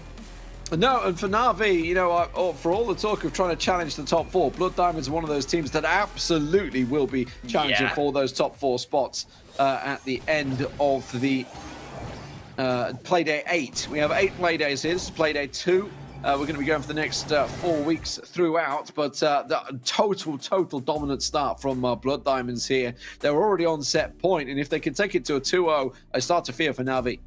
Yeah, I've been fearing for them ever since they got slaughtered second game in a row in that first set. I didn't think this was going to be another occurrence of it. I thought, okay, Na'Vi will be able to work to more their style of play, be able to get those flanks going, or maybe to work something in their favour. But we just haven't seen anything as of yet. We haven't seen any of that flair coming out for one of their players. We normally see players like MMA have that clutch factor to make something happen, but he just could not, just losing a couple of those duels in the left-hand lane. And you can see from there just giving up like quite quickly. And now to see how hard that Na'Vi are going to have to adapt. But can they do? It depends on the circumstances, really, on what they're going to put themselves in for. But I do feel like a comp change maybe will be required. Hopefully something to hard counter this matchup. Because in terms of fundamentals and mechanics, Blood Diamond are looking solid. Yeah, they got completely slaughtered in that game. I don't want to say it, but a cute angle is a tough map. I mean, that's why we're seeing the double throwers working out there, because it can work very strongly, and it absolutely did. So I do wonder whether they maybe switch to a Thora, or maybe just maybe they try and switch to a quick bruiser like a Mortis to try and dive in onto those throwers. But the problem is with the spike in there, you kind of got to counter it to it already. We'll do see what they're going to go with. It is going to be an Amber coming through this time around. And they are going to stick in there with the Max as well as the Sandy. Interesting. Okay, I think an Amber should suit MMA quite well with exactly what he wants to do to make these vital pushes. But let's see if he can execute it well. Already a good start and a nice early kill. An early lead as well in terms of objective. Already at 4-0. It's Jason now in the middle of the Max. he is going to be the key factor here. He needs to bait out all of his projectiles to give MMA and the other Jason room to make that push and have the advantage in terms of ammunition, and then try and clean up some of these kills if they can, depending on how much damage is dealt across the board. Now up to 6, and Jason already pushed straight in, but sadly for him, 2v1 scenario, Rafa managed to clean him up with Blakeski there. But look at this, Jason and MMA have to put all the way back, and this is the problem you see. Blood Diamond, one of the key factors of their success is the fact that when they see an opening or any kind of advantage, they don't hesitate at all. Jason, just getting out of the super, the spikes there, avoiding the damage, having to get away with it. I say Jason, it could be Cube, or I'm not too sure. We got 2 Jasons in the game. You guys are well aware of that. What 2 Jasons? It could be Cube, it could be Alex. We're not too sure which one it is going to be. But either way, Blood Diamonds do take control of the mid now with the gems, and it's down for Na'Vi to try and get back in. And they can, of course, use that Sandy super to get involved. But it's the MMA burn from Amber that has managed to work out for them, but he hasn't managed to push in. Jason still kept hold of these 7 gems, though. Puts the pressure down, tries to go zoom, zoom, zoom. Chasing down Blakeksy. Doesn't manage to lock him down, though, and he gets the stealth up in the end. Jason will go launching in. He can't get caught out. The magic hand doing the job there, but it does give Na'Vi control, and now they have the 11 gems. Okay, so we've seen signs of life from Na'Vi, but are they going to be able to secure this victory? But especially with this as well, they're going to be okay. Jason's already down bottom middle of the map. There's nothing they can do, as you can see there. Jason does get a trade out as well, and he's going to be very pleased about that. Much, much better performance from Na'Vi. Absolutely. So 1-1 all square once again, much more improved. I like the adjustments, I like the changes, the pressure definitely worked out there. Of course, we should talk about the fact that the Sprout was dropped as well, so there was the change for Blood Diamonds as well, which honestly I thought the double throwers worked out well, but I think they were fearful of the change that was coming and maybe expecting something like this. You know, the Gene of Rafa, yes, it's a strong pick. Did he land as many grabs as maybe he could have? I don't know, but it's always tricky, especially when he's going to be the gem carry. He's kind of got to hope that he's going to get the backup that he's requiring. So some good adjustments for both teams. I do wonder what they're going to go with to try and meter this out, because the first round, absolutely full control for Blood Diamonds. That one, a little more open, but Na'Vi coming out on top. Yeah, definitely. Jason or Cube in the middle of the match doing a great job just baiting out a lot of the attacks. MMA seemed a lot more comfortable this time around with the Amber. He seemed a little bit out of his comfort zone before, but this time around he seemed a lot more comfortable with the Amber pick, and just again had a lot more patience and discipline with when he wants to approach his opponent in that right hand lane. But same with Jason or Cubo, whichever the two it is, it's going to be a real pain in the backside to decide which one is which, but of course we can't determine that, but we know who the other one is going to be, just a matter of which one it is. But it was much better performance, but again it's all about the recovery and the adaptation from Blood Diamond, and see if they're going to change things up, or maybe stick to the style of play and their comp, but maybe just try and get more value out of it. I don't know, we'll have to see. I do love being able to translate Twitch chat. That's the beauty of having translate options instantly available. And while it was a banned message, it was quite funny. We are Russians. We love vodka. Our pets are bears. I mean, it's just like, all right, that's what it is. That's what it is. Let's get into it. Na'Vi, have they got bears for pets? Who knows? You know, at the moment, Blood Diamonds, the Spaniards, are 1 set up. But Na'Vi coming back are going to try and make it a real tough job for them. Leon for Blakeksy this time out should be able to keep that pressure down, and they do bring the spike back to the table, and he is putting pressure on Jason. I've still got that message in my mind, but going back to the game, one of the Jason has been cleaned up from Na'Vi, but MMA's also taken a huge chunk of damage there, pulling all the way back with the other Jason. But Chavi, though, look at that on the left-hand side, looking to try and flank MMA, which he has done. Great attack, great projectiles, finishing up MMA, and also one of the Jasons been cleaned up by Rafa. So very strong start here from Blood Diamond. Yeah, that's the start they needed, and the spike change certainly was one. It was wondering, and now Rafa, of course, you know, you can't hit what you can't see. That's the problem. But the gems are kind of spread a little oddly here. Now, they need to be a little cautious this one. Jason's going to be able to come in and get the 1 or 2 gems there. Jason does go down. The second Jason, which is probably Q, and the real Jason, if he stands up, will back away from this one. Yeah, certainly will do as he's Blakesky been- takes down Jason, but Rafa takes down MMA, and that's going to be even more issues here. But the main thing is for Na'Vi, though, is the fact that the team can respawn and regroup in time before they get that 10th gem. And looks like Blakesky's already put a stop to that, though, already. MMA does take down one, though. Rafa has cleaned up the other Jason and MMA, which means it's going to be a 2v1. Jason needs to push if he wants to make anything happen, but let's be real here, D-Man. It's going to be almost impossible, depending on how quickly they can break through. And it's just not going to be enough here. They've backed all the way into their corner, and looks like Blood Diamond will come out on top in this set. And yeah, great stuff from Blood Diamond. 2-0 in the series so far. Yeah, great start from Blood Diamond. So going through onto the next round, you know, and very impressive stuff from them there. The little changes that they made absolutely paying off. The spike back on the table is definitely a strong brawler for them, and it does mean they can move into Shooting Star, which is the bounty map, the next map, with a real nice cushion to get themselves a second win here. And as I say, you know, against a team that really is likely to be challenging them for one of those top 4 spots. The top 4, I keep talking about this, that's where you've got to be. If you want to be in the finals of the ESL Mobile Challenge, you need to be in that top 4 come the end of play day 8.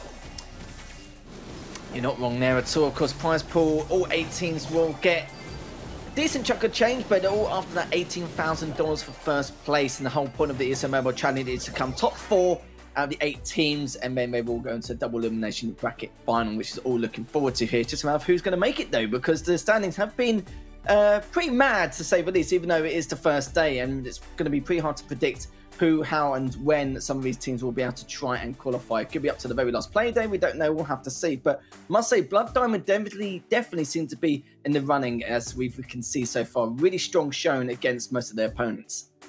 So, Shooting Star, let's talk about this map, because it's a tricky one, I would say. Not your standard setup for a bounty map, but you have got a lot closer sort of environment in the middle.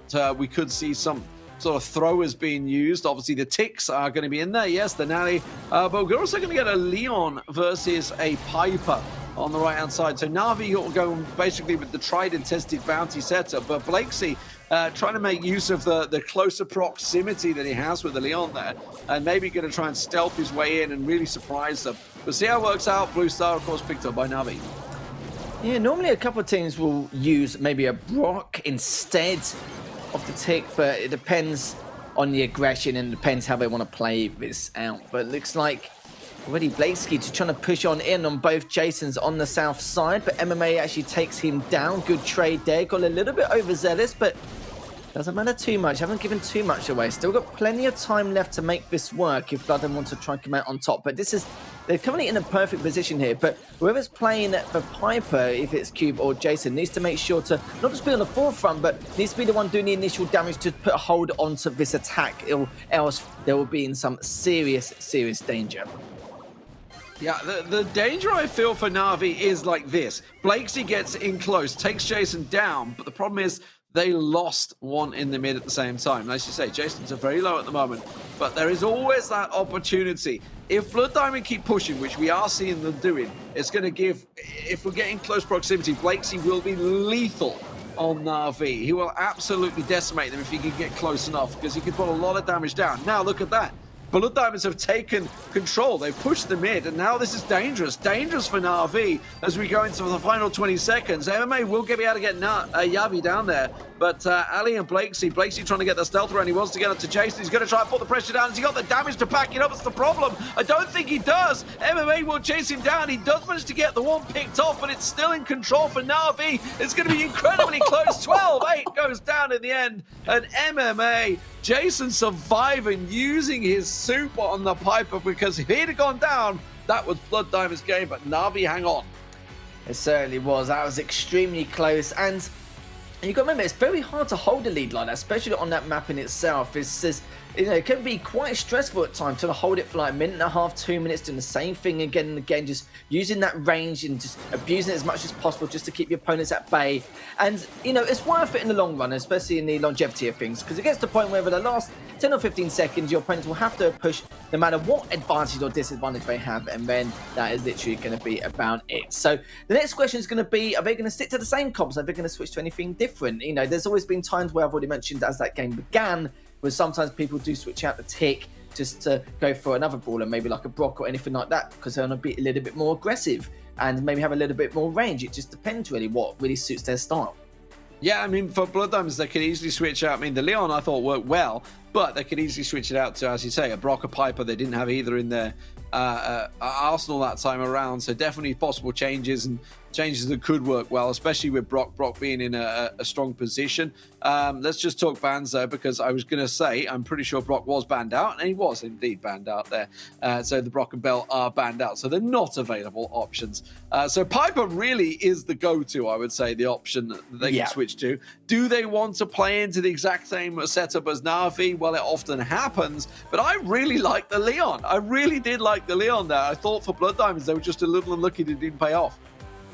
You do see the Leon on this map from time to time, don't get me wrong. And still with him. As usual, yeah, I was going to say, as usual, me picking banned ballers as usual. Done it 2 days in a row. I'll see if I can make it a third day next week. We'll see. But already now, both teams still trying to go for that blue star. Both trying to bait each other out as they go for it. But Jason, this seems to be a little bit more tempted. Does get an early lead. MMA's already taken a fair amount of damage, but sadly for Blakesy there, it was just out of range, and then MMA's going to be able to survive. For now, blue star, as you say, Na'Vi collecting it once again early, but Blakesy once again going to have to try and work his way in. But MMA is doing a grand job. Has no vision of where Blakesy is, but it's just constantly keeping the fire onto the edge of those bushes, just sort of left, right, trying to keep it as central as he can. And he has been catching Blakesy, which is why Blakesy's been unable to make any progress here and move forward. In the same time, Ali is struggling to push forward onto Jason. Jason on the tick, the real Jason on the tick there. Sorry, Cube on the tick it is actually, that's on the tick. Oh, well, blimey. And Jason, the real Jason, is on the Piper. Well, I'm glad you said that now, because at least it's given us a bit of leeway on who's going to be doing what and why and when.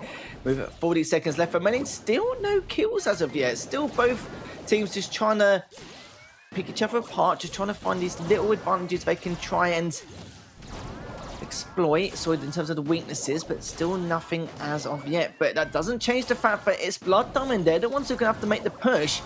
This depends on how they can do it. 20 seconds left. Now they need to try and get it done, but keep an eye on that Leon. But look at that though, already Jarvis been taken down. 12 seconds left. They have to wait for him though. They can't make this push. And if they do make this push, it's going to be a very late one. 5 seconds left. He's rejoined with the rest of the fray. As now Ali's going to be on the front line. Blaze is going to try and get around, but will it be able to? No, the Piper goes up and no kills are made. No deaths were taken from Na'Vi. Na'Vi come back on top. And it was just Jason's homemade recipe that managed to finish off, I think it was the tick that was pushing him over on the right side there. So Na'Vi do get it back and take the set. So it ain't going to be a clean sweep, that's for sure. So Na'Vi back on the table, back in the game. And we were talking about reverse sweeps, reverse changes, maybe. Powered up plays, we had that just a moment ago. Obviously the hot zone map, that's where we're going to be going to next. We just saw Clash and Mood playing on this map, so let's talk about what sort of comp they had. Let me just think about it. There was a Leon in there, there was definitely a Max in there, there was...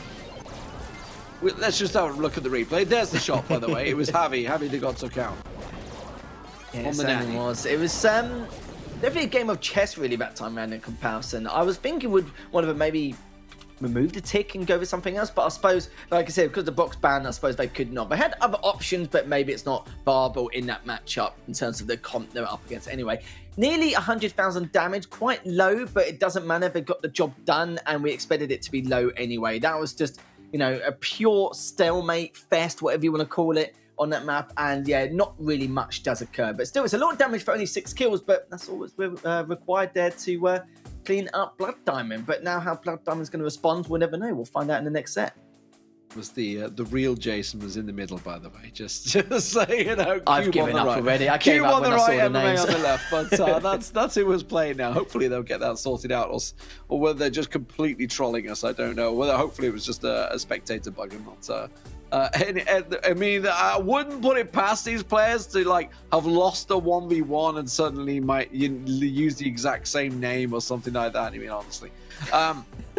Anyway, we're going on to parallel plays. Let's talk about parallel plays. The Amber was the big switch that we saw from Mood earlier on parallel plays. I do like the Jessie, though. We were talking about this earlier on. Jessie can absolutely work on this map if you can get control early on. The Leon, of course, is always going to be a very strong choice as well. So both sides using that one. So the Byron. Okay, we'll see how that works out. Yeah, certainly will. As already, Blakeski there just trying to get that objective on the bottom left-hand side. But Ali's there to support him, so it's not really going to be too much of an issue here. But one of the Jason's already taken way too much damage, has been cleaned up by Blakeski, but now needs to deal with MMA. But for MMA, it's way too late. Ali's already there to support him if he goes round, and it's already cleaned him up. So Blood Diamond already with a huge advantage here. But the problem is here, D-Man, is the fact that all three of them haven't been alive for a long time for Na'Vi. They're just literally just getting traded out, and it's a constant 2v3 disadvantage. Yeah, they're getting battered right now. Blood Diamonds have full control. There's no doubt about it. Ali and Blakeski putting the work in down here while the Spike's just covering off on the tops there. Finally, they're going to get pressured away, but 80% already done, and 5% of that is just going to come from their own cap at the back there, which they're going to now pick up, and that's going to take it down. You can see all they need to do is just get a couple of toes on this one. Jason's going to be the man that tries to cause the problems. He tries to push in there, but Blake's has already come down. He takes down Jason, and it doesn't matter whether they're going to lose out the top here because they have full control of the bottom, and Blood Diamonds will take the first game, sorry. Nicely done. I do just feel they were just very impatient, weren't they? It was very obvious, which is why the game went so quickly as well. And, you know, your words, they got battered. They did. And now at this point, it's going to be match points for Blood Diamond. But you couldn't put it any better than that, just due to the fact that why were they going in one at a time to go for the objective? Maybe their comms were a bit...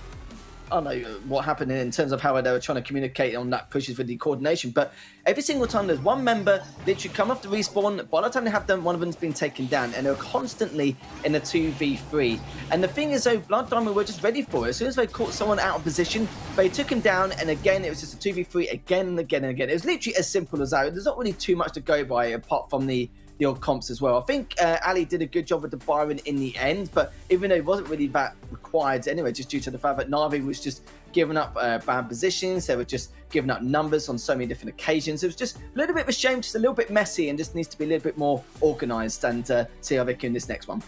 Yeah, I think the problem for me is obviously with the Jessie, it's great if you can get in, you get control of the zone, you know, push in, you get your tower down, your turret in position. But if you're chasing it, you kind of want you need that one backup. The problem is they couldn't have that one backup because they were so busy fighting for control of their own little hot zone on the south side that they never had control. So Jessie was kind of left on an island effectively. So that's where they need to switch it up. I feel if that was an Amber, it would have been a different game. I think it would have been a different game, but a bit more aggressive because it was a Spike that was being the defender. An Amber versus the Spike absolutely could have been a very different story.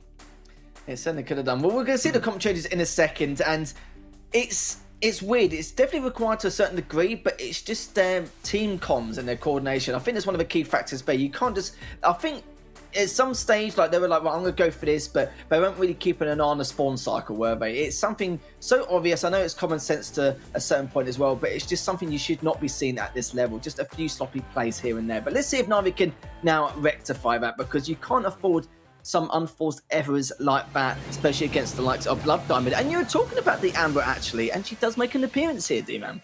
Yeah, and they've stuck with the Jessie as well, so they've decided to ditch the Spike this time, Na'Vi, instead. So choosing to be defensive with the Jessie, with the Leon. Down the bottom here, the Byron working out well, but Blood Diamonds haven't been able to get too much down. They tried to go full aggression at the start this time around, Blood Diamond, so they've gone with the triple attack. Look at that, all three of them attacking. They're not even locking out their own zone. They're just focusing on taking down the south side zone at the moment, and that's why they're putting the pressure on Na'Vi. That's why we're seeing Na'Vi with the lead at the moment, because they are keeping a hold of it. Jason, despite the fact he's got no health, is still keeping a hold of there, and now MMA gets involved, and Blood Diamond, they're got to be a little cautious here. They're being, I feel, over-aggressive, and it might backfire. Certainly could do, but it looks like they're trying to make it work. And Blakeski just went absolutely huge in that left lane. Him and Ali have been doing work, been a great duo so far. And of course, with the support from the north side from Blood Diamond as well. But finally, as Blakesy's been taken down, and now Ali's just all left on his lonesome in that left lane, but still doing a little bit of damage onto one of the Jasons there, to both of them actually. But MO is coming in doing absolute work with the Amber until he got traded out. But Javi and Blakesy could get taken down as Blakesy does, but Javi actually pushes all the way back to try and rejoin the rest of the pack, which does mean if Jason takes him down, which he does, they're going to continue to have this numbers advantage and may even get the lead here.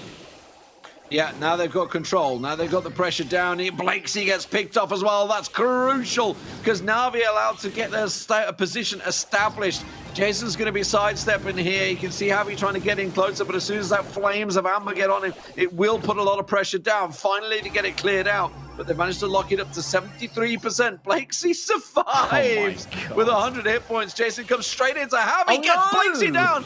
Massive play coming out from Jakesy there. Jason there, Jason. Get him all mixed up, but that way, Na'Vi are going huge.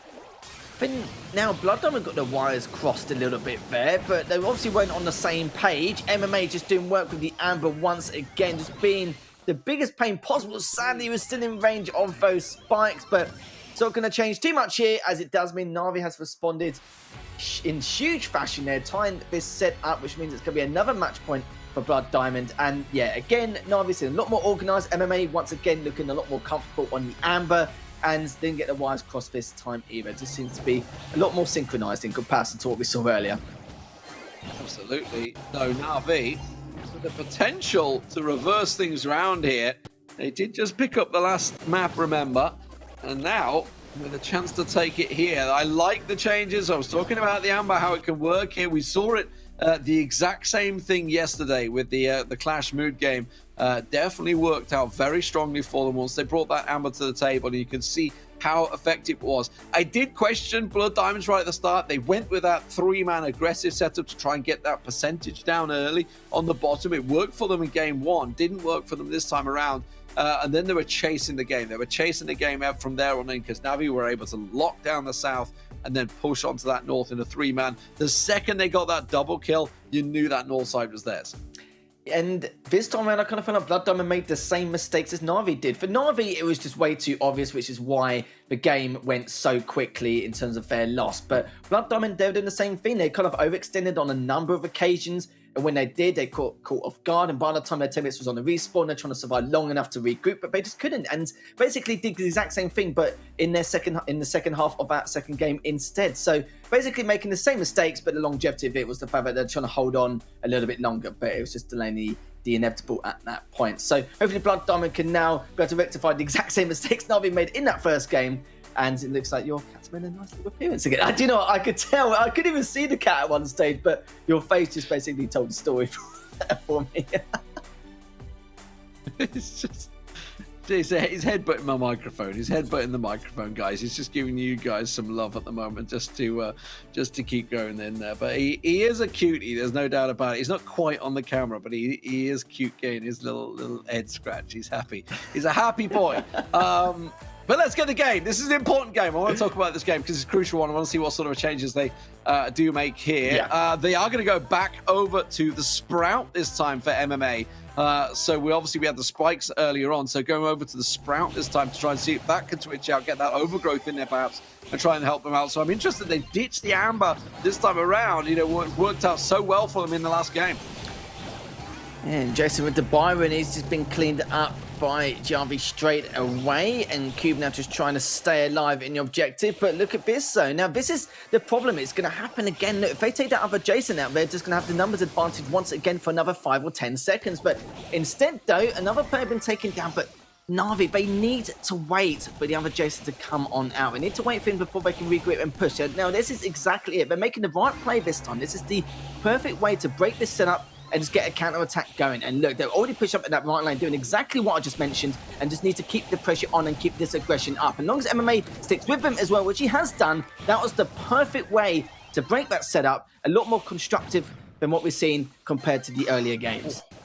Jason hanging on, does get taken down, and that's a real problem for Blood Diamond here because there's a decent control from Na'Vi at the moment. They've got nowhere near the south side zone, and they are going to try and keep the pressure on. Oh, Blakesy! Jason, I don't know how they can quite catch onto it there, but he's managed to get all sorts of trouble now. Harvey back on his feet, so he's going to try and get the pressure forward, but the heel comes out. Jason to Jason. MMA going to push in as well. They've got the full lockdown. They're going full aggression with the Sprout as well. Just going to get around the corner, start throwing him in there. But they have left it open for Blakesy to get down and try and take control of the zone, but he realizes he needs to be defensive here. He needs to help his team out.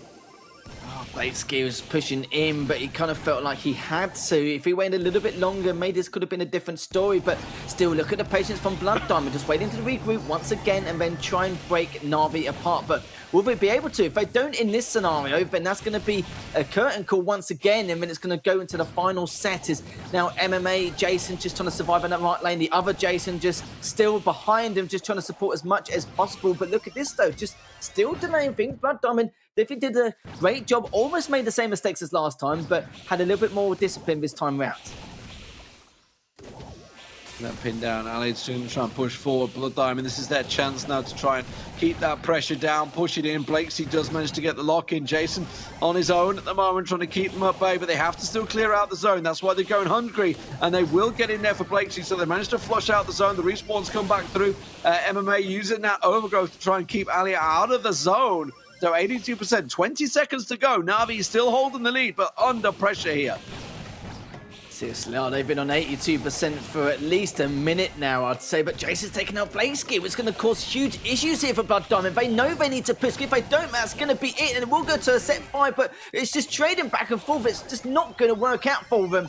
And Na'Vi, unbelievable. They take us to a set 5 as we were literally calling them out, saying that this could be a 3-0 sweep for Blood Diamond. Yeah, there was a moment, and there was a match point over on Bounty, but here we are, ladies and gentlemen. We're going the distance. We're going over to Super Stadium Brawl Ball.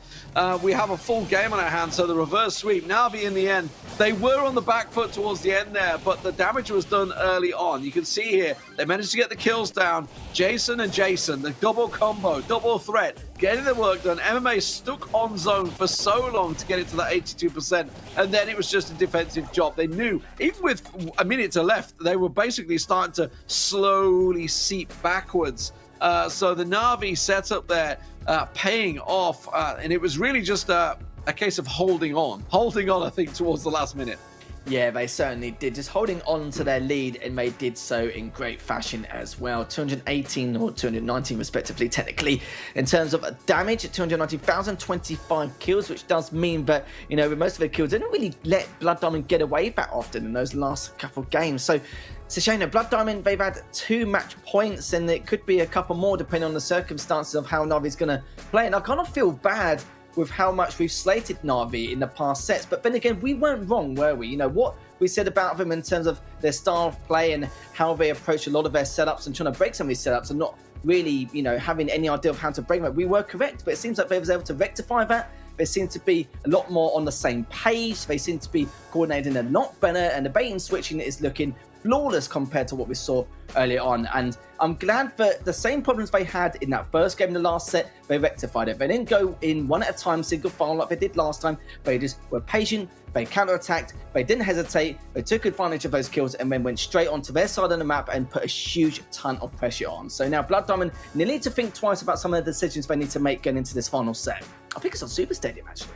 It's Super Stadium, yeah. It's Super Stadium for Brawl Ball. So Brock Bell banned out by Na'Vi. Poco Ash banned out for Blood Diamond. I mentioned that because there is a chance that you could come into Super Stadium with a bit of a bruiser comp. It is a pretty tight, compact map. A lot of grass around the side, so, you know, real chance for Rosa or something like that to get close. But with the Poco ban in there, it could definitely change things up. So we may even be seeing the M's, or even maybe just a Speedy Max trying to get around there. Possibly a B if they're expected to come up against a few bruisers. Maybe get the B in there to try and counter that and see if it can work out in their favor. Or maybe just go full on Sandy and try and use that Sandstorm to stealth your way in with the ball and help everybody else get in there. Or I don't see... I was about to say a Brock. I don't see a Brock because Brock's banned. That's why I don't see it. We just love Brock too much. That's what it is, isn't it? We keep bringing it up, but...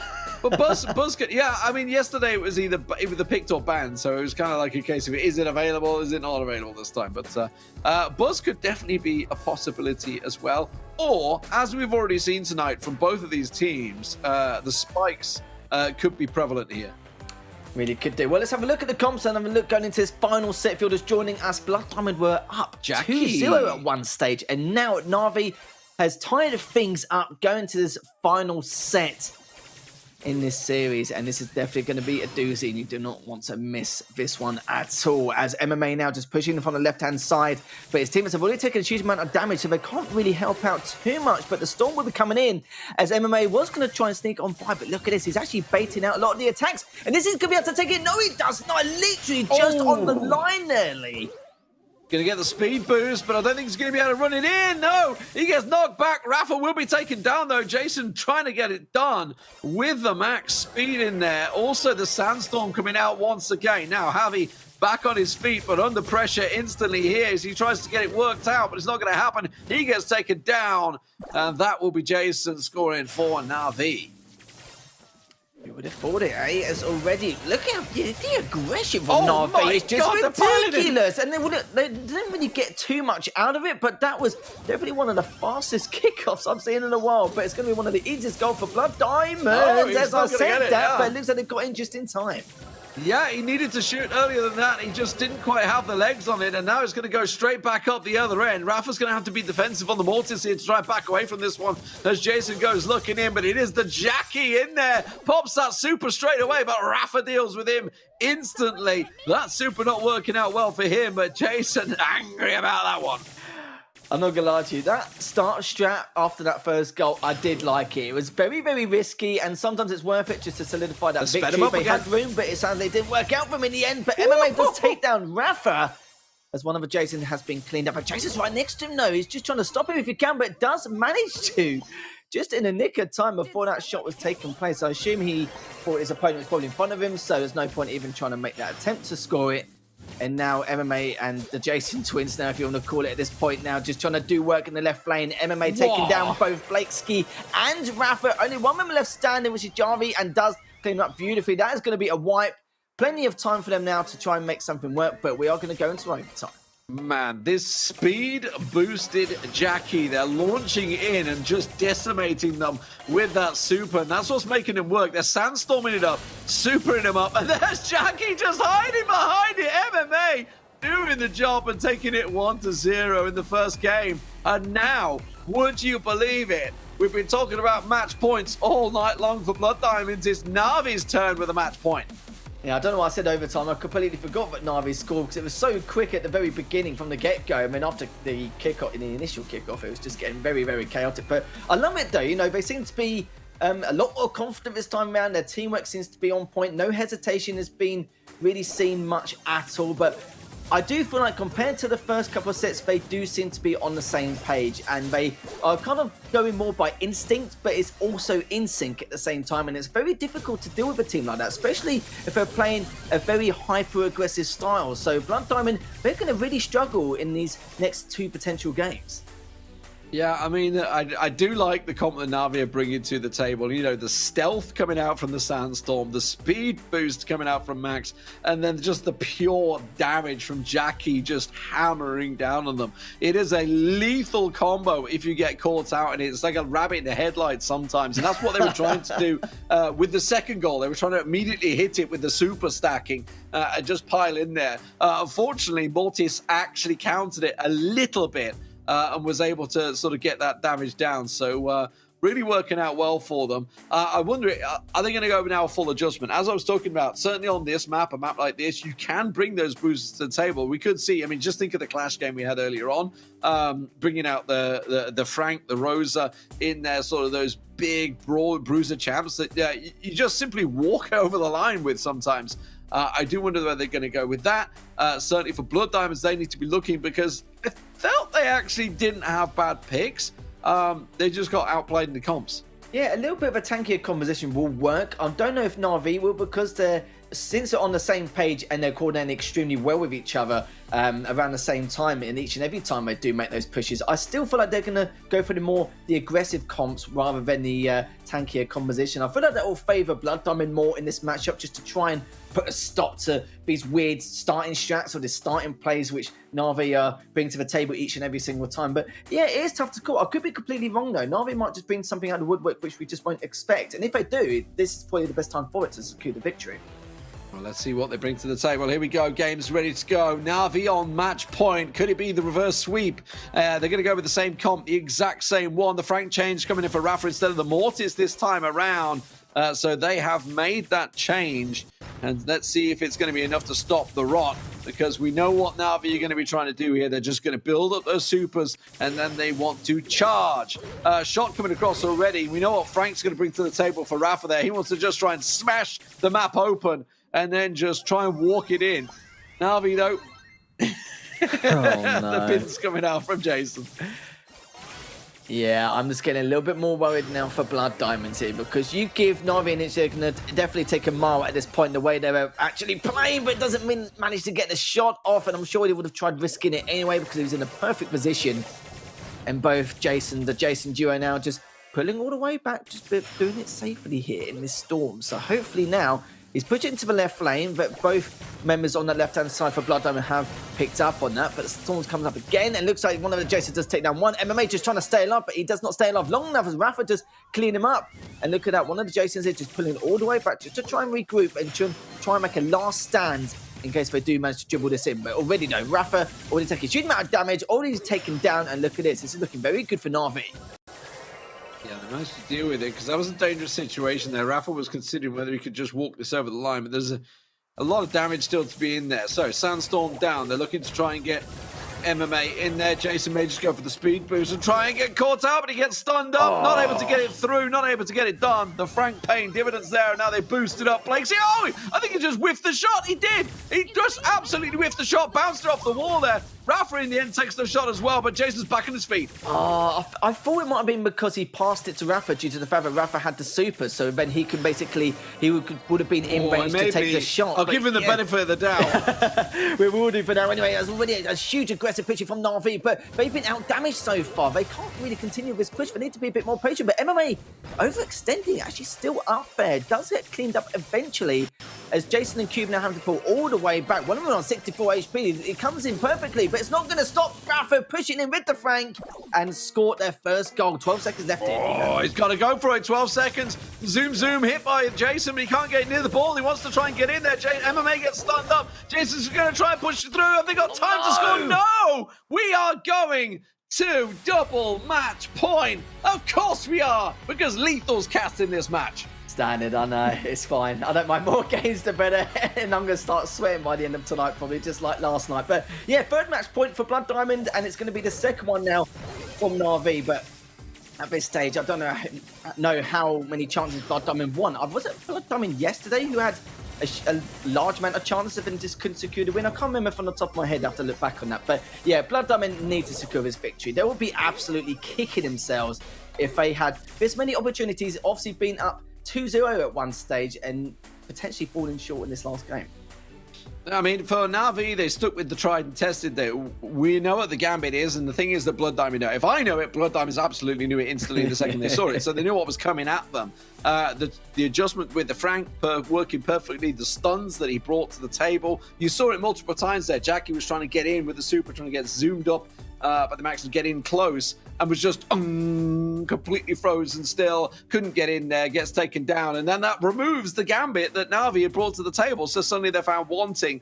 And the power of Frank, of course, is the fact that he's got all his wall breakers, and he, as you just saw from the end there for Rafa, he can just walk it over the line with little to no time to go. So Blood Diamond, nice turnaround from them. You know, the fact that they are facing a reverse sweep match point, you know, ballsy stuff from them to turn it back around and give themselves yet another match point. I say that because we were here 2 sets ago at this match point and it wasn't to be. Let's see if they can close it out this time. I'm still debating on the comp picks as well, because with the Frank, of course, there's not always too much he can do in overtime. it does get to that point. And Oh, funny yeah. enough, saying that, the Frank has been taken out, so they don't really want to take too many risks here. Apart from MMA making a change as well with the Tara, but we'll have to see it with the MSO in, and they can see now if he's going to try and make that initial push, which he has not. But one of the Jasons, both of them actually taken a huge amount of damage already, but nicely played there. Good duel there from one of the Jasons, but Rafa's already traded out both of the players. But look at it already. Yeah, MMA was actually just a roll on it in to score that. The max zooms being given out there from Jason to MMA. It's ironic that obviously you bring the M's to the table, you bring the spike to the table, so you're kind of like trying to counter those bruises. No bruises are in here. So a lot of pressure on both Blakesy and the Jason Max.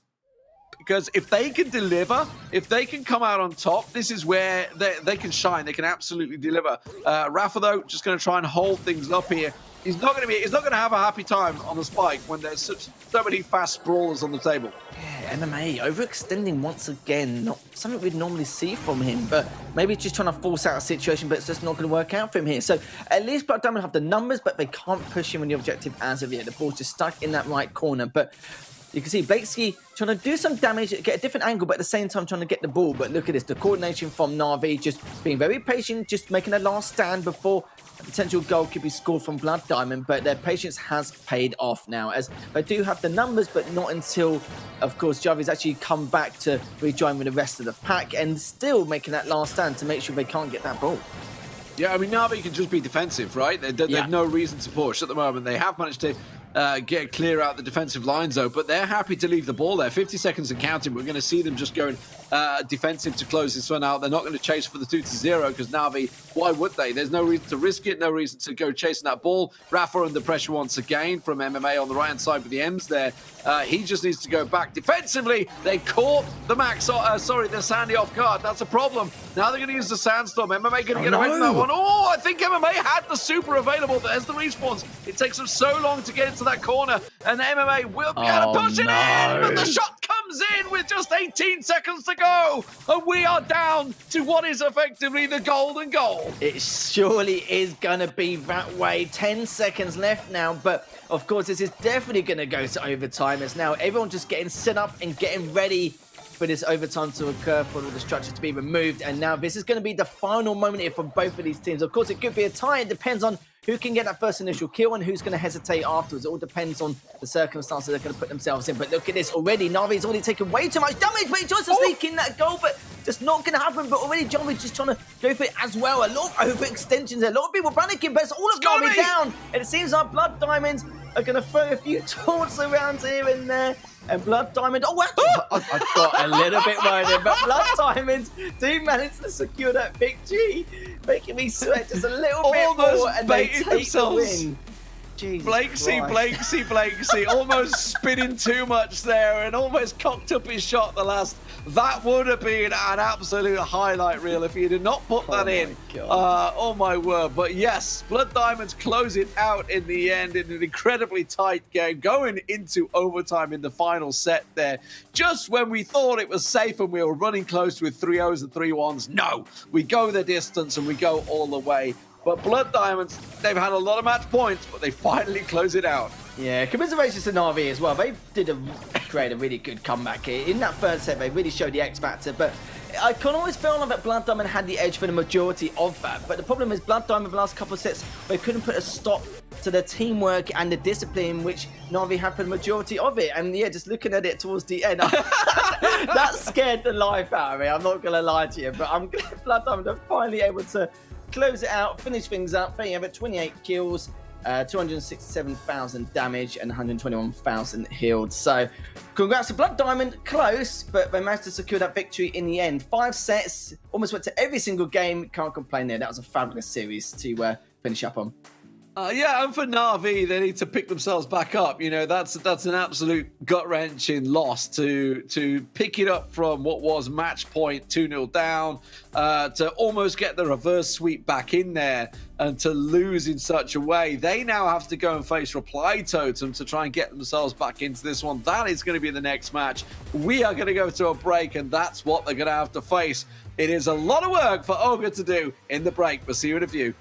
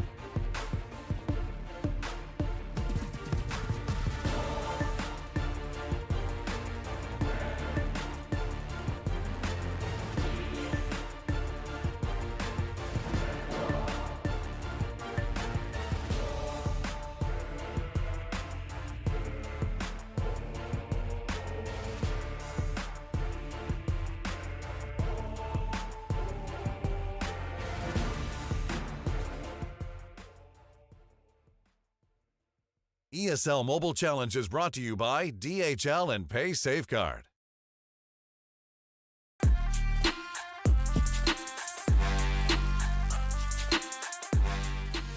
Hello everyone and welcome back to the ESL Mobile Challenge. We've got our next matchup, fourth match of the evening out of 7. It will be Reply Totem versus Na'Vi. As we just saw Na'Vi just come up with a... still commiserations to them. They were down 2-0, took it to the last game in the 5th set and lost out in the final moments 3-2 against Blood Diamond. I am Lethal. Joining me is Ark once again. And this should be another bang of a matchup really, considering how well Na'Vi performed in those last few sets. Yeah, they were doing great. I mean, I've got to say, there was a part of me that did want that to backfire towards the end, but I do wonder, it's just, it's what you expect to see, like, when those things happen, there's like a, don't speak too soon kind of thing, but that would have got tweeted. Now they're gonna have to shake it off though, aren't they? They have to shake that off and like get back into being focused-minded because I'm sure that got inside them a little bit. Yeah, I'm sure it had done. And yeah, if that was me in that position and they were doing stuff like that, I would be raging getting ready for this next matchup. And just, it is very frustrating, making that comeback and doing a huge amount of work in order to, rectify all your mistakes along the way and actually almost coming out on top against Blood Diamond. But yeah, these things happen and it's hard work for us as well because we can't just say Jason every single time because well, obviously we have to deal with it. But we know that Cube is going to be playing as one of those Jason players in this matchup. If anyone gets a little bit too confused, I'm sure you'll find out soon enough if you didn't catch that last series. But Reply Totem, this team had their struggles yesterday against Free Agents, FA, whatever you like to call them. And I must say, both of those teams did have very, very similar styles. But this time round, they've got to be careful because normally, more times than not, Reply Totem did used to come up on top against Na'Vi. But this is a different Na'Vi today from what we normally used to. Oh, definitely got a lot more fight in themselves this time round, and I praise them for it. I mean, the question now is just whether they can keep that composure that they need off the back of that loss today to turn things around. And Reply Totem are going to be a tough one to beat, just putting that one out there from the start. Okay, bans then. Ash and Max. We haven't seen the Max ban for a while, but I do like it. We've seen a lot of Max already today anyway, so I don't think that one is... crazy out there. Brock as well, I think, is a good thing to have banned out for sure, and the Poco for Navi. So bans all make sense to me. Yeah, it makes sense to me as well. We've seen Na'Vi use the Max quite a lot on a number of occasions as well. So they've obviously witnessed that last matchup specifically, really, just in terms of how much they used it. But yeah, Ark, as if we're going to start off with Purple Paradise. I seem to get this map quite a lot on Bounty every time I cast this. So all about the fundamentals and mechanics and how well you can try and take advantage of your angles. Very simple enough matchup, just a matter of a nice little warm-up for these two in this series. Yeah, I'm expecting the long-range brothers to come out. Brock being banned here, kind of key, actually. I'm still waiting for the day when someone bans out the Nanny, because I think that would be a really decent ban. That's going to be, at least 33% of the opening sets. But, I think for me, Brock not being banned here, kind of key. Jean not being banned here, kind of key. Those healing puffs going to be going a long way. Bell as well, I thought, is a pretty decent shout as well. Just that kind of control ball. Piper, probably those three would definitely be up my street for sure. But yeah, not having that Brock, definitely gonna be an impact. But I don't know. I still feel like you can't really go wrong with Piper, Nanny, and Jean. But you want to bring in a Bell every now and again as well. Or I just hope there's a bit of a difference as well. So maybe like a Leon or something a bit crazy out there, or some big tanks. But I just feel like with Bell and those long range hitters, it's kind of a hard thing to bring in. Yeah, I can understand that to a certain extent as well. But, you guys at home, you see the pros play all the time. Maybe you can meet some here and actually discuss with them just whatever you want, really, and ask them whatever and play with them as well. Just head over to esl.gg/PSC-Meet Pro. You get the chance to win not only the chance to meet some of your favourite pros, but, of course, there is plenty, and I mean plenty of prizes there. Vouchers for the ESL shop, vouchers here, vouchers there, vouchers absolutely everywhere, all thanks to PaySafe card as well. So if you guys want to get involved, make sure you head over to esl.gg/ what that link was, PSC-Meet Pro, I think, from the top of my head, and then you can get a chance to win some fabulous prizes. And like I said, there's plenty of them, so make sure you guys don't miss out at home. But going back to this matchup, like we've already said, you've already talked about the brawlers and what we could be seeing here. I kind of feel like if Na'Vi weren't playing how they were playing like earlier on with Blood Diamond, like bringing the X Factor and making a lot of mistakes across the board, I would have said Reply Time should take this a good 3-1, maybe even 3-2, depending on the circumstances. But after Na'Vi very quickly just rectifying these mistakes and bringing that X Factor, and their team were really shining through, and I think this could be a completely different story now, because sometimes with Na'Vi, they're hit and miss, aren't they? Sometimes they're on the same page, sometimes they're not. A great example of that was the first 2 sets. We were like, what on earth are they doing half the time? And then the last 3 sets, we were like, oh, okay, there we go. That's the Na'Vi we normally see half the time, or the majority of the time anyway. But for Reply Totem, they realised that it's going to be a lot more difficult this time around in comparison to what they're used to. We saw them yesterday, didn't we? Up against, it was 3X, I believe, or no, I think it was actually Free Agents. In that late kick bounty, the long range brawlers, they are very, very good with. They were doing the same in Safe Zone. It's what comes naturally to Reply Totem, but they did struggle in those final moments. So today I'm looking to see whether they've kind of like been able to iron out those creases. I want to see whether they're able to just make it through all the way and start to gain those sets under their belt along the way. Place that pressure upon Navi and take them all the way. Again, I do feel like these are teams that could go all the way. Navi have already had a bit of a grueling day already, so the question is whether they're going to be fresh to the mark in that respect. But Reply Totem struggled a little bit yesterday. They're going to want to turn that around today, make a good mark on this this season. They had a great season last time round, and they're in a good spot from this year. But a lot of those emotions can get in the way of focusing down and getting that early starts of the season. They do need to get their mark in today. Yeah, last season I thought they were really strong, very, very good from what we normally discussed before about how consistent they are. And then in the finals, it was just, they just slumped it massively, and they just weren't up to the expectations we normally used to from those 3, because they're very tough opponents, and you've really got to keep a close eye on a couple of these players, because they can be sneaky buggers at times when they try and get around the map and how their flanks actually come across the board. It's very, very tough to keep tabs on them at times. They definitely like to keep it very, very chaotic, but from Na'Vi, they seem to be the ones recently looking to try and dictate the pace as much as possible. The first few sets in that last series, they absolutely didn't. I was just thinking to myself, like, clean sweep, and it's going to be going to the next match, but obviously changed that massively. So the Planter need to be careful about that, because normally they're the ones who enjoy dictating the pace from the get-go and being the aggressors and making their map work for them in their favour. It's just going to be very tough for both teams, but I think Reply Totem need to have an extra element of caution with the shenanigans that Na'Vi are going to be up to here. But like I said, it is Purple Paradise. It'll be a good warm-up for these 2 teams to come up in the series. Already Reply Totem with the blue star, and a nice early lead for them here.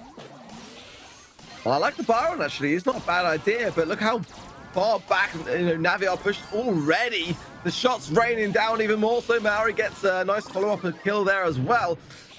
5 stars and the blue star, but keep coming in now, trying to make good of some of that progress. And another takedown, 7 stars. The Peep didn't get it done either, so not a great start at all for Navi. Reply Totem looking very, very good in these opening seconds.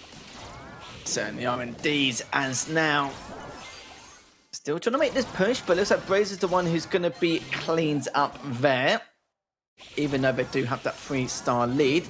But look at that though, Ali, doesn't get taken down in the end. You saw Jason trying to get in front to body block or try and at least bait and switch with him, but it was just a little bit too late there. He didn't really get to consume or tank too much damage in comparison. But it's all about Mori there with the 4 stars. I'm sure Navi going to be keeping tabs on him later on in the dying moments here, but it just seemed like Reply to him doing a much better job, a lot better damage infliction across the board, great map control overall. There's not really so much Navi's have been able to do here, apart from Jason taking down Brazier there. Good stuff from him. Able to catch up just a little bit here, just behind by 3 stars. Out, but yeah, it's actually going to get a takedown, a very important one of that. But look at that, as quickly as that, the favorites returned. Blue Star now is the only thing separating these 2 teams in 15 seconds. Jason going in there to get a return to sender for his troubles, has to come back, but the Peep coming in now. Everyone from Reply Totem is clustered up here. The jump from Soy to Bressa, but the Peep is going to keep coming round. No! That's going to give the lead to a missed magic hand, and as quickly as that, Navi are able to take it back. God. I saw that coming from a mile off when I saw his position. I was like, oh no, this is going to be... After they had the majority... Well, that's an understatement, really. The majority of that... well, the win was in the bag, wasn't it, for them, pretty much. I'm just ashamed it just ended like that. But you know what? Reply Totem still played very, very well. It's just a shame right at the dying moments that that did have to happen. But never mind, I'm sure Reply Tournament are going to come back much stronger and respond a lot better as well, because I kind of feel like nothing was going wrong for them there. They were out damaging their opponents, they were choosing their conflicts wisely, just making sure they engaged at the right time. But just as typical that happened really, and Bracer just caught off guard a little bit right at the very end.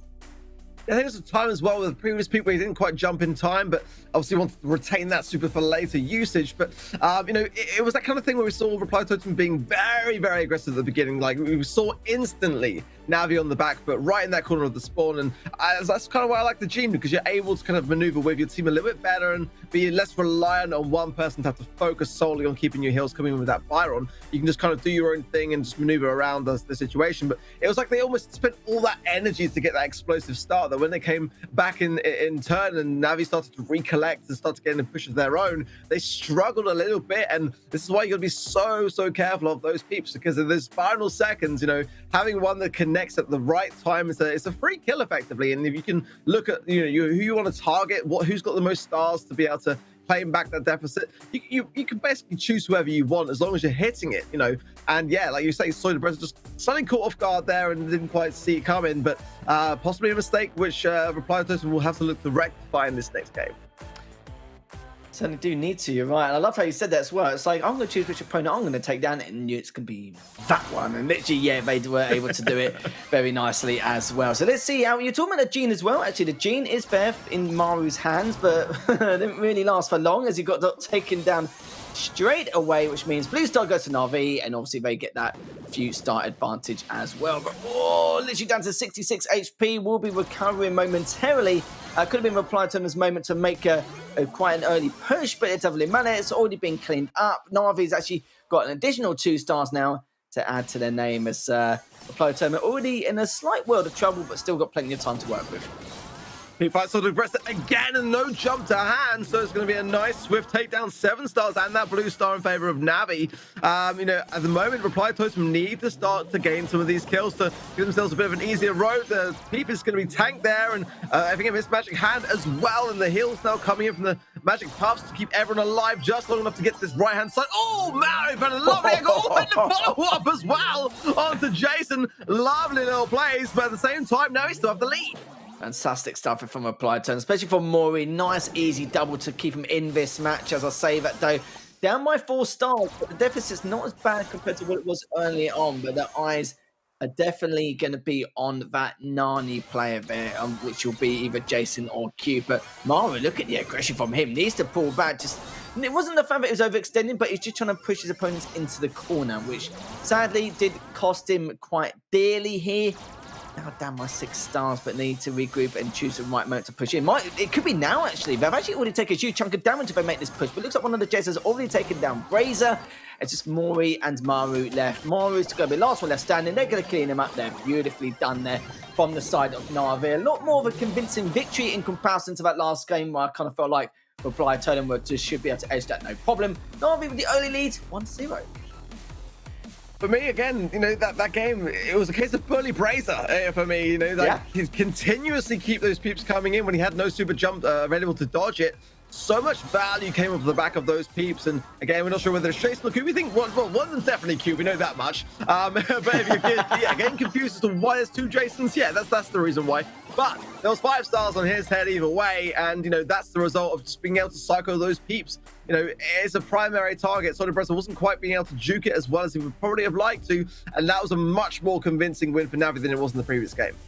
Yeah, it was much better, wasn't it? And it was really, Reply Totem should be adapting, not the other way around. It shouldn't be Na'Vi making that much of a drastic improvement, but just a few times, again, a couple of overextensions, just creating a few weaknesses for themselves and just going in single file shouldn't really be occurring at that stage. Not really too much to say in terms of the tail. 13 kills, 138,000 damage, and quite a lot of recovery actually, considering the amount of damage they've done. Just nearly 95,000 shy of. So far, Na'Vi looking a lot better this time round, as looking to try and take down Reply Totem. And this is definitely going to be a huge helping hand for them, because I'm sure everyone's going to be looking at Reply Totem as also one of the potential favourites here to get into the top 4.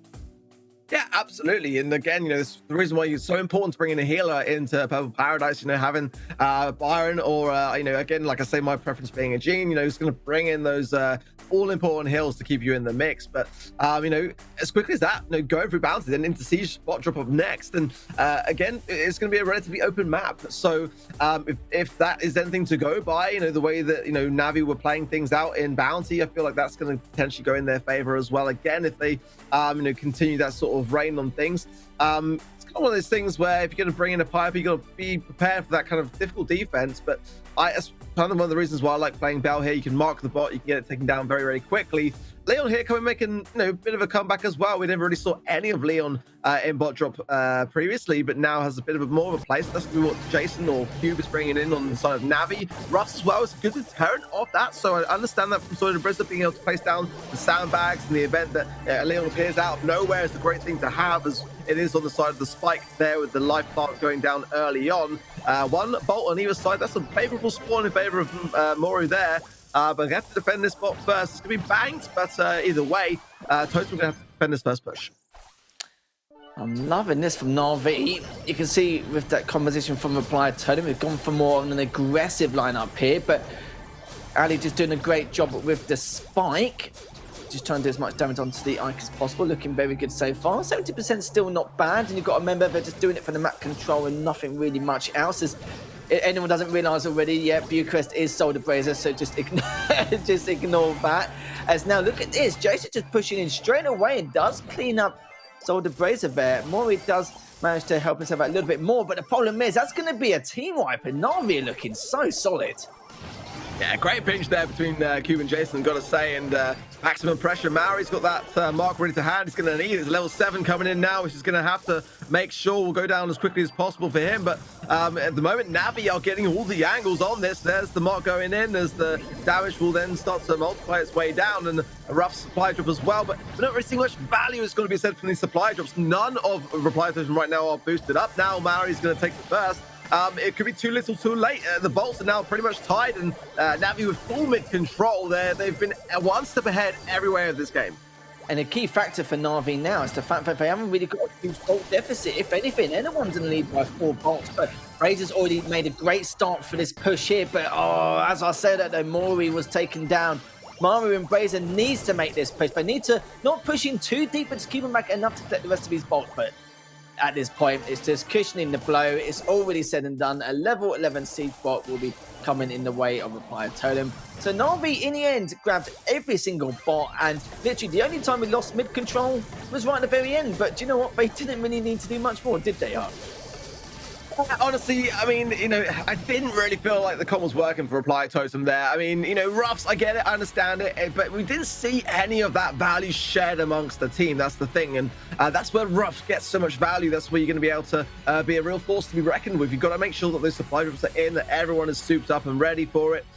Yes, it's a good counter to Leon, but ultimately range is, for me, the more important factor here, and pretty much, everyone more or less on the side of Navi was in a position to outrange that particular brawler choice. So, the lollipop drop being such a great thing to position behind that cover too, to have that, invisibility shield behind you as well, gives you the upper hand in the majority of situations. So I've got to say that there's going to be a comp change to be seen. It's got to be on the side of Reply Totem.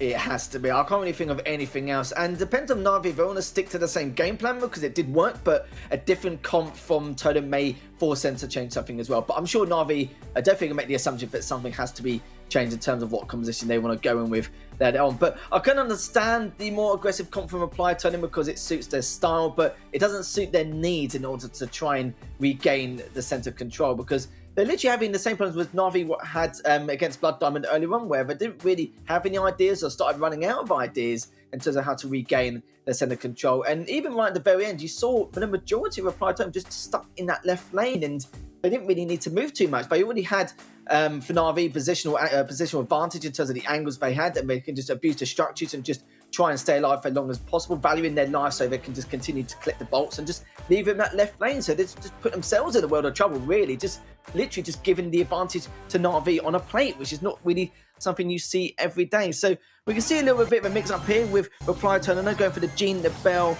Oh, okay, the Stu as well. We have seen some good plays from with the Stu from Reply Totem as well, especially from Maru. It's definitely going to suit his style once again, but let's see if it's going to help in any way, as Ali's already taken down Maru. And I must say, Maru has been the first person to get taken down literally every single time in this series. Well, again, finding themselves on the defense. Soda Breath has got the magic hand to be able to get this spot to the side here, and Mary has no mark either, so it's going to be more shots required to get this bot taken down as Jason gets a little pop on the right-hand side just to give a little bit of a lead. 13% is all that's going to do, but enough as the bot gets one little punch off there. Maru coming on the right-hand side with a speed zone as well, quickly taken care of by, again, even Jason or Cube. But then his demise is going to seal that deal. I just don't see how now, especially with a follow-up of another takedown on Soda Breath, how are Totem going to be able to come back from this? They are struggling so much in Siege right now. I've never felt like there's one time where Na'Vi just felt out of place or just not in control in any way. But now this could be the perfect time, and the problem is for them is Jason's actually coming from behind to try and get a crucial flank on, which means it put a stop to their push. Another bot's coming their way, and Na'Vi, they haven't got a bolt deficit. Again, they're the one with the bolt lead in a second, and it's going to be really tough for them to call. But you can see Ali just trying to add a little bit more damage, a little bit more salt to the wound of Reply Totem, down to 51%, which I think was the same. Actually, no, it's 71% after the second bot in that last game. But still, it doesn't change the fact that Na'Vi are up by 2, soon to be 4 bolts. And Reply Totem, we need something from these guys. Dude, there's a few things that I'm questioning as well. Mary didn't mark the bot. He went for the mark on the Leon there as well, and to Jason. No nest eggs as well to be able to stun the bot on the defense side of things. And again, with this amount of mid control, which is what they've been lacking the entire time, there's just no bolts at all. At least with a bit of a faster defense, they might be able to get back into the mid a bit faster. But again, they didn't really prepare themselves for it. And Navi are just making this look so easy. This is just pure filth now from Na'Vi. I don't think they gained every bot. There wasn't even any tied sieges at all, was there? It was just a game of Na'Vi had great structured organization in place in the center, and no matter what Reply Totem did, they just couldn't break the setup. They couldn't even put enough pressure on just to move away from the center, because obviously Na'Vi are valuing their life a lot better, but there's nothing they could have done. I mean, you know, Jean's all right here. I don't mind it, but ultimately, you know, when you face up against Piper and other brawlers with so much range, it's like, you know, you're going to be pretty much separated as well across the map between your mids and your lanes. And those magic buffs on the healing side are not really going to give much value. It didn't really kind of serve much of a purpose. Didn't, you know, create much on the defensive. I would have much preferred them to double down with the Bell and the Piper and just go full on aggressive at the beginning to get that first push, but they never were able to find themselves a good footing in that respect. They kind of went a bit too overly aggressive almost at the beginning, found themselves on low HP, and then had to retreat as quickly as they tried to contest it. But, you know, Navi, especially considering coming from the back of that, you know, double match point game earlier on today, you know, they've recovered exceptionally well under the circumstances. They certainly have done indeed. 25 kills, just shy of 157,000 damage. And in terms of recovery rate, they didn't need to recover and re-heal too much because they were just winning most of their engagements and just had great bait and switching all around.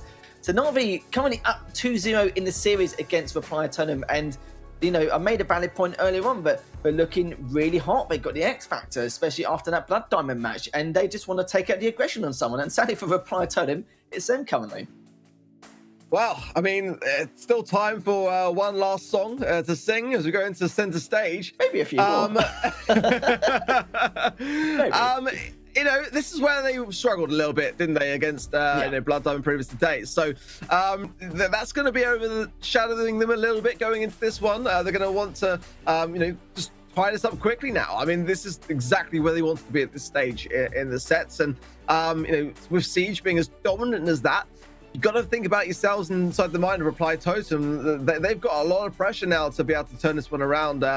They may have left it too late almost. You know, it would have been great to make a bit of a tie of the sets in that Siege game. But again, not a single push. It was very, very dominant on the side of Navi. as you fully expect, really under the circumstances going into that matchup. They had a bit of an advantage. They had a bit of a rough match earlier. They want to end on a high, let's say.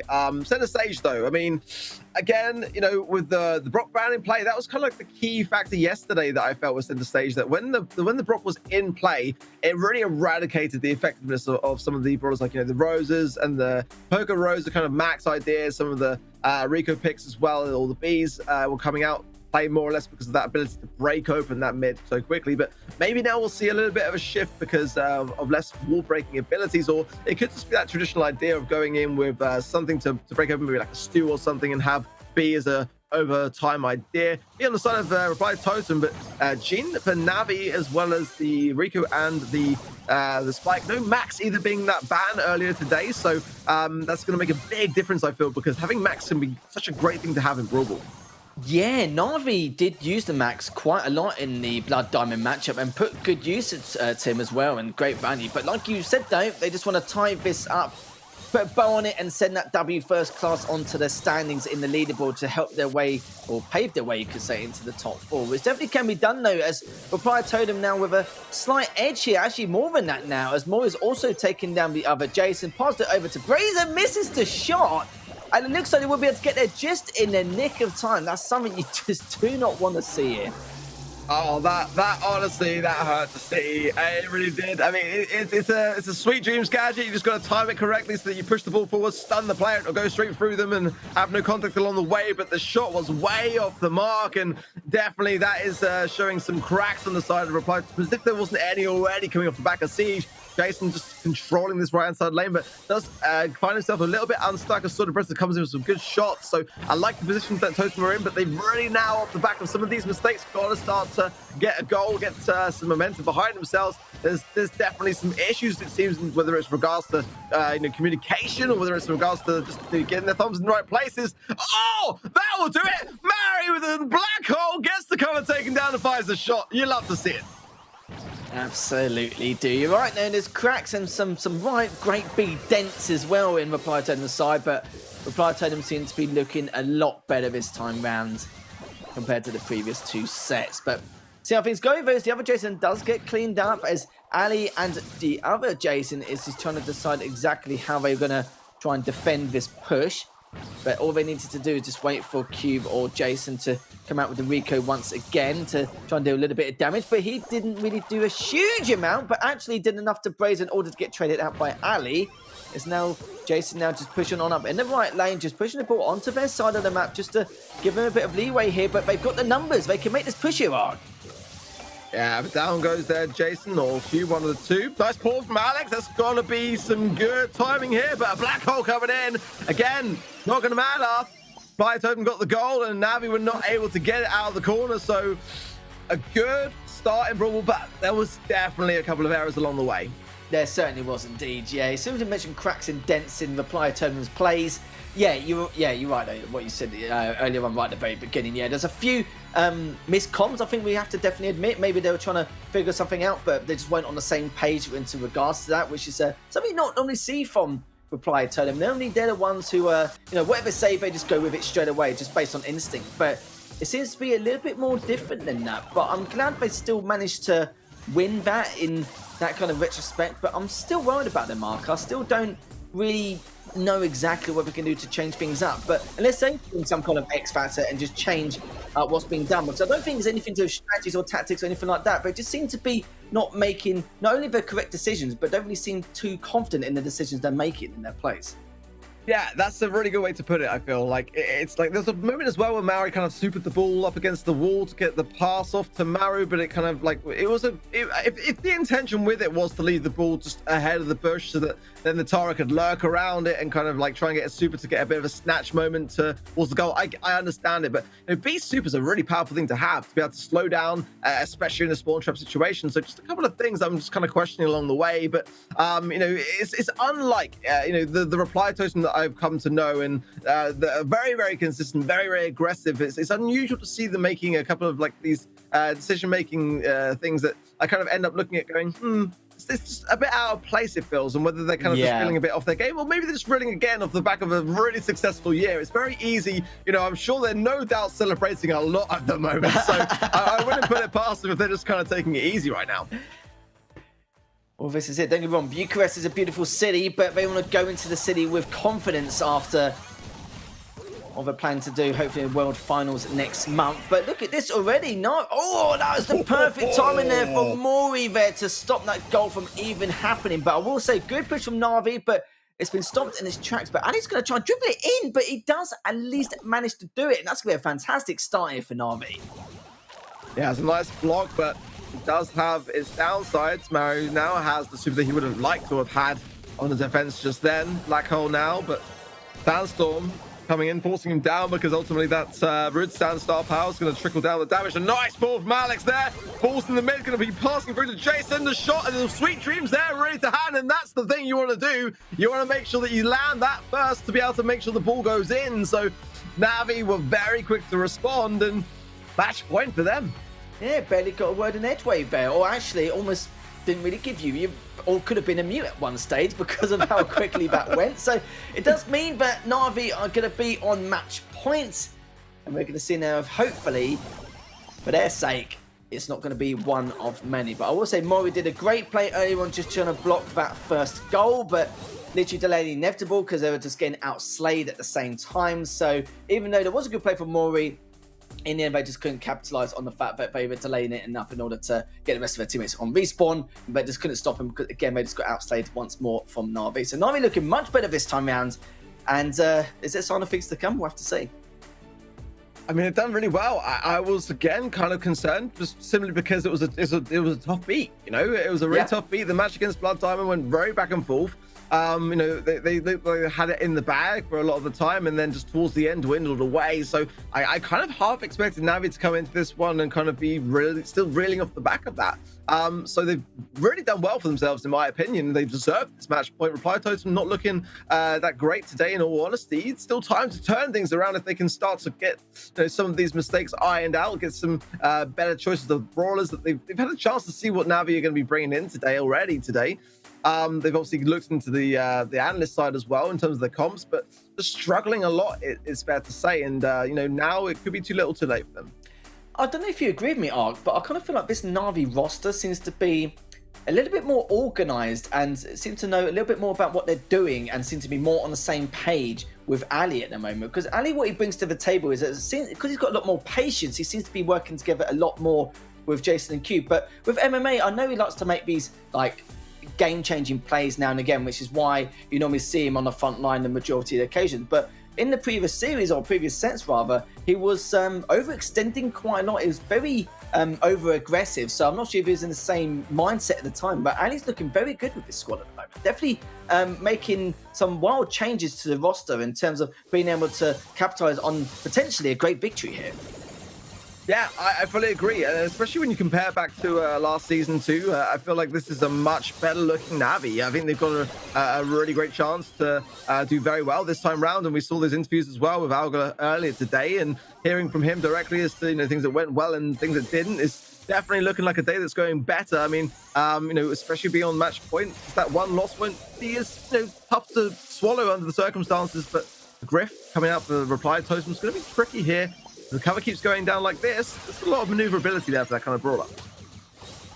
Well, Maru has actually just been pulled in and been taken down by Jason or Cube, definitely one of the two, as Mori now is the last person left standing here. Could get cleaned up. Yes, he does. That's going to be a complete wipe. No deaths taken from Na'Vi. They're just going to try and seal the deal and walk this in if they can, but it looks like Fraser gets in there just in the nick of time. But is this delaying the inevitable? Looks like it could be here, but at least the trap comes down. That's been taken out straight away. They're going to slide this in. Beautifully done there by Na'Vi. One more goal, or depending on the time limit, should be able to do it here. They've done very, very well to get that goal when they did, and Reply Totem now, pressure really is on with just 1 minute remaining to start to gain the momentum. Mary, those tap in really nicely. Amplified shot as well, getting some good value. Mary would like to have had super then, really, but Definitely seems a little bit behind in terms of gaining it, all pocketed or attempted to be pocketed by Navi now. As Solid Bresta comes and brings it out. There's that slowdown that I was expecting from Mario earlier on today, and you can see how devastating it is when you're on the defensive line. That's going to lead to a goal. That's a nice tying things up, and a good time to do so for Reply Totem. Reply Totem played that slow, and it definitely played off. They had the objective in hand, so it's just a matter of time just to have to win that one last stalemate. But Ali's already taken down Mori, and this is going to be potentially the final push here in this series. We don't have to do it and close it out. Yes, they do. Ali pops in and finish things off 2-1, and that is going to be a series 3-0 for Na'Vi over Reply Totem. I mean, I feel like they earned it. I feel like they deserved it. They were doing so well, especially in going into siege, like to realistically not concede a single push. It seemed to make sense to me that they were going to be able to tie up in Brawl Ball, and they haven't really missed a trick as far as that matchup was concerned. So again, I feel like they earned it. Now they certainly did. They weren't mucking around the Evo. They were just taking it very seriously, just all about the game here, and just really put Reply Totem on edge. I don't know if it's because Reply Totem just didn't feel like they were, the same team, just went on the same page. It says something Na'Vi was doing them to make them feel a little bit awkward, because, Maru is one of those players likes to be on the front line. He likes to make, likes to force the situation, likes to make something happen. But we saw in those first couple of sets, but he was taken down straight away within the first 10 or 15 seconds every single time, because he's trying to make these crucial plays for the rest of his team. But sadly, it just wasn't working out for him this time round, as Na'Vi are going to be your victors here in a 3-0 sweep over Reply Totem. And even before this matchup, I said normally Reply Totem win the majority of their matches when these two go head-to-head when both regions collide. But this time around, it's going to be Na'Vi who cleans up on top 3-0, which is definitely a statement in itself, keeping Na'Vi in the running for the top 4. But guys, do not go anywhere. We've still got loads of matches to come. So we've got 3 more matches, actually. We've got coming up next, Mood Gaming versus Reply Totem. And if you guys love 3x, then you're going to get double dosage of them later on between SK Gaming and 3x and FA versus 3x as the final match of the day. As D-Man going to be jumping back in the hot seat for the next match. So stay tuned. We'll be back in a few minutes.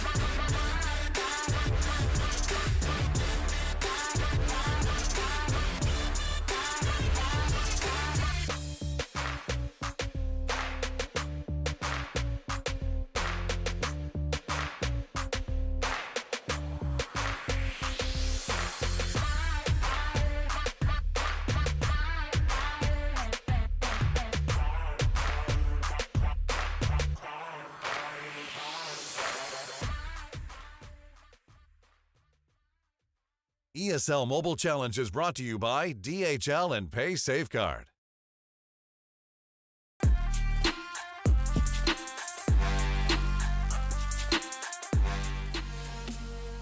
Welcome out, ladies and gentlemen, and good evening if you have just joined us. I'm Lee Smith, and joining me is Arca, and we've just seen Na'Vi picking up their second win of the day, which brings us over to a new matchup. It is going to be, of course, moving on. Mood coming back into this one to see whether they can now step up against Reply Totem. Reply Totem definitely reeling after that match. Yeah, the question now is it going to go from bad to worse, or is it going to be from bad to better? I mean, remains to be seen in a minute. We saw, Mood was struggling a little bit today, but then again, it was AC Milan clash. So, I mean, there's definitely some grace there to be seen. But nonetheless, that would have definitely made a dent in their morale. But then again, Serve replied to them off the back of that game with Na'Vi. So, seems like it could be a decent match in that respect. Yeah, but for Na'Vi, they could just switch a player, change things up, get that mentality refreshed, and it absolutely kicked in. Reply Totem are in that same situation, of course. Soydebress, Maru, and Mari, they've qualified for the World Championships. We should point that out. So there is something there for them. I do wonder if they're off the back of that, sort of almost like a come down period, effectively, of just like, okay, we need to relax. And then they sort of realize, like, oh, you know what, we could probably get and try and challenge for the finals, because they were in the finals last time around in the spring. They were indeed, yeah. Struggled a little bit. I think it was to EXO free agents. I think it was. If I remember rightly, it was because they had a late charge. If you remember, they had the late surge in charge. They took down SK. They started to pick up wins after win after win towards the end of the season. Yeah, they did really, really well. Honestly, they were just starting to gain some good momentum. And that's the thing. They've got it in them. They are very accomplished players, as we know. And I think you're right. It could be that little honeymoon period still coming down from the success of recent time. But, Gugu, OP, and Rolex and Didi for Mood looking to do the same, today, looking to better their previous performance, and have had a bit of more time to sort of like reflect upon that as well, as that was one of the early matches today. So, that could go for them. Or, yesterday we had a bit of a player roster change, didn't we, towards the end of the evening, so it could maybe even go against them. We'll have to see. But either way, again, with both teams being on the back foot here, you're going to make the assumption to think that they're going to have to give it their all here to come back with a win. Yeah, so we're just waiting for the bands to come through to see where we're going to go with this one. We'll be starting things on Bot Dropper, the Siege map, which we already had just a second ago. So Reply Totem are going to be very much rehearsed on that one, even though if they didn't win it. Yeah, very much the case. And the bans could come well into play in that respect. I wouldn't be opposed to a Bell ban here. It is a really good brawler to have out of the way. Gen 4 as well, and Dry Season all catered towards it. So we saw it being played earlier. I think that would be a decent ban. We'll have to wait and see what they are, of course. But get rid of Ash, get rid of possibly a Byron or such, and that kind of thing too could go a long way. Yeah, I mean, if we were to look at obviously the bans they went with just a second ago, well, I don't think they were specifically targeted at Na'Vi, just the Ash and the Max coming through. Maybe it was, because obviously Max was used quite a lot by Reply Totem, by Na'Vi in the previous one. But Ash is kind of a standard ban to come through there. Looking at Mood, obviously Mood we already saw earlier on. They banned out the Byron and the Spike against Clash earlier on. The Spike ban definitely caught me off guard, but it is one that started to come through. If you look at it, yesterday they did it against SK Gaming. So they've done it against SK Gaming, Byron and Spike. That seems to be the common ban for Mood, so we're probably going to see the same again. What did they do in the other game? Hold on, they played another one. Byron and Brock. So they've done Byron and Spike twice and Byron and Brock the other one. Yeah, Brock here could be a good shout as well, because ultimately, Dry Season, Bot Drop again, lots of big maps with cover to be blown up. So, I mean, for me, perfect bans wise, I'd probably say Brock, Bell, Ash and Poker maybe, or Ash and Byron probably. That could be a good shout or a good way to go. But like you say, like brawlers like Spike are, in a really great spot. A lot of the times it throws teams off as well, because it's not necessarily in the forefront of the meta and a kind of go-to ban every single time. Kind of like what we've seen Max turning into a little bit recently, giving a bit more ban space for her. But when it comes to Spike, it's something that throws players off. It's not the most common of bans, but it is a very good one because the pick rates for Spike are so high. Yeah, absolutely. Before we get into the game, we can just remind you guys there's a bit of a giveaway going on No, it's not skins. It is a chance to play with the pros themselves. You can get yourself involved on the ESL giveaway with the chance to play. As you can see on the bottom of your screen just down here, ESL GG, PSC Meet the Pro. Get involved. You can play obviously alongside the likes of Jet and Scarix, YDE or Curse. You know, some top pros in there that have all taken part at the very top of the game. There's also gift cards out there as well, coupons you can pick up for the ESL mobile shop, and of course the PaySafe cards as well. So get yourself involved in that, guys. It will be running out in about 3 days' time. I think October 9th was the final day. So get yourself involved. Don't hang about. You're not going to be able to have this chance next week. You're not going to have this chance next week. So, well, until they probably tell me there's a different one. But anyway, not semantic. That's what I was thinking. I was thinking that as well. Chat's pointed that out. So did you think semantic said no? No, I'm not. I don't know. Or maybe he just wasn't available. I think it's probably a good thing. Semantic will just never shut up talking about comps. I can promise you and assure you of that.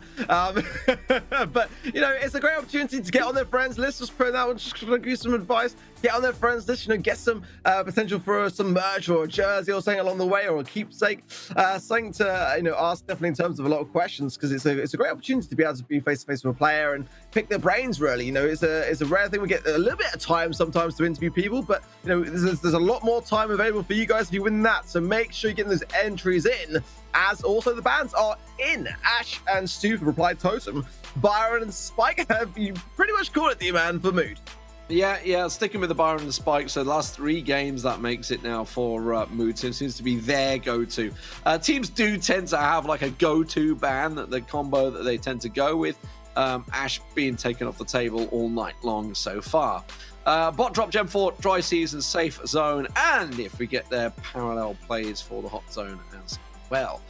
So very well-known maps. As I just mentioned, that Reply Zone just played on bot drop a moment ago against Na'Vi, so fresh in their minds, but also a bit of a chance at research for Mood, because they would have seen it and known that they were playing it as well. So a chance to see exactly what Reply Turn bring to the table, and maybe try and go with the same that Na'Vi did, because Na'Vi were very successful with it.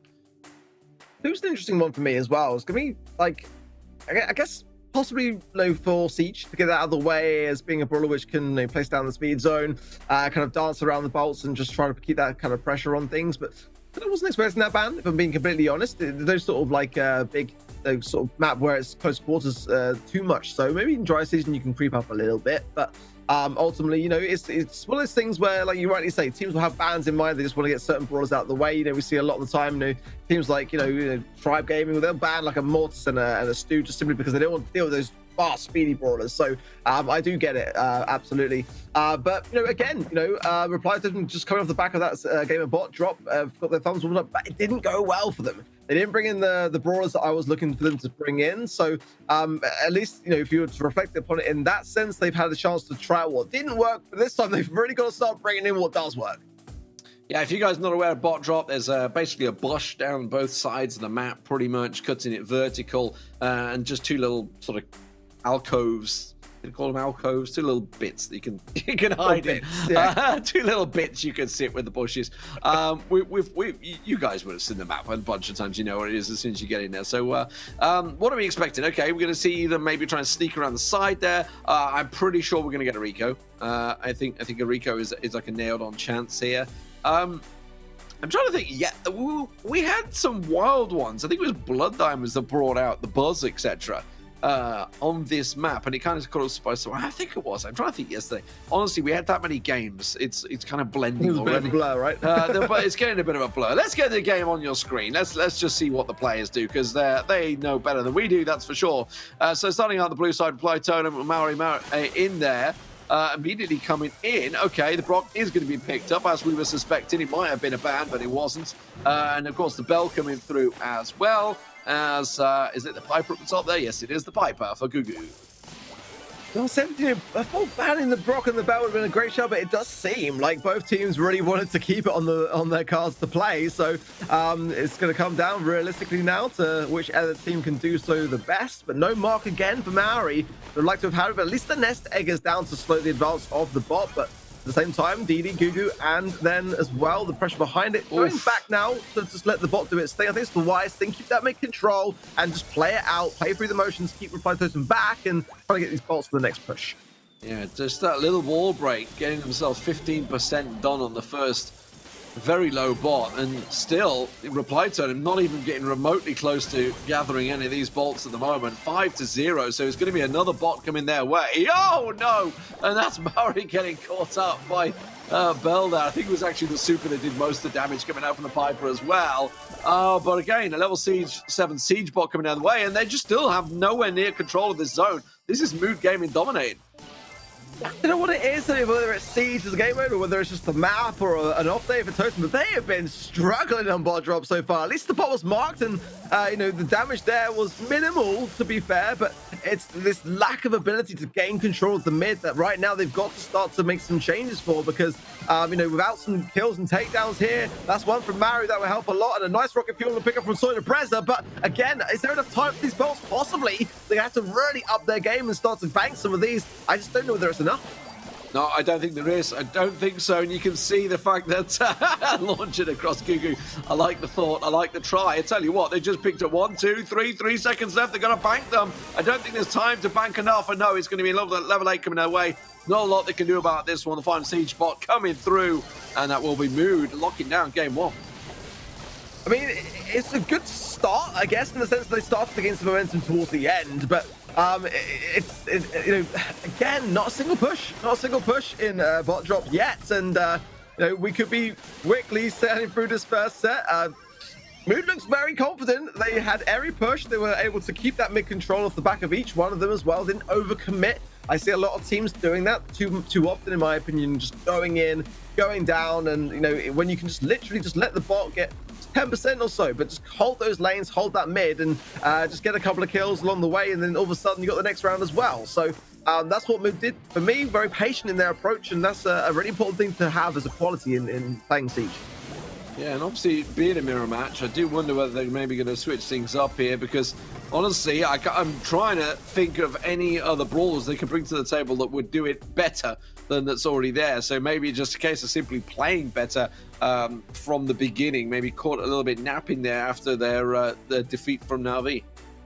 I quite like a Leon here. I think that, placing that lollipop drop behind the bits, T-Man, at the, on the left and right sides can be a good thing to have as a defensive measure, just to kind of have, maybe the Piper or the Bell sit within that invisibility as well can be a great advantage to have. Just restrict a little bit in terms of range, so that is a bit of a downside, but at the same time, a very, very strong brawler, as we know in the current meta, with great gadget to have, and a very difficult gadget to get taken down as well, especially when you got Spike out of the mix, as that ban is there, with the curveball out of the mix, out of the way. It's a decent thing.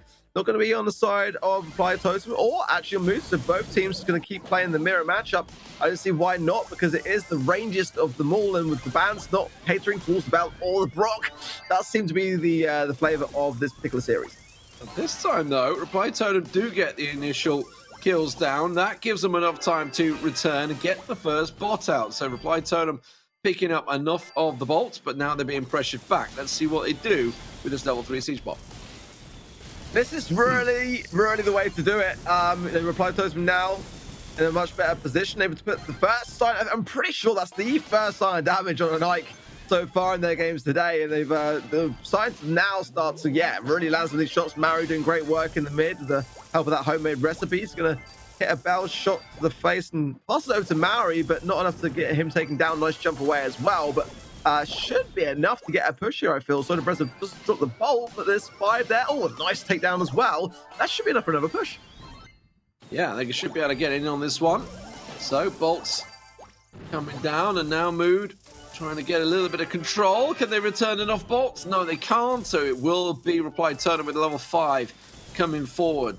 Just 26% done. 16% done on the first bot.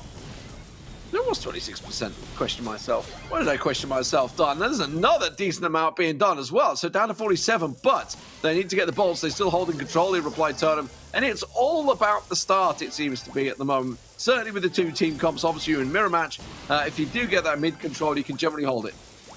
Exactly that, and you know, now the bolt's coming in thick and fast. Maori's got to stay alive here, does so, but those two he can't contest. Maori has to come here near. If he'd connected as well with those bell shots, it would have been great because it would have ricocheted around, but as a result now, I feel like there could be a push inbound. Let's see what happens as the bolt's starting to build up in the bank there. Is that going to be enough? I think, oh no, defense for Reply Totem. Not where they want to be, but the mark is there for Maori, so you have to play it on the bot now. Yeah, that should be enough time, I think. Bot coming in, they've got to defend it. Gonna defend it, but it's gonna be enough. Should be able to clear it out. They do indeed, but now can they get the damage down? Have they got enough time? They have! They just about got it done. And Reply Totem lose out because they simply got wiped out overall. And Mood Gaming, wow. Feels bad, man. That is a feels bad. You can see the pins there as well, reflecting that same idea.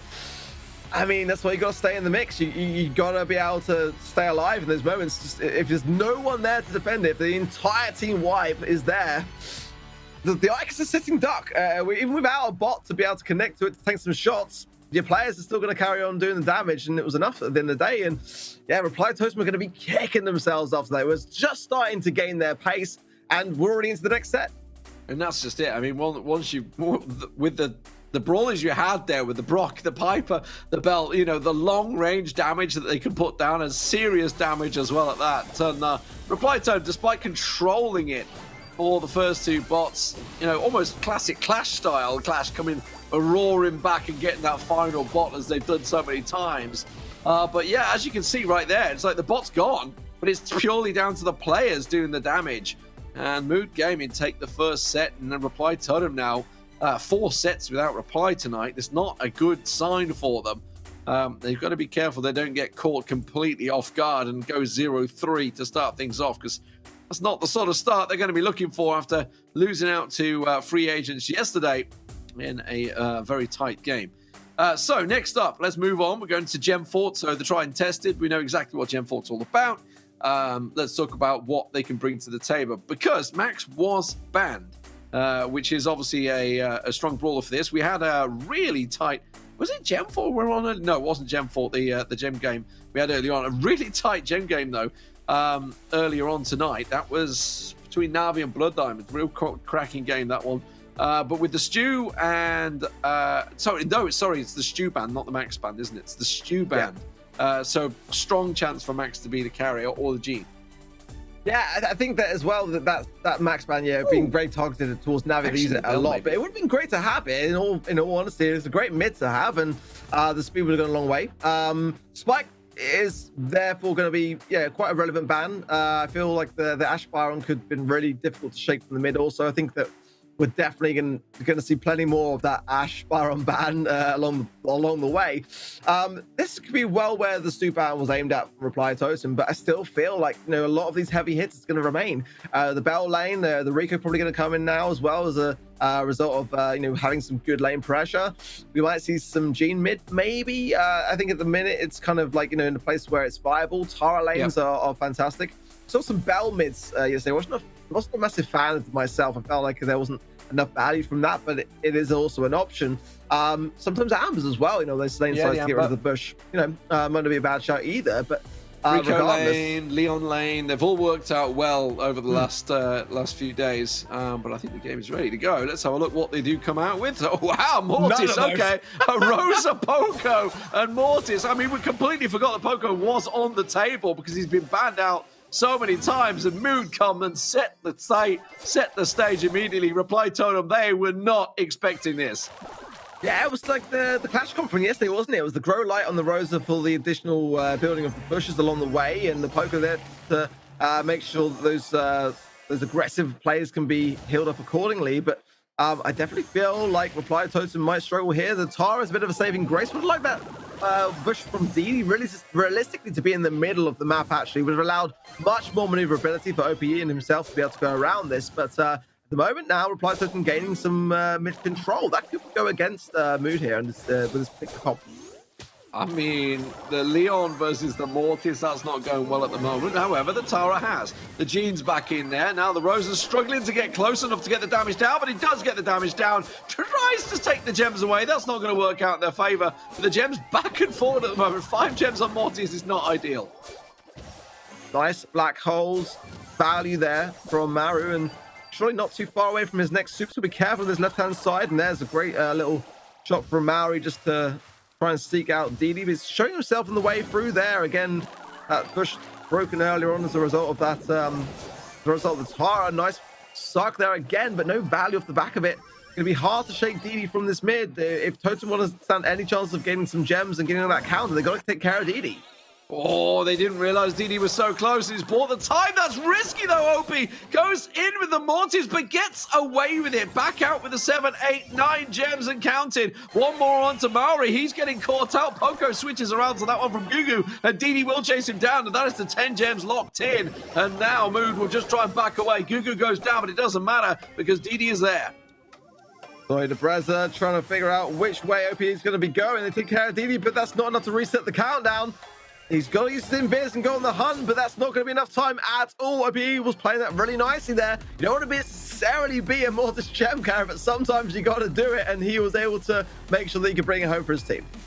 I mean, I gotta be honest, you know, we were talking about the Leon, that could work out well. We were talking about, we completely got caught napping, as did Reply Totem by Mood's comp there. Coming out sneaky, sneaky, sneaky with the Poco Mortis Rosa. And as you said, I think it's the same comp that Clash brought to the table the other day. Very close to it, if not, yeah, I think they had maybe the max with it. I can't really remember off the top of my head, but no, again, I would expect to see that bush in the middle realistically, because then you really have no idea where everyone is. If you can place that, it's kind of fortunate in a way that at least, if nothing else, Reply System had the Tara to break some of that bush, because we didn't see that in yesterday's game when the comp occurred, and it really is a complete mind-guessing game. You could bring a Sandy in, actually, technically, to be able to have a bit more of an idea as to where people could be lying in that bush with that Rude Stand star power. But again, you're going to struggle on the range side of things if you do that. And you know, with Poco Rosa, what's Sandy going to do with that? Yeah, exactly. It's just trying to get close and like, oh.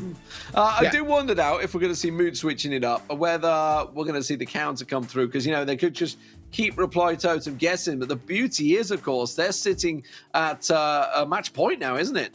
Or certainly set point for them here in this one. And Mood, you know, are looking great, and Reply Totem are reeling once again.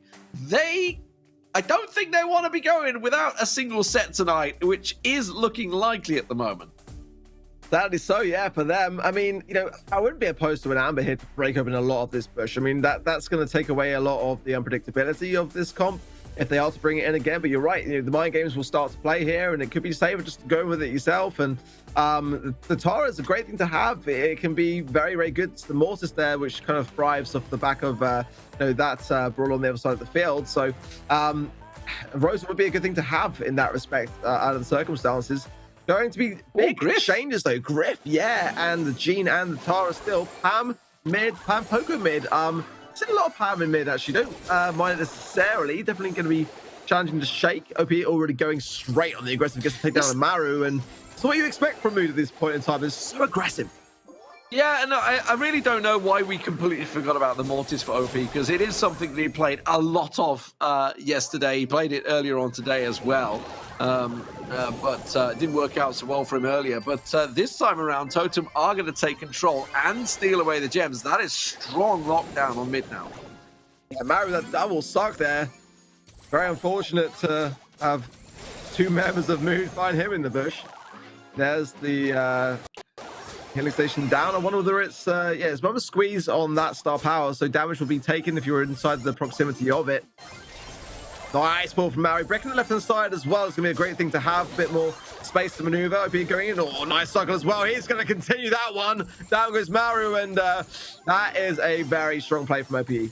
Well, Maru's got to be careful. You can see OP trying to find him, but he just didn't have the vision of him at the time, and takes a bit too much damage. Needs to be sort of maxed out here. Now Didi back in control on this left-hand side, but he's going to get pressed here. You can see Totem squeezing it around the side at the moment. He's going to get pulled in, and that takes down Didi. Opie tries to go aggressive, but that's backfired as well. Will back away. The heal comes through from Gugu. Is it enough to take down Soy Depressor? Yes, it is. But Mari is still collecting those gems around the mid. Oh, IPA got a bit too aggressive there. He's going to be very weak. Can't really make anything of that situation. Yes, Soy Depressor comes with the clear up. Gugu with the 5 gems, and you want to keep hold of them, but there's going to be no one here around. I mean, Mari's got all the time in the world here. No one from Mood even close to coming into play here. Actually, I would say that OPE, even with those dashes, not in the range he needs to be in. But okay, great to see a bit of resourcefulness coming from Reply System. Again, gotta give a huge shout out to my man Moru on that Tara, because he was playing such a good strong arm in that top left side. Yeah, so Totem waking up at last and just answering really nicely to what Mood brought to the table. Mood bringing pretty much the same. You know, the Pam switch I'm not convinced about, I've got to be honest. Wasn't the strongest on the left-hand side, as you say. It was just being dominated. It's not my go-to at all. I mean, I prefer Pam as a lane. It can work there. It's going to struggle with Tara, but you know, I would like to have seen a bit more from the gadget side, like a bit of scrap sucker to get rid of a lot of that ammo. Would have gone a long way, I feel. But it's going to struggle. It's going to struggle with both the Griff and the Tara a little bit. That was that moment from Maru. Did so well and just cleared up fantastically well. Gene, I think, is a pretty decent mid for me. I'm not sure whether Gugu was always going to be in a position to get the heals off for his team, in all honesty. You know, you kind of want to be able to split your lanes in the mid and kind of do your own thing on Gem4 and apply pressure, bring back the flow of the action just by getting in their spawn. But with poker, you've always got to be around someone else, and it's sometimes not always the best thing to have. Yeah, absolutely. So will they change it up? Will OP stick around with Mortis? Will he keep with it? I mean, he is kind of the one-trick pony at the moment. It's becoming on this Mortis, but he is very good on it, and he is sticking with it as well. It does mean we're going to keep the Max in here, though, this time around, as well as the Tara up against the Gene and the Sand is in there as well. I like the reply totem stick with what's worked out so well for them, because they're already wrecking the mid. That's why Griff is a great thing to have. I'm sure you're going to see another one now on the top right. The piggy bank's going down, and look at that. So little now that Mood can really do except get some speed in and try to hunt this down. But Mari's already got the super, and that's going to be enough vision for Didi to know it. So I'm surprised that he still went in on the situation, managed to get a kill for his trouble. So I was surprised that he even got that, in all fairness. But normally, if you see that super, you start to retreat back. Yeah, the Soy Depressor is just feeling so confident. He's like, yeah, you can keep playing that Mortis. I'm kind of handing you your ass at the moment with the Griff. It's working out well for him. He's very happy to dominate that right-hand side as soon as he builds up that super once again, throws it out there, flushes out the mid, gives him that control, and gets themselves up to 8 gems and counting. Mood really struggling to get a hold of this. Oh, if he's going to have to get a really, really good cycle now. The support from Beyond's going to be a troublesome thing, but yeah, he did pretty well in the circumstances to try to time it in with the takedowns of those spirits. But now look at this, the amount of control of this mid that Reply Totem has been able to establish really as a result of that Gene pick and the magic puffs. But if everyone classes, if OP can find an opening, it's going to be down to him really, and that's the reason why Tara's a great pick to have for Maru. Yeah. Pops the super, nothing you can do, just yanks him out of position once again. He can't get that reset through, the hit can't go. And yeah, Maru just dominating at the moment on the Tara, doing a fantastic job. You can see he's already going looking. He's like, yeah, come on, come at me, OP. And he gets him again. Oh, my word. And that's going to be full control in the end. Reply Totem picking up their first set of the night. And we're all tied 1 apiece. Deservingly so. They started to really up their game there, and it's a delight to see, you know, the correct brawler picks and more confidence in their plays as well, like less mistakes and just a bit more conviction in the way that they were doing it. And yeah, they probably deserved that, in my opinion. I think again, Maru just doing such a great job. I think the comp as well was an interesting one with the Griff, and you know, a clear strategy in mind to break things open. And you saw very early on that Mood were right back in that spawn with nowhere to go. It's almost like a different team have started to recur here. Yeah, and I think, honestly, they just read it like a book and said, yeah, he's just going to stick with it. And Reply Totem, you know, they made the adjustments, got caught napping on the first round of it, no doubt about it, but dominated the second two in real strong fashion. That Tara working out so well for Maru as well. So we're moving on to Bounty next. Dry Season will be the map. I mean, honestly, we could see pretty similar brawlers.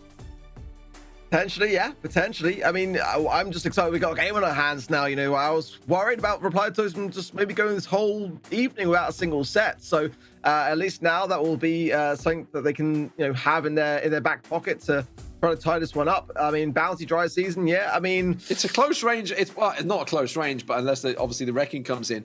But my point is the fact that with Brock banned. You know, we're not going to, I don't think we're going to have the standard of, you know, the Bell, the Piper, etc. in there, the Snipe Fest. Well, the Byron Ash as well is going to be out of the equation. So that's going to be a good reason to, you know, these boys keep that in mind. I think the like Brock it. could come out in all honesty here. Like, so did Breza bringing that one in as well as Didi. Bell, Piper, Tick as well on the side of Mood could be a good thing for control, but might also struggle here. Early taps from Maru and Maori there, and OP forced back to Hill now, but that was a bit of a hairy opening, but good lead. 3 stars and the blue star for Reply Totem. Oh, yes. I read the Byron and my mind said Brock. My brain is mush tonight. I don't know what's going on. It's absolutely fell apart. But the Leon, I like the Leon.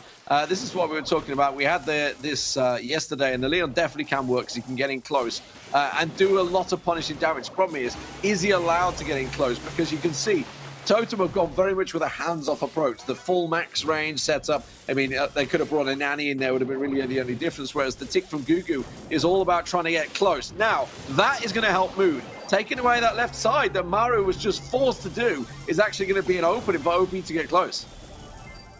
Nice turnaround, but Maori there with a very important left side pickup onto OPE.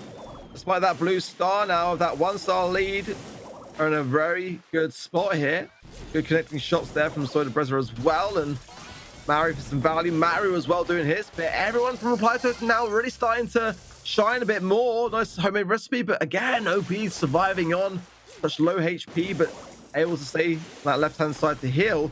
Didi's got to be careful too with 4 stars above his head, but with this much time on the clock and pressure closing in, I feel like Mood could turn the balance at the most important time. A lot of pressure from Didi, though. This is working out well. He's got to be careful, though. He has got that blue star, so he can't overcommit as he gets caught out. They're going hunting for him, and he can easily get caught out with Maru putting the pressure down, but now OP. Okay, let's see what he can do. He's going to go around the side on towards Maru. Peter immediately pops that super, forces him back. OP will go down, and that is going to be Totem picking up the round, or is it? One goes back and forward, but no, secures it. Maru will take Gugu down, and it's 13-11. You wonder if Didi was going to connect there. That was a bit close, really. But yeah, a great awareness towards the end from Reply Totem with that Leon coming in. And they played it. I read the situation perfectly. There was obviously that left-hand side still not underestimate. And when the threat came in, taken care of very, very quickly, and rightly so. Again, you know, they're starting to work better as a team. We haven't quite seen this yet today with the Reply Totem that we all know and love, and now it's starting to you know, build up upon themselves to get some confidence back in again as a result of that winning gem grab. And now Bounty could be going a similar way with this first one under their belt. One more to go, and they could be you know, a set ahead. Yeah, this is the Reply Totem we know and love. This is the one that saw. This is the one that clawed its way back into the World Championships. Let's see whether they can refine some of that glory as well. Double Brock, double Piper, and of course the Bell and Leon being the difference. So both teams sticking pretty much to the tried and tested, just the tick being switched out here for Mood. Okay, Fuel does connect to Maori. The shot from him not going to go anywhere except with Didi. He's going to take a shot to the face from Maru. To the hand, though. Rocket Fuel over the top. We have to be cautious here. Yep. And that's the takedown. A nice observation there from Maori to capture him in a vulnerable position. But still lead, though. 3 stars in favor of Mood. Plus that blue star, of course, on the head of Gugu. 5 stars for him. He's done very well in this early game. Yeah, he's got to be careful he doesn't get picked off, though. But obviously being on that Piper, always got that super to try and avoid the damage. OP once again trying to go aggressive, trying to get close enough, but being pretty much watched and caught out by Soy Breza the whole way through. Didi getting some good rockets, and he catches Maru off guard down in the middle, and OP comes in and catches Soy Breza napping, and that is a great lead now for Mood.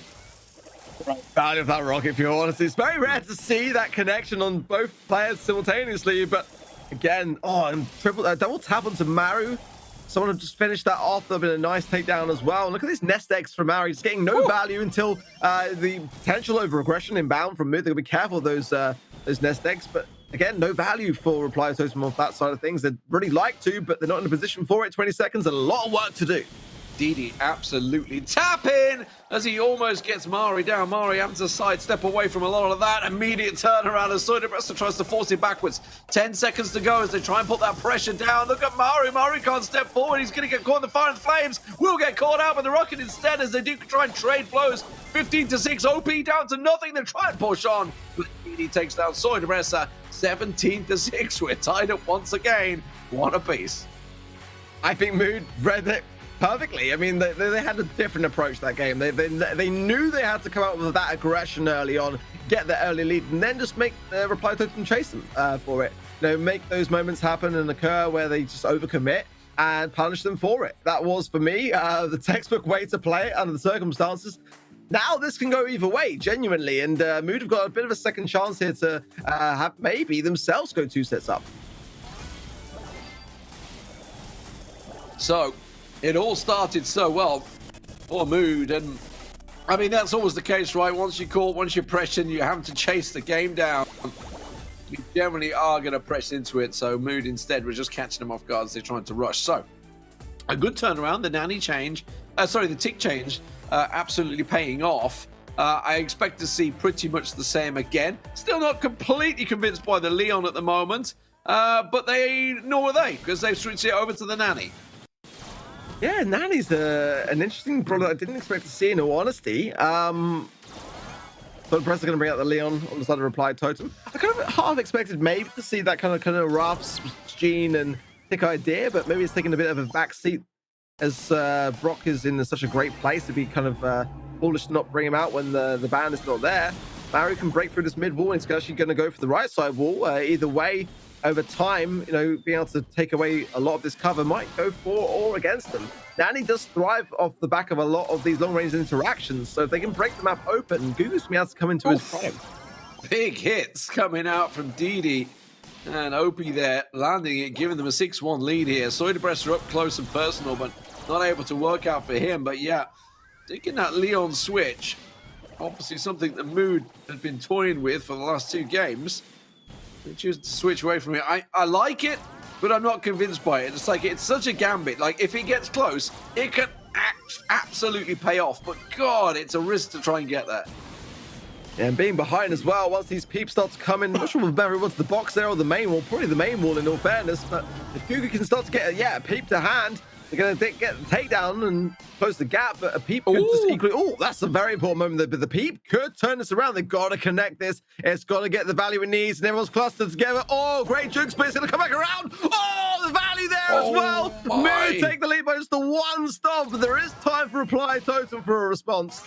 And it's going to have to be a quick response. Mari's going to push forward. In goes Soidebresta. The stealthiness comes in, and he immediately executes DD. Hit and run. Get the heck out of there. Gugu chases him down. He manages to lock him down. And it will be Reply Totem that ninja it away. DD, tries to come in with the super. Not going to happen.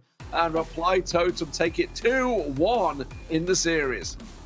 The Soidebresta heard you mocking the Leon demon. He didn't like it. Yeah.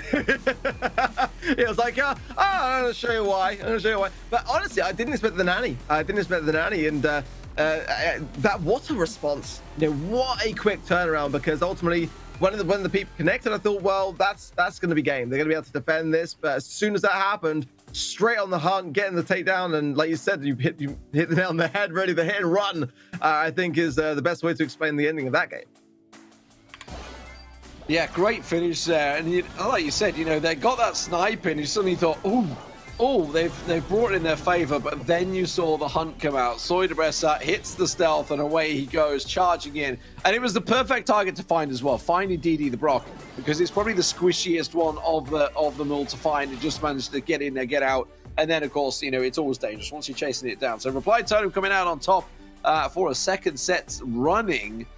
Picking themselves up to 14 kills in total there. Fantastic stuff. Getting the damage done. It means we're going to move on to Heist, and that'll be Safe Zone will be the map setup. Well, better late than never, you know. Again, I was concerned coming into this matchup, but now not so much on the side of Reply Totem, starting to gain the momentum a lot better. But Mood are still giving them a good run for their money, I feel, as well. It genuinely could go to the fifth and final here. I do feel like the comps here, though, do tend to favor Reply Totem just a little bit. They do like their long range. I think that Mood would like a map where they have a bit of both, realistically, you know, with the more to pick on OPE and others to consider. So let's see what happens. DD breaking up the left-hand side here. It's going to bring back Maru, who does connect with a nice shot. Oh, a nice finish as well from Maru, the homemade recipe. And that's going to be a bit of a sigh of relief as they can now start to push control of this mid and heal up accordingly.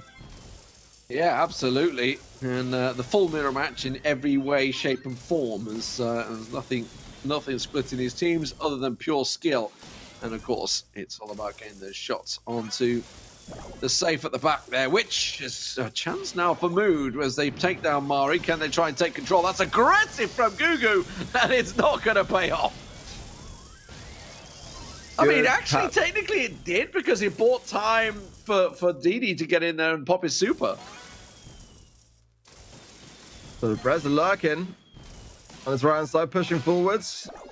Marked onto DD, but Mari just absolutely tapping here. Oh, pick up number 2 for Mari onto OP, and DD can't even contest it. Oh my word! Reply Totem right now starting to get the groove on. It's tied up, more or less 2% in it, but plays like that is where I just feel at the moment that Mood have got to be so careful. They don't want to overcommit to these ideas too much. They have that confidence in the early game, but now Reply Totem is starting to flourish in the late game. I hate to say it, but are Mood going to be the Na'Vi of the fall season? I'm a little worried. I feel like they're one of the teams that have got a lot of potential. It's there, but it's never going to quite come to fruition, and they're going to lose another game. I really don't want to see it that way, but that's the way I'm seeing it at the moment, because Reply Totem seems to have their groove on. OP, though, trying to turn things around, get Soydebressa down. Now let's see if they can try and punish in this one, as Gugu has to step forward, but Mari is this immovable object in the middle at the moment that is causing a lot of problems. Every time Gugu steps forward, he takes a shot once again. And again, and again. This time he dodges it. OP, though, keeping him at bay. They gotta go for it. They gotta go for it. Yeah, so Brett's got super as well. He can just go over the top here. He voiced the mines. Oh, there it is. The damage draining down from the Rocket Rain. That is going to be match point for Reply Totem. I mean, you kind of saw what they wanted to go for, and they just... The thing is, they just needed to defend. They knew that obviously they couldn't defend from the Rocket. The Rocket was going to get the damage down, so they were suddenly like, oh, guys, we need to push. And it was kind of like a panic moment coming in for Mood there. But yeah, I do worry for them, boys, because now it's match point for Reply Totem. And it looks like, again, just being able to stay calm and collected. A great taps from Mari. He's done very well for himself this game. Gotta say, Maru really came in clutch and jail grab, and now Maru's starting to come into his prime as well into Heist. Again, you know, I'm gonna go out there and say the same thing that you said. I'd be lying if I said that I didn't think that Mood were running the risk of being the Navi this season, and this could well be the start of something which may not be able to turn around. I'm sure if they do take this loss, then you know you have to spend the next of the week thinking about how to approach things going forwards, to be honest, because you know you don't want to fall behind in this early stage of the competition. It can come back around. It can be quite brutal later on when you need it most. Absolutely. Let's get the game underway. They are quick fire straight into the range. Pretty much going to stay the same. Yes, they are identical once again. So it's all down to skill at the moment, and Reply Totem are feeling the groove. Let's see.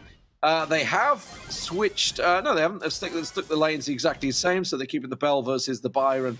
Bell versus the Brock either side, and the Byron was banned. Guys, it's been stuck in my head all night. I don't know what's going on with Byron. The Byron's just ruining me tonight. But Gugu trying to try and push forward, but Mari is there once again. Tap, tap, tap. Is it going to be enough? No, it doesn't take OP down, but it opens up Soydebressa to get around the back.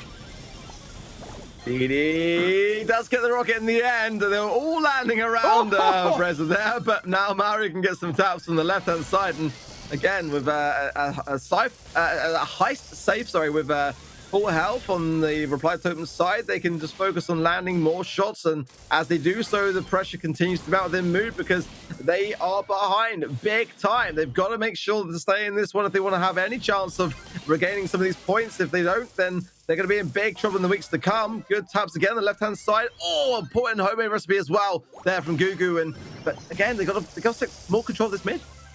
Yeah, they do. They need to take control of this mid. At the moment, Reply Totem are holding it strong. Gugu pushes forward and immediately eats the damage.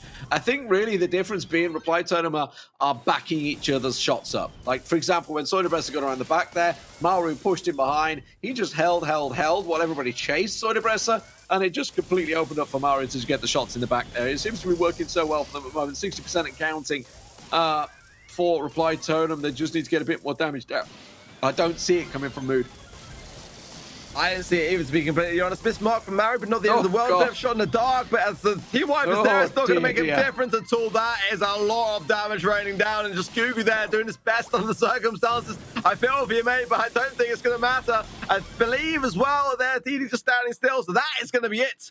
Reply Totem will end today on a high.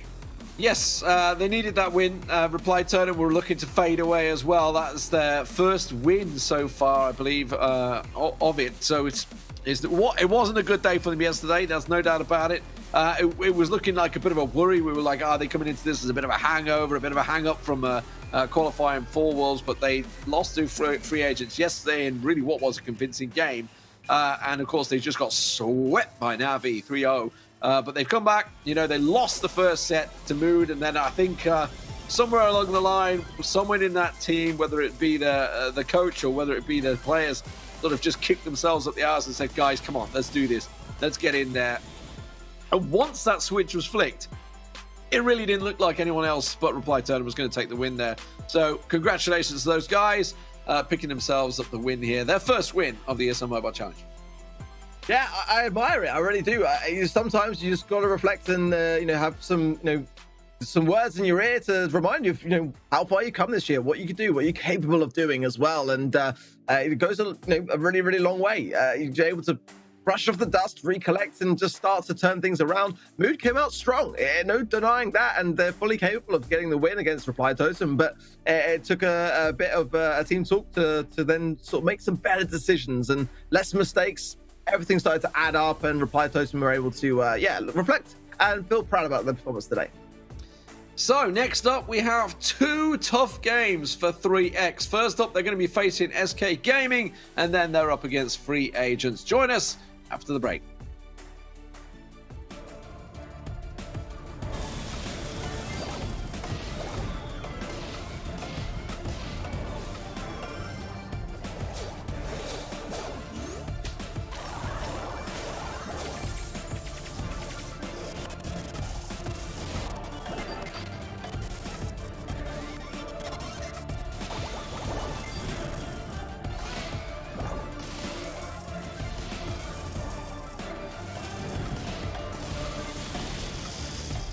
So I'm joined by Semantic from SK Gaming.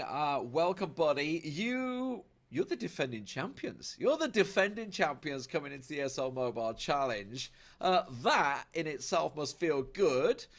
So let's talk about your rivals. Who are you expecting to challenge you for the title? As far as I know, 2 of the current top teams are not participating. I think it's Tribe and XO, I believe. So we are definitely expecting Clash to be our biggest rival for this season. Yeah, and let's talk about that. Are you somewhat surprised that maybe those teams didn't make it through? Tribe not making it through to the qualifiers, XO getting knocked out in both play-ins this time around, obviously teams that you faced again in there. And more importantly, is there anybody new that you're expecting to be maybe a new challenge? I definitely didn't expect XO and Tribe to be out of it. Maybe I would expect like one team to be unlucky, have an unlucky bracket, unlucky ladder or something else, but both teams not being in the season is not what I expected, definitely. So how does SK feel going forward? Obviously, this is prime time for you guys, right? You're You're ramping up. You've got the monthly finals this weekend. You've now got the ESL Mobile Challenge that you are defending champions, and you're ramping up for Worlds. So what's your expectations coming into the ESL Mobile Challenge? Definitely being at least top 2 of a regular season to go into the playoffs and win it, obviously. I mean, ESL is literally the perfect training we can have for Worlds right now. After the monthly final, we have like straight up only ESL, which we can fully concentrate for Worlds training. Like, it's the best experience we can have or not. Absolutely perfect. It's what we love to hear. SK, obviously got a lot of fans out there. Anything you want to say to them?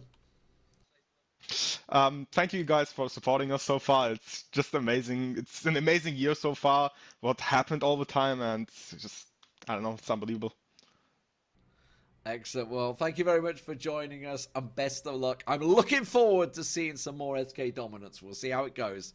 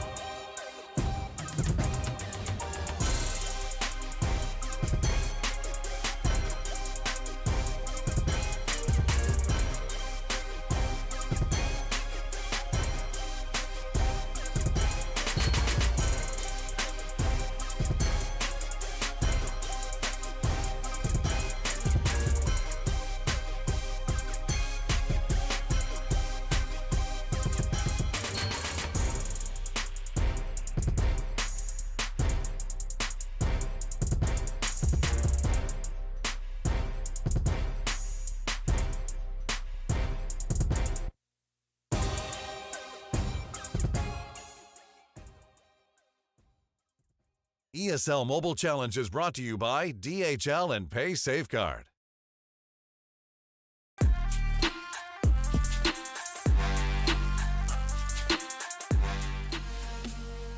Welcome back, ladies and gentlemen, to the ESL Mobile Challenge. I'm Lee Smith, and joining me is Lethal for this matchup between SK Gaming and 3X, bringing 2 new teams back into it.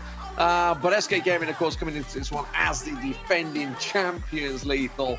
And yesterday, they looked a little shaky. There's no doubt about it. They struggled against Mood, and they got swept by Clash. Yeah, they certainly did, which was definitely not something we've seen in SK's character in previous matches. And you're right, though. They didn't bring their A game. They were quite sloppy on multiple areas of their gameplay. Pedro's got a picture. Hey, there we go. He managed to fit him in the end in terms of getting him on that graphic. Technically, while obviously he is the coach for the team, he did play for them in the spring. So technically, he's also the spring champion in there as well. I think he played them recently as well in one of the monthly finals. I can't actually remember when it was, but he did a damn good job with them. So, you know, he's a star player as well as a coach for SK Gaming. But, of course, with so many star players on one roster, you know, there's only so much you can really do here. But, yeah, SK Gaming, they are one of the top-tier juggernauts here in this region alone, as well as being worldwide one of the best teams here on the circuit. But going to the other side, the other neck of the woods, we've got 3X, where they did have, I wouldn't say a tough time against Na'Vi, but they definitely took them to the distance as they lost out in a 5-set series, losing 3-2 sadly to Na'Vi. But they were, I would say, for 3X, they're known as to be one of the next best teams to come out from the EECA region.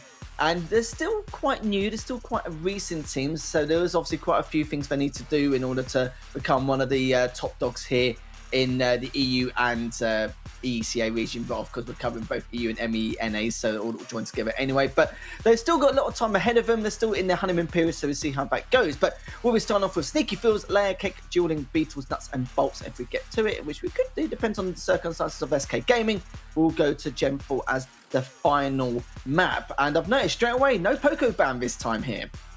Yeah, but SK never normally go with the Poco ban because they like to use it themselves. But the Brock and Bell is the bans they stuck with against Clash. 3X going with the Byron and Stu, which is something they did yesterday as well in their matchup against Na'Vi. So taking away a lot of the crowd favourites in there. As you can see, Sneaky Fields start things off into Layer Clake, Julian Beetles, Nuts and Bolts, and Gem 4. Love all of those maps, not going to lie.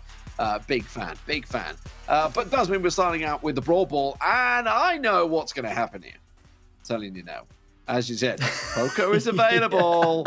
We're going to get the bruisers. It's Sneaky Fields. It absolutely can play that way. I think we might be seeing the Frank, the Rosa, the Poco, something like that. Some sort of big bruisery combo coming through. Yeah, some really dirty, tanky kind of comp coming out with the Poco. Just being the nice little extra ingredient, the cherry on top to definitely make that work. But we'll see how things go and see how things fly here. But you're right, though, SK Gaming, as you rightly pointed, they didn't ban the Poco last time. They actually banned it the last 2 matches they've played in. So, yeah, it's something, not that they rely on in any way, but it definitely changed the compositions up for future matches. It's something they've already got a lot of experience on. They've obviously planned this quite a lot, but other teams probably have not, so they're probably hoping to take advantage of that.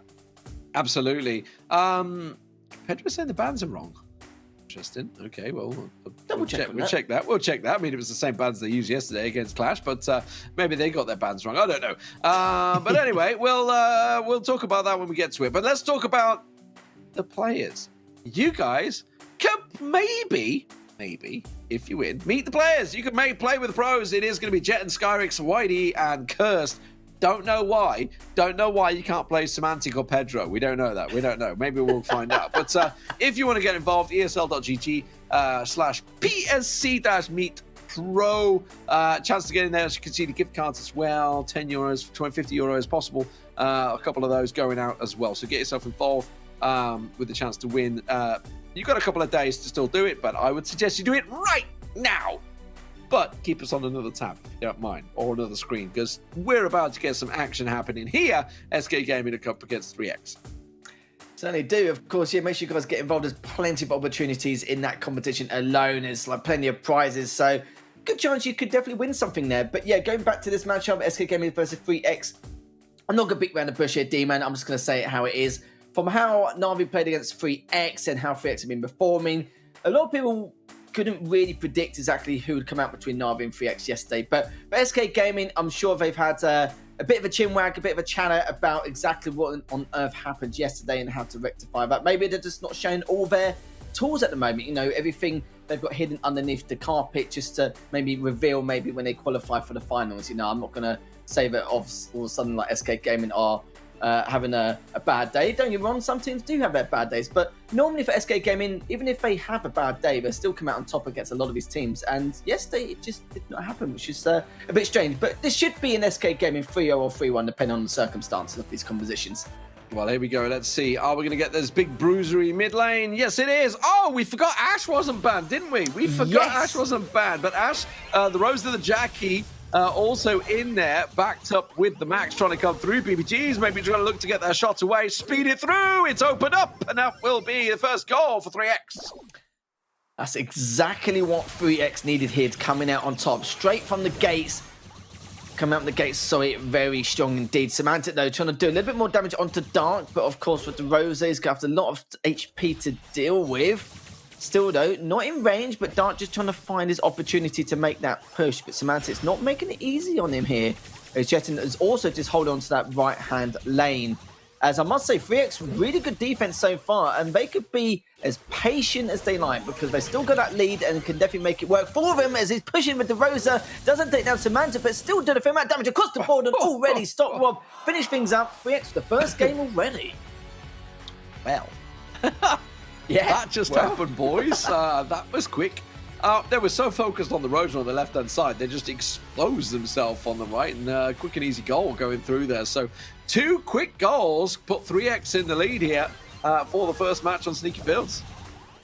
Yeah, certainly did indeed. I was literally just about to get ready to pass it to you, D-Man, and then instead, that literally happened in a nutshell. Stop Rob just wanted to finish things up, close it out, didn't want to muck around anyways. But I must say, again, good patience from 3X, especially after the second kickoff, just letting SK Gaming know that at some point they're going to have to push to their disadvantage, which they did do. And I think you made a very, very good valid point as well, with just being too distracted with the Rosa as Dark was pushing on down in that left lane. And then it was just pretty much curtains for them. Yeah, I mean, I see chat asking what LLSV means. I'm scared to ask, to be honest. Not even a question. Sometimes these player name changes definitely mean all sorts. I'm sure there's something in there. But Ark might be able to get the down low on exactly what it means. But I don't think we want to talk about it. What we want to talk about is what they're going to change to, because I liked it. I was expecting SK to come out with the Rosa, with Frank, and with the Poco to back it up. But I forgot about the Jackie. Jackie definitely in the prime right now, certainly looking very strong. The Max Jackie combo has been very strong. We've already seen it tonight from a few teams, so we know how quick that can work out. And obviously using that Sandy stealth to sort of get it in there as well. Been working wonders. So I do wonder what they're going to switch it to. Pedro was in chat, but I think it's time he goes and talks to the boys. Certainly does need to. After the disappointing performance, I think it's safe to say, after that first game. But you're right about the Jackie. We've seen, it doesn't seem to matter what map it's on. Like, we've seen it both times on Super Stadium on a few occasions over the past couple of days. We've seen it now once again. So it does seem to be almost a staple stone brawler to have in your composition, depending on what kind of style you're going for here. So, but I do feel like it's just some very, very small slip-ups which just created pretty much a catastrophe for SK Gaming. And let's be honest, 3X exploited that each and every time. Just a few changes here and there to maybe just try and solidify the deal to stop some of these pushes, but really need a bit more map awareness as well across the board, as we're going to kick things off in the second game of this first set and see how 3X crack on this time round.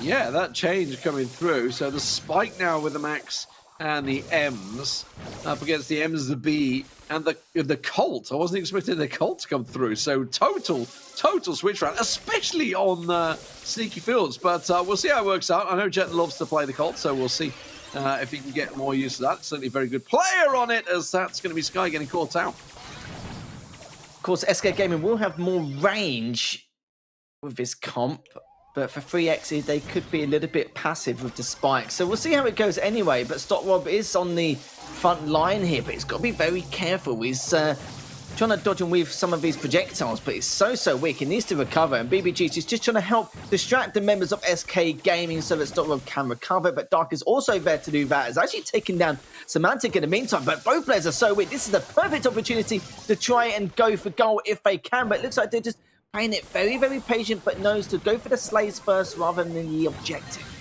Oh, looking to try and get it across. Semantic can't do anything about it. Stop Rob. Oh, I don't think he's going to have time. Tries to put the life down, but it's not enough.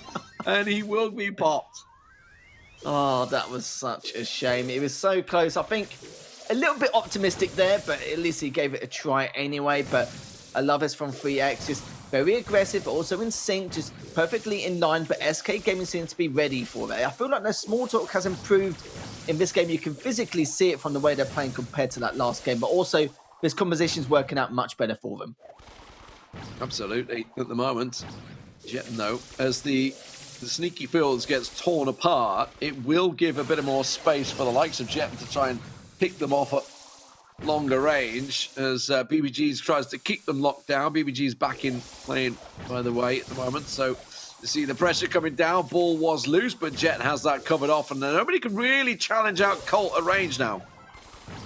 Yeah, that's the problem. Like, even when they go into overtime, it's going to be a serious issue for 3X. Not by a huge margin, might I add, just a little bit, as you can do a little bit better with the Colt, but you've got to hit your shots. This is the problem we see with the skill limit of this composition from SK Gaming, but it's so weak. Yeah, BBG's Vigor's taken down, but she does not, actually stays alive, and we'll go into overtime here, man.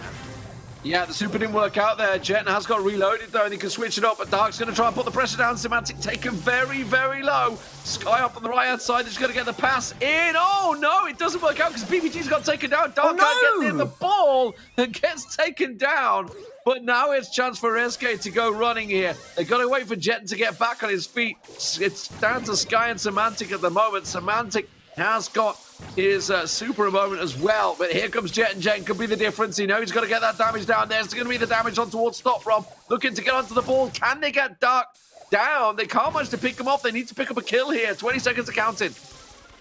Dark is trying to push him away, but that's going to be potentially it here, as both those players are so weak, but just need to pass it on in, and that should be job done. Nice and easy.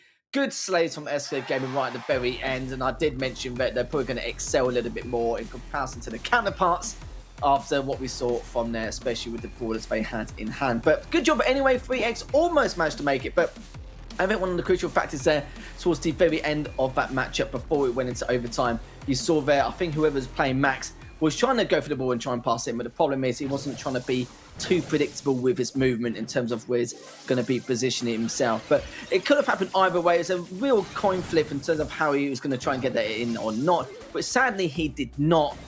And it does mean, though, that SK Gaming have tied this first set up, one apiece. Yeah, so a much tighter game this time around. Not the comps I was expecting at all.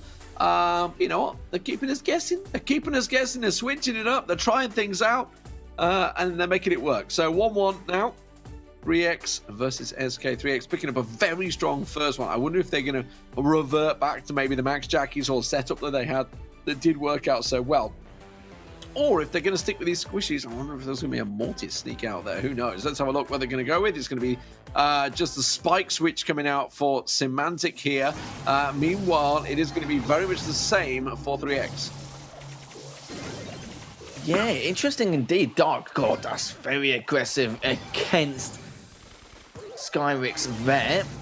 But even then, though, Jeton does take down BBG, so he's actually made up for it because he didn't get traded out either. Another trade comes out between the two of Dark and Jeton.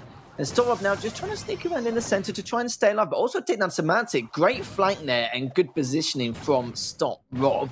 And now he's actually got the entire left lane to himself. He has a great angle on them, and he can continue piling on the pressure. It's Dark now looking to try and score this, but surely BBGs will pass it to Rob or just pass it on. And yes, he does, as BBG scores first in this last game of the first set.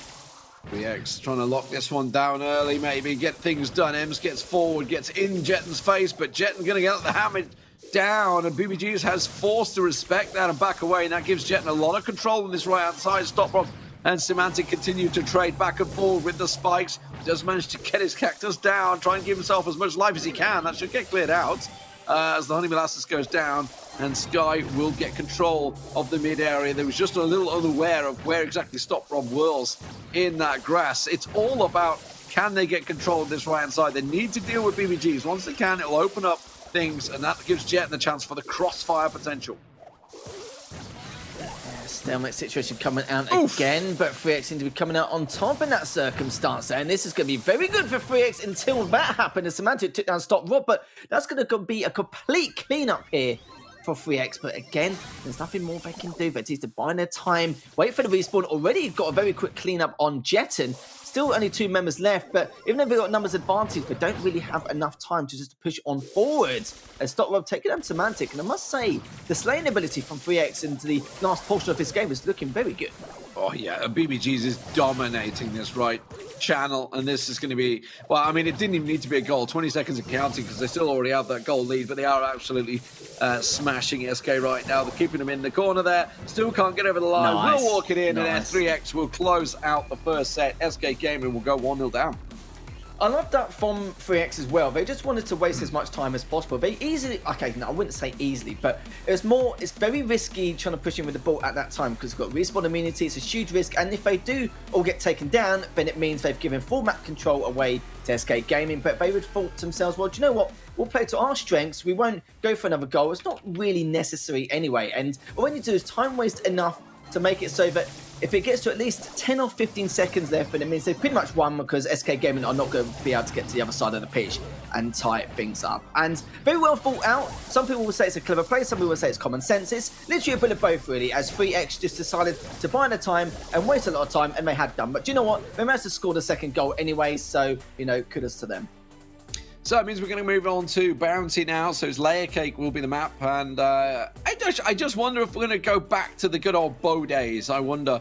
We did have Bow yesterday, and I think it was SK that played it as well. I'm pretty sure it was Skyrix that was playing it.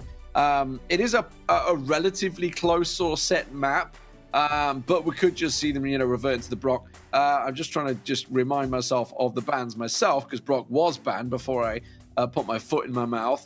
Which obviously would be certainly very strong on this map. The Bell also taken out there, which can be strong.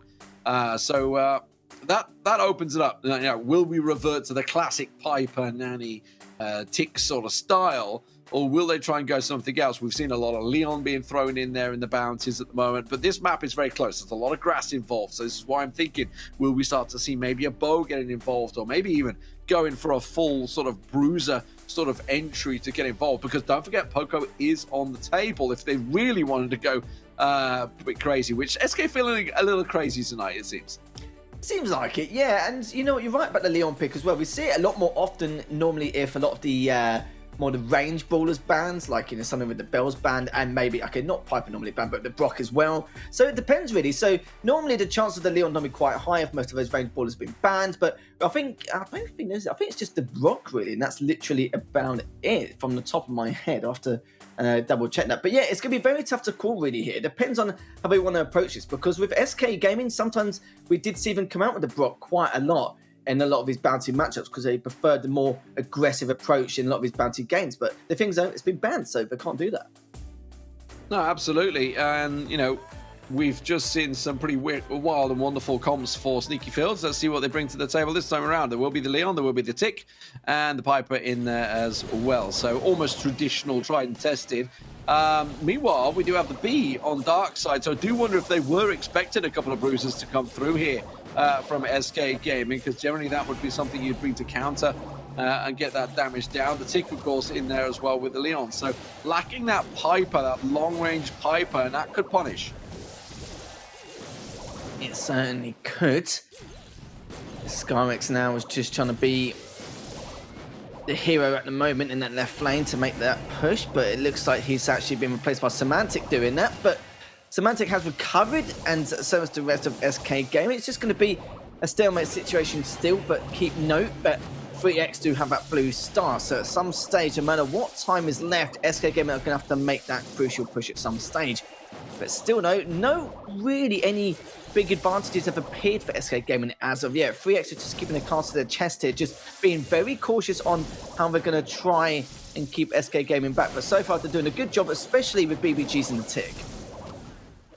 Absolutely. Just the blue star differential at the moment, but does feel like it's a matter of time before they do try and squeeze in and around the side there. Stop Rob getting a little bit far forward there. Got caught out by Semantic's first shot, but wasn't able to follow it up there. And now you can see SK starting to squeeze, put the pressure on. 28 seconds to go. They know they have to get moving and try and pick up just that one kill. Is really all they're after here. A single shot should be enough to do it. They don't need to get too greedy on it. That's going to be enough. And there we go. Dark goes down and SK will just step away. 13 seconds to go. Yep, absolutely no reason here, but 3X have a very small window, but the problem is their Tick can just easily keep them back. Definitely no time at all in the slightest. As you can see there, SK Gaming win by 1 star. Pretty much just a game of chess, just all about calculated pushes and just being patient about it, and it was exactly that. Not really too much to dissect, it's just more to the fact that 3X just couldn't keep them back long enough to hold on to that lead. Yeah, absolutely. I mean, we saw how it was playing out. You could see that it was just going to take that time, step forward, and we'll use the Piper's range advantage to just slowly bring them back. You know, the Tick just keep that pressure. You can see the bomb going in as well, and that catches them off guard, and then just a simple shot onto Dark. So for a 3X, we're probably going to see the B change hands, probably get the Piper back in the field, and I think we're going to be starting to go back to a bit of a more tried and tested classic bounty style. I was just double checking the bans actually. Yeah, so Brock and Bell have been banned. So yeah, it makes sense to see the Leon come up anyway. I do feel like the Leon would have come up at some point anyway, but it increases the chances of his appearance actually arising in this matchup if there's more of those range ballers banned, which it has done. So no surprise seeing the Leon come up straight away. But yeah, we'll have to see now.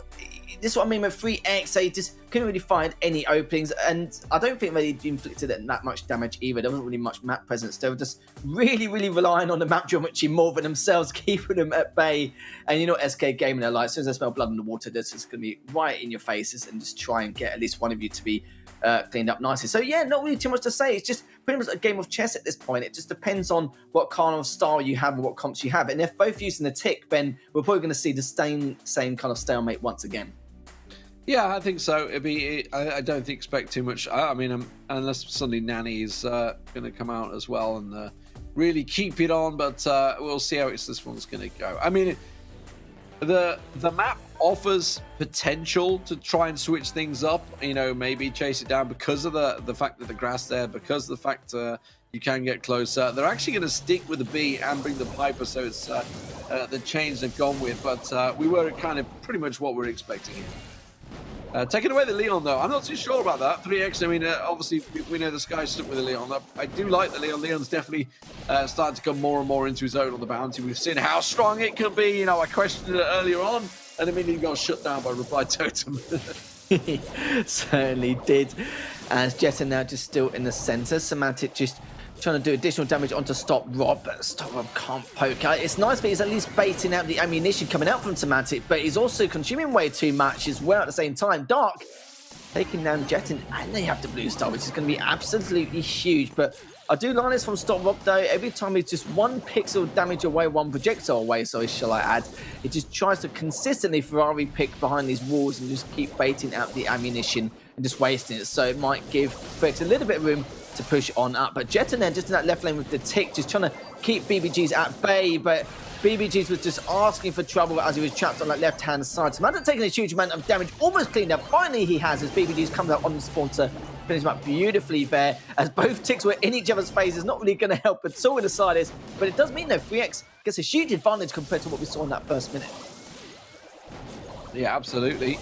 8-2 advantage is a big step, and it means SK are going to have to get very aggressive here. You can see Jettin doing just that, the standard tick things, just walking around behind them, kind of slapping each other like wet fish at the moment. Now Sky will come in, and there we go.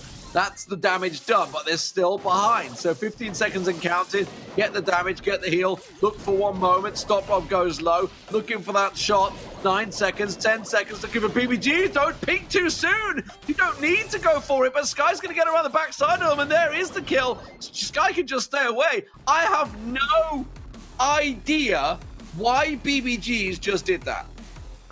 I don't either. I'm going to have to definitely watch that back, because that was a bit debatable at times, which was very strange in itself, but there we have it in the end. Definitely not be we thought it was going to be a little bit more anticlimactic than that. I mean, it was going to be all tied up, but yeah, very strange indeed. I do agree. I mean, he had no reason to go forward. Absolutely no reason, and he just kept going forward. It's like, I'm getting shot by Piper. I'll keep walking forward. I'm actually flabbergasted. I assumed the play was going to be Sky getting around the back, and it looked like it was coming. And I don't know. I mean, no. I can't.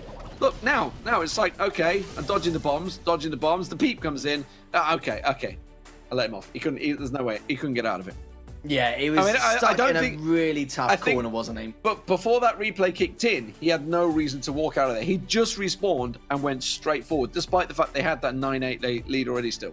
Oh, you mean a few seconds before? Yeah. Okay, I get you, yeah. So when I saw that, I was like, actually, it makes sense. But I suppose, coming to respawn, being that aggressive, I can understand to a certain extent. But yeah, well, there we have it. That's definitely a strange way to close out that set. But, we've seen some weirder things in our time anyway, or some more debatable plays. But yes, it's a shame that one instance did create that had to happen, which is just it's a shame, really. It's not something we normally see every day, like I've already mentioned. But even though for SK Gaming, they're still looking a lot better now, and it's a 3X and the pressure's going to be back on them. Well, I mean, it's tied one apiece, right? So we go over to Julian Beatles now, the hot zone setup. It seems SK Gaming have actually woken up, which is great to see, because we don't want to see a sleepy SK. Maybe because they were a little under the weather. Who knows? But nonetheless, Julian Beetles, definitely a map that can work out well for them. You know, we know exactly what this is all about, getting control of that mid. They did this very well. I'm just going to double check. I'm pretty sure they played this yesterday. Julian Beetles, first map of the day versus Mood. Yes, they did. And they dominated it, if I'm not mistaken. That was the one that Mood brought Penny, and it just did not work at all, if I remember rightly. But yeah, I mean, this is one of the ones. Okay, let's talk about this. So I think, if I remember rightly, this is where they brought Poco, and Jet went crazy with Poco. Poco is allowed. And I don't think it was Bruisers, right? I think it was like something like Sandy, maybe. I feel like it was a Sandy and a Leon or something like that. But they just dominated. It may have been Rico. I'm not sure. I'm trying to think which one it was. But either way, ordinarily, maybe you'll be looking at like a Sprout or something like that to try and lock down and take control. But yeah, you never know. Never know what they're going to bring to the table. No, you really can't. It's hard to predict. Sometimes there's some people out there can predict it like it's a day job, but actually, then again, some of them it is. So actually, it's perfectly fine. But yeah, it's going to be very difficult to comprehend what they're going to bring here. But this is probably with the Poco, it can be anything. And when you've got Brock and Bell banned at the same time, makes it even the Poco even harder. And the bow. So yes, it was the bow they brought. Yeah, but the Pam as well this time. Yeah, we've seen the bow on this map once before yesterday, actually. It was Skyrix. It was Skyrix with the bow yesterday, yeah. Yeah, and now we've got Semantic with the Pam in the right-hand lane. Just trying to dish as much damage as possible, but he's already tanked a huge amount himself, so needs to be a little bit careful here. But especially Skyrix now is so weak, but Alliance is still back and forth, and somehow SK have actually been the aggressors, even though they've been tanking the most damage, but Semantic just barely able to survive that, now recovering with Jettin, and I must say, there's been so many occasions now already where Skyrix has been so weak and just able to stay alive just at the final moments. But of that is advantage now off to SK. Absolutely, but SK Gaming don't appear that pressured at the moment. No, they have switched them over, so they're trying to put the Spike over on the right-hand side against Semantic this time and try and put the Leon against the bow, which is what they actually did against them yesterday. And the way they countered it was basically Jet and Skyrix get together and club together and take on the Leon instead. That's how they dealt with it yesterday. That was their sort of answer to it. It looks like they're going to do the same again. If you look at them right now, Skyrix and Jet basically clubbing together, stick together and deal with that cheeky Leon that's got around the backside. But look at this, only one member of SK left standing.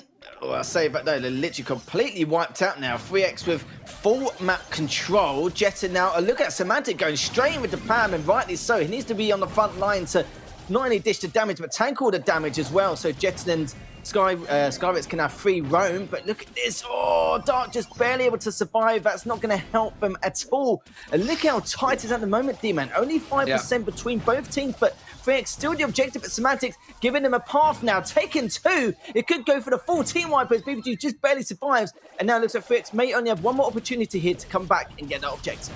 Yeah, the advantage of the thrower, that BBGs can just go into that little L shape at the moment, but I really like SK responding, just lane switching non-stop here to try and deal with the Leon. The Leon is the problem at the moment. He's got around the backside again, gets down, Jettin, and now they have control of the zone, and they should be able to lock this one out. Semantic tries to come in, not coming off, and it will be 3x to pick it up. Really like the lane switching going on there, the intricacies, switching the Leon out, making sure they get the Leon against the bow. The Pam once again switching back into it, so Semantic and Skyrix switching that lane control, trying to get in there. They didn't really have an answer, and Leon was dealing a lot of damage to not only the bow of Skyrix, but also Jettin's Poco was unable to handle it there.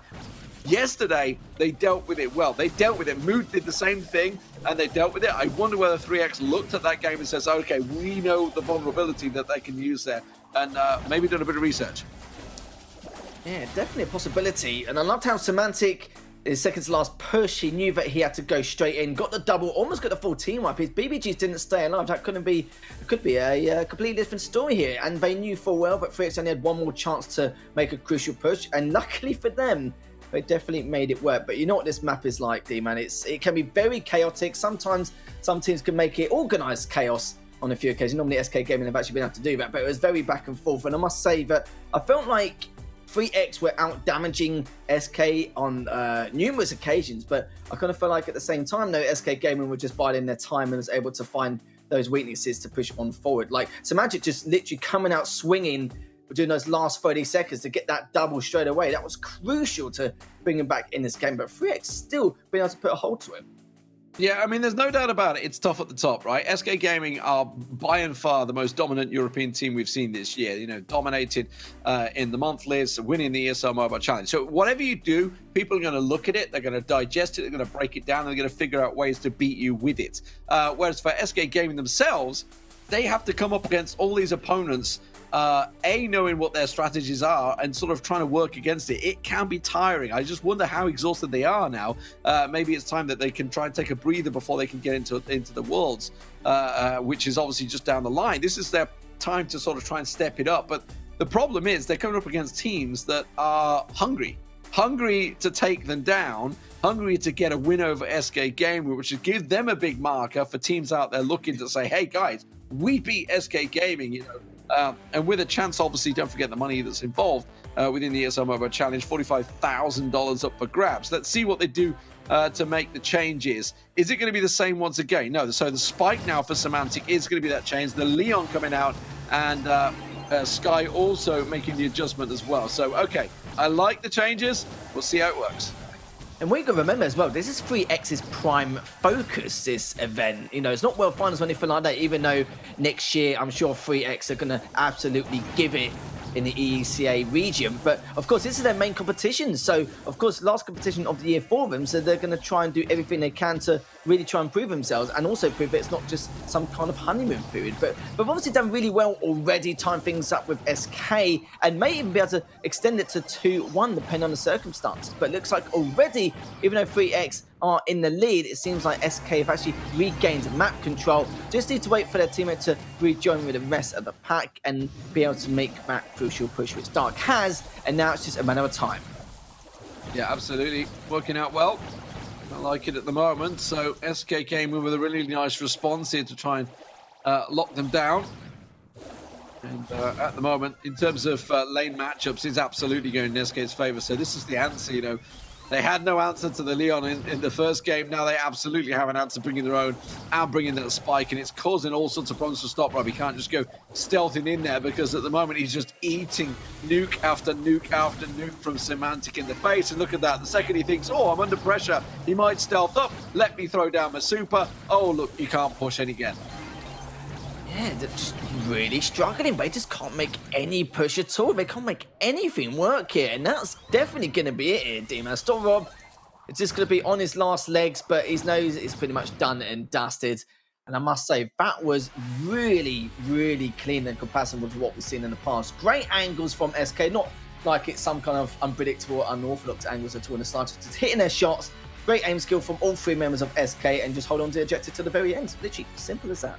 Yeah, just full lockdown. Just, a complete reply to what, I was nearly said mood, but basically it's the same. It's just say what 3X brought to the table, just complete lockdown, said, okay, you know what, we know exactly how to counter what you've just countered. If you and reading into the fact that they're thinking, okay, 3X, one trick pony maybe, they're going to try and stick with the same, the Jesse, yes, it worked out very, very well in the middle, but honestly, it was really about the side lanes. It was about the left and right. You can see Semantic just keeping Stop Rob basically punished there.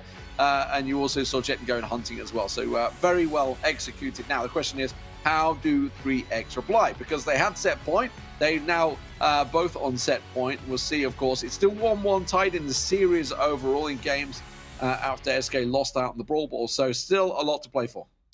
I wonder if they maybe go for someone else to switch to a more tankier composition as well. Because I kind of felt like when all three of them were set up on their side of the map, you could see them trying to make that initial push. But by then, they already took so much damage after each engagement. You can tell they're going to push and go, oh, no, wait, on a little bit longer, a little bit longer. But eventually, it just adds up over time, doesn't it? And even then, they didn't really make any push, technically. It was just... it wasn't about it was the waste. It's just SK were just on point with their small talk, just saying focus on middle, focus on left, just make sure just to keep him at bay, not really give him really kind of any room. And, you know, your words exactly, full lockdown. That's literally what it was. And very rare to see on a map like that.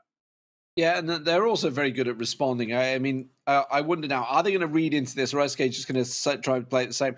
Often, sometimes the players will get stuck in the mindset of like, you know, this is a skill matchup, which is the classic line that a lot of people like to use. It's a skill matchup between the two, and sort of get locked into that almost that ego play, whereas sometimes they may be lacking a coach that would be able to explain to them. I like the Amber change. I was just about to suggest maybe an Amber could come out here. For SK Gaming, they have stayed the same. I think I can't really see it at the bottom of the screen there, but I'm pretty sure they've stayed the same.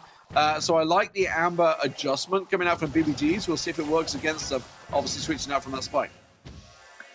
Yeah, it gives them a little bit more range here just to keep them at bay, especially if they push the objective as well, which is BBG just keeping tabs on as he's going to go for a very cheeky flank there. Dark managed just to stay alive. Jetton was tempted for the trade, but instead he's going to try and put pressure on to stop Rob, but not when all three members have pulled straight back to make sure they just keep him at bay. And look at this, SK Gaming in some serious trouble. Already down by 25%. They made double changes, didn't they? They moved Max to Jesse as well, and the Amber from the spike. So it was a double change for Sorry, I was half asleep I am tonight, I feel like. But we all are. BBG is making work here. 62% and counting. And now, of course, Max can zoom in there. Very hard to lock down when all of these brawlers are moving so quickly. Yeah, certainly are indeed. And I can tell you what, the movement speed and the range that 3X got is definitely what they required in order to bring this back. But even then, though, look at that. Even though it's on hold, still only need 13% more. And SK Gaming, they're the ones who kind of running out of options here. But they need to make this push work. But Semantic and Skyrox are already so weak, and so is Jetton. But look at the angles that 3X have got. They need to make this work perfectly, but it's more work for SK Game. They need to prioritize each and every opponent, and they must have come out on top of that, team. They can't afford to let SK bunker down here. Jesse of Sky has managed to get the turret down. Now Jetton's got himself involved there. They just need to get a couple of toes on it, but this is scary. You can see the spikes come out from Semantic, but they have to get themselves. They got to regroup. They got to regroup. This is totally losable at this situation. You know, it looked like they got it locked down, but oh no, they've lost another one. SK Gaming are putting the pressure on. Dark's going to go down around the side. SK Gaming have come back from this one and stolen it. 2-1, incredible. Wow. Do you know what? That doesn't surprise me. Again, the worst bit was just the fact that 3X had all three angles. Two of them were on their damn spawn at one stage and one in the top center. And the problem is you have to, not that you really work together, it's more SK. They're at a heavy disadvantage. They're completely surrounded. And the only way you can stop that is all three of you have got to not have... Sometimes comms, your communication can get very chaotic when you're in a situation like that. But you can tell the comms are calm for SK Gaming. You can tell they're probably going, right, okay, let's focus on the guy on the top center first. Now let's go for the next guy, and let's go for the next guy. And some other teams out there, it's such a mess in terms of communications, it will just fall apart, and it could have been a complete team wipe. But then again, it's same for 3X. They should be poking and prodding. They shouldn't just be going out their way to try and clean up or try and force the situation on a number of occasions. Yeah, I mean, the danger of that situation is obviously once it comes in, like the team comp that SK had, once they're in, they're very hard to move. And the way it worked out is obviously as soon as the 3X tried to come back in, they lost a player over here. They lost a player over here. So they were never coming in back as the three. They obviously realized, because obviously it's almost the panic set in. It's just sort of like, oh, we need to get it. It all came about when the Max went round the back to clear out the super from Leon to try and get away from that. And then sort of clear out that stealth, and then suddenly it left them in a 2-on-3 in the zone, so they lost the zone. Jesse managed to get the turret down. Suddenly Spike's in position. Spike's throwing his super over here and saying you're not even passing onto the left-hand side. You've got to force to come through the turret. And it just absolutely locked them down. And man, it's crazy. You know, 95% to I think it was like 12-14% for SK to turn that around. You almost could see it happening. I was like, no. They just had to play the perfect game, really, didn't they? And they did just that, really. And it takes, you know, a spectacular team to be able to be completely surrounded and still come out. But 3X they should not have lost out in that situation. They should have been poking and prodding and just let the damage do it for them. Like, they had the map geometry. They could have abused the entire time and just been really patient about it. There was no reason for them to panic at all in the slightest. And I don't know if they did panic. Maybe they just got a little bit overzealous, thinking, oh, do you know what? We've only got like 10-50% left. Let's just quickly take out one, and then we can literally have a multi-pronged attack and then just literally sandwich them, job done, and then we can go into the next set. But not the case now. So SK Gaming are going to be up 2-1 in the series, and looks like we've got a little tricast in the hand again. I've gained another one now. It's just like I think he felt left out. That he's like that Einstein was up here earlier. This is Kurt. Jealousy. This one is. So Kurt's decided he's just settled down on my lap. He's comfy. That's him done for the night. So I'm going to be very hairy by the end of the night, I feel. But the problem is this one purrs and claws. He doesn't get it. But anyway, let's talk about the actual game, which is nuts and bolts. That's where we're going to next. So see, have a tail. Thank you. Nuts and bolts is where we're going to next, which we've seen quite a few times. I feel like we're getting this map rotation. I'm really following what maps we are because we're getting them quite a few times over and over. But we've talked about this many times in the past. SK Gaming are very strong on Siege. We know that, they have had an incredible win record on here before. Let's see what they can bring to the table. Are they going to change things about? Yep, Siege is what they're known for. Of course, they're known for being the champions, but at the same time, they're known for this mode in particular. It doesn't matter which map it is. And never forget, a while ago when I questioned them why they're so good at it, why they excel at this mode compared to all the others, it's just they simply enjoy it. I'm sure it's a little bit more than that, but of course they're not going to give away their secrets, are they? So keep your secrets, it's fun. But we're going to go to nuts and bolts like you rightly said on Siege. We're going to see if SK Gaming can close this match out 3-1 in terms of series scoreline, or if 3X have a little bit of life in them left on the server. We'll see. As Semantic already picks up the first bolt, but it's going to be trapped between two of the players, BBGs and Dark. Good teamwork already to begin with, but the problem is Stop Rob has got his own hands full here, just trying to stay alive.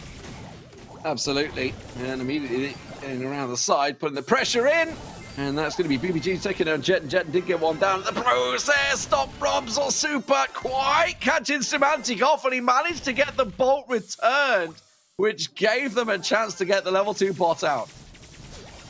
Lovely stuff here from SK, and they've got a 2-bolt deficit to recover from, but I'm sure that won't be too much trouble, as they've got map control already, and the bolts are going to be flying on in. But they just need to keep tabs on the whereabouts of 3X. Just have strong map awareness, just keep these angles, but try not to get outnumbered depending on which lane you're in. And it seems like that's already happening, as Jet are now being called off in a 2v1 scenario, but it's already taken down one, as BBG does manage to trade out Semantic, but it's BBG's all left on his lonesome, and it's going to be SK with map control once again, and another siege bomb.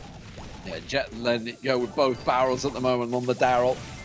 Not a brawl that you want to be in close range with, that's for sure. Stop Rob's going to get charged down. No. Jet goes in again. And at the moment, SK Gaming have full control with the Sprout as well to try and push forward, go that defensive. You can see just rolling it in there. Skyrix taking down BBGs and now keeping that pressure on the Ike. And that bot is going to do some work. 50% already locked in. And now they have mid-control again. I love the little micro plays as well. You saw Jetson then just purposely taking damage for the Ike so that the bot won't tank as much, and then he can pull out and just recover anyway. So little plays like that does impress me, but that was ridiculous. The Stop Rob finally takes down Semantic. Jetson is still alive, but knows that it's so important to try and collect up the last of these bolts. But will he be able to, though? As it looks like if SK Gaming don't get the siege bot, which they won't, they are going to expect 3X to not only go for this last siege bot, but going to all jump on it as well. That's why they're trying to take them down in the mid at the moment. You can see Jet trying to get as much damage down as he can. Semantic's going to get around the back there, and he's just going to stop them following it through. There's the Sprout overgrowth going down. You can see time is against them. 10 seconds and counting. Is the bot even going to get a chance to hit the Ike? No, it's not. The second overgrowth goes down. There's the third one. Full control from SK Gaming. Get a bot all you care about, but it's not going to touch our Ike. That was really well played, really well thought out as well, and it was just perfect timing in the end. That's exactly what they needed, and yeah, this is a great way now, because SK Gaming, of course, are going to be on match points. Hopefully it won't be one of many, but the way they've been playing at the moment, it's their best mode. They've got 2 chances to close it out. There's no reason why they really can't. But I will say 3X had a good start strategy there, like basically using Stop Rob to, distract 2 of the members, whilst the other 2 basically go for a 2v1 fought out fight in the right lane. And you can see Stop Rob really well prepared for that anyway, so just basically make sure to try and stay alive. But apart from that though, SK Gaming, very clean, very simple, very effective, just do what they do best on this game mode, and it's just demolish their opponents as usual. So I have to see how 3X can now adapt or respond this time. Yeah, really strong start from SK there. Love the Daryl, by the way, coming out from Jet. The very strong brawler on this map and making full use of it, getting in the face. Now, what a change they're going to make with here. Obviously, we may see a Sprout coming out from 3X as well, sort of getting both in there. Maybe go with... I don't know. No, they don't want to go with it. I was going to say a Barley, but they don't want to go with the double thrower because they're always going to have the spike in there. They need either something to answer the Daryl if the Daryl stays, which is a big if, by the way, because SK Gaming, the problem that the biggest thing that SK Gaming have is, of course, their brawler pool is massive and they can switch comps up completely at the flip of a switch, which we've often seen. Also love the use of the Buzz, by the way. We haven't seen SK using Buzz that often. But, you know, when they do, it works out wonders. So we'll see if they switch that up as well. Certainly has done. I am worried for 3X, though, because I don't really see them in any way being able to break their setup on a number of occasions. I only did it at one time, and that was right at the very end. But the worst thing is for SK Gaming, their defense is flawless. It doesn't matter what kind of seed point, anything under 10, they can just deal with it like it's, you know, like it's nothing pretty much. And that's going to be a scary thought for them because they were planning to jump on it with the bot, but couldn't really. The bot didn't even get there in the end, let alone themselves. So it's going to be a lot of trouble for them as Semantic come up with the Buzz once again, does get that ball in the right lane, and BBG's with the Gene as well, I can see. So they do switch it over. So they go the double thrower, which I'm not convinced about against the Ems Max and the Sandy in there. So I'm really not convinced that's going to be the one that works out for them. But BBG's does manage to take Semantic down there. The tie comes in for the first one. But yeah, this is going to be quite hard for SK to take control of, I feel. Yeah, it depends on Semantic, really. I feel like Jettin and... well, that's a really good play. Yeah, Skyrix and Jettin are going to be trying to at least inflict a little bit of damage across the board with Semantic now just being on cleanup duty. And that's exactly what they're doing, and they're really making this work. We're not really too sure about the two throwers, but I think the Buzz is complementing it really well. Yeah, absolutely. You know, why did I question it? Why did I question it? The second I questioned SK, they absolutely come in. Stop Rob does survive, only by the help of his superb as he gets caught out the back there. And now Max trying to play with fire here. He's up against the double thrower, trying to get around the side there, and he's just getting match. And ordinarily, I would say, against the double throw, he should be able to come out on top, but he's struggling to close them down. There's Sky throwing down the overgrowth to try and stop BBG's getting close, starting to get the damage down, but they can see the bot coming through. This is going to be a pretty heavy bot as well. He's going to get a lot of damage done to the IQ. You can see it's taken down pretty heavily. There goes the last call, everything going in on top of it. And that is match over, ladies and gentlemen. Quite literally, as SK Gaming closed the game up 3-1. The amount of damage output towards the end of those two throws adding to the bottles, just absolute madness. I thought to myself, yeah, I think this could be the end of the series. A little bit anticlimactic, but all I can say is 3X, at least they took a set. They did look much better, much earlier on in the series. But in the end, that was pretty much it. It just seemed like they got a little bit demoralised after the set beforehand, where they just couldn't come back after SK made a fantastic come out their own. But I will say, you know, SK, again, just doing SK things. It was a great series. 3X starting off really well, and it was a shame that they kind of felt a little bit flat towards the end. Yeah, I mean, I was somewhat surprised by the double throw, because I was just questioning myself. I was thinking, no, don't be silly, Lee. It can't work. It can't work. But you know what? The Barley comes in with the Sprout and absolutely works wonders there. So, you know, SK pulled it off. But you know what? They had to fight hard for it tonight. They had to fight hard for it. You know, they almost lost out on the hot zone. They did lose out on Brawl Ball. So, you know, 3X pushed them all the way again tonight, as we've seen. But SK Gaming do manage to turn it around. So they pick themselves up their second win, 2-1 so far in the season. They are playing up against Free Agents next. I say next because he's not actually going to be on the stream. Yes. As far as I'm aware. Yes, I think just to get 100% confirmation on that, but I think that is going to be played off stream. But make sure you follow our socials at ESL_mobile or at ESL Mobile on Instagram, just to get confirmation and just so you can see what the results are going to be after the match is over. And of course, we will update the standings as it goes by. But speaking of the matches, though, this is a summary of all of today's games here. And I must say, it's definitely been an interesting one, as FA had a true testament on their hands. But sadly for them, they did lose out against Clash 3-1. But put up a very good fight. But Clash will be, of course, top of the standings after those two fantastic victories to kick things off. And Blood Diamond taking down Na'Vi. As you remember, Na'Vi was actually down 2-0, almost created a reverse sweep, but Blood Diamond finally managed to be able to close that out in a very, very close fought-out series. But the rest of the match was also very good indeed. Yeah, that one going down to the golden goal, effectively, wasn't it? Yeah, that was me and you, actually, weren't it? Yeah. 3 over Reply Totem, and then Reply Totem finally turned it around as well and picking that one up. So, yeah, some great games again tonight in the ESL Mobile Challenge. It has been fantastic 2 days already, you know. Some 2 very long days, I would say, finishing off obviously one yesterday and about 12 o'clock today. So thank you very much, guys, everyone at home, for sticking with us. Some of these series have been incredibly long.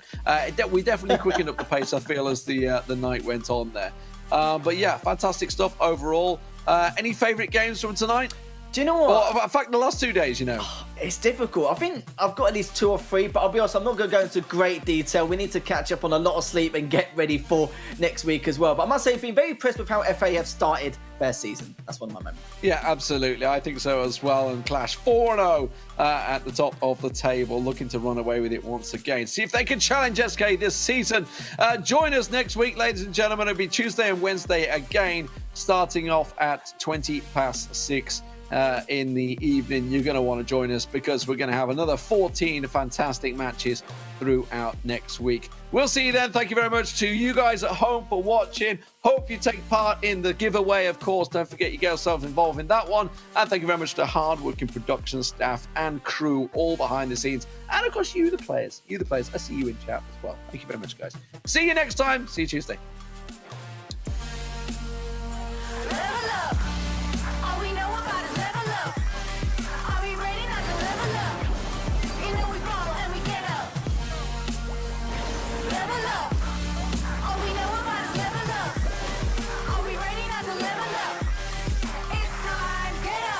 Gangsta walk, still I'm standing tall. No, I'm not the ball. I got my fan with me.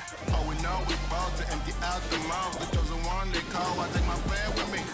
Know about it if you tell. Know you're breaking calls. Want your credibility and all fall like dominoes. Can you really take a stance? All I wanna know. Need me real ones when it's time to go. Stepping in, elevator. Listen to all the haters. That's all we know when we level up. Yeah, that's all we know when we level up. Level up. All we know about is level up. Are we ready not to level up? You know we fall and we get up. Level up. All we know about is level up. Are we ready not to level up? It's time, get up. I fall down, I'm not alone. 'Cause I'm just like you. There's no feeling when we fight. We're not afraid to level up. All we know about is level up. Are we ready not to level up? You know we fall and we get up. Level up.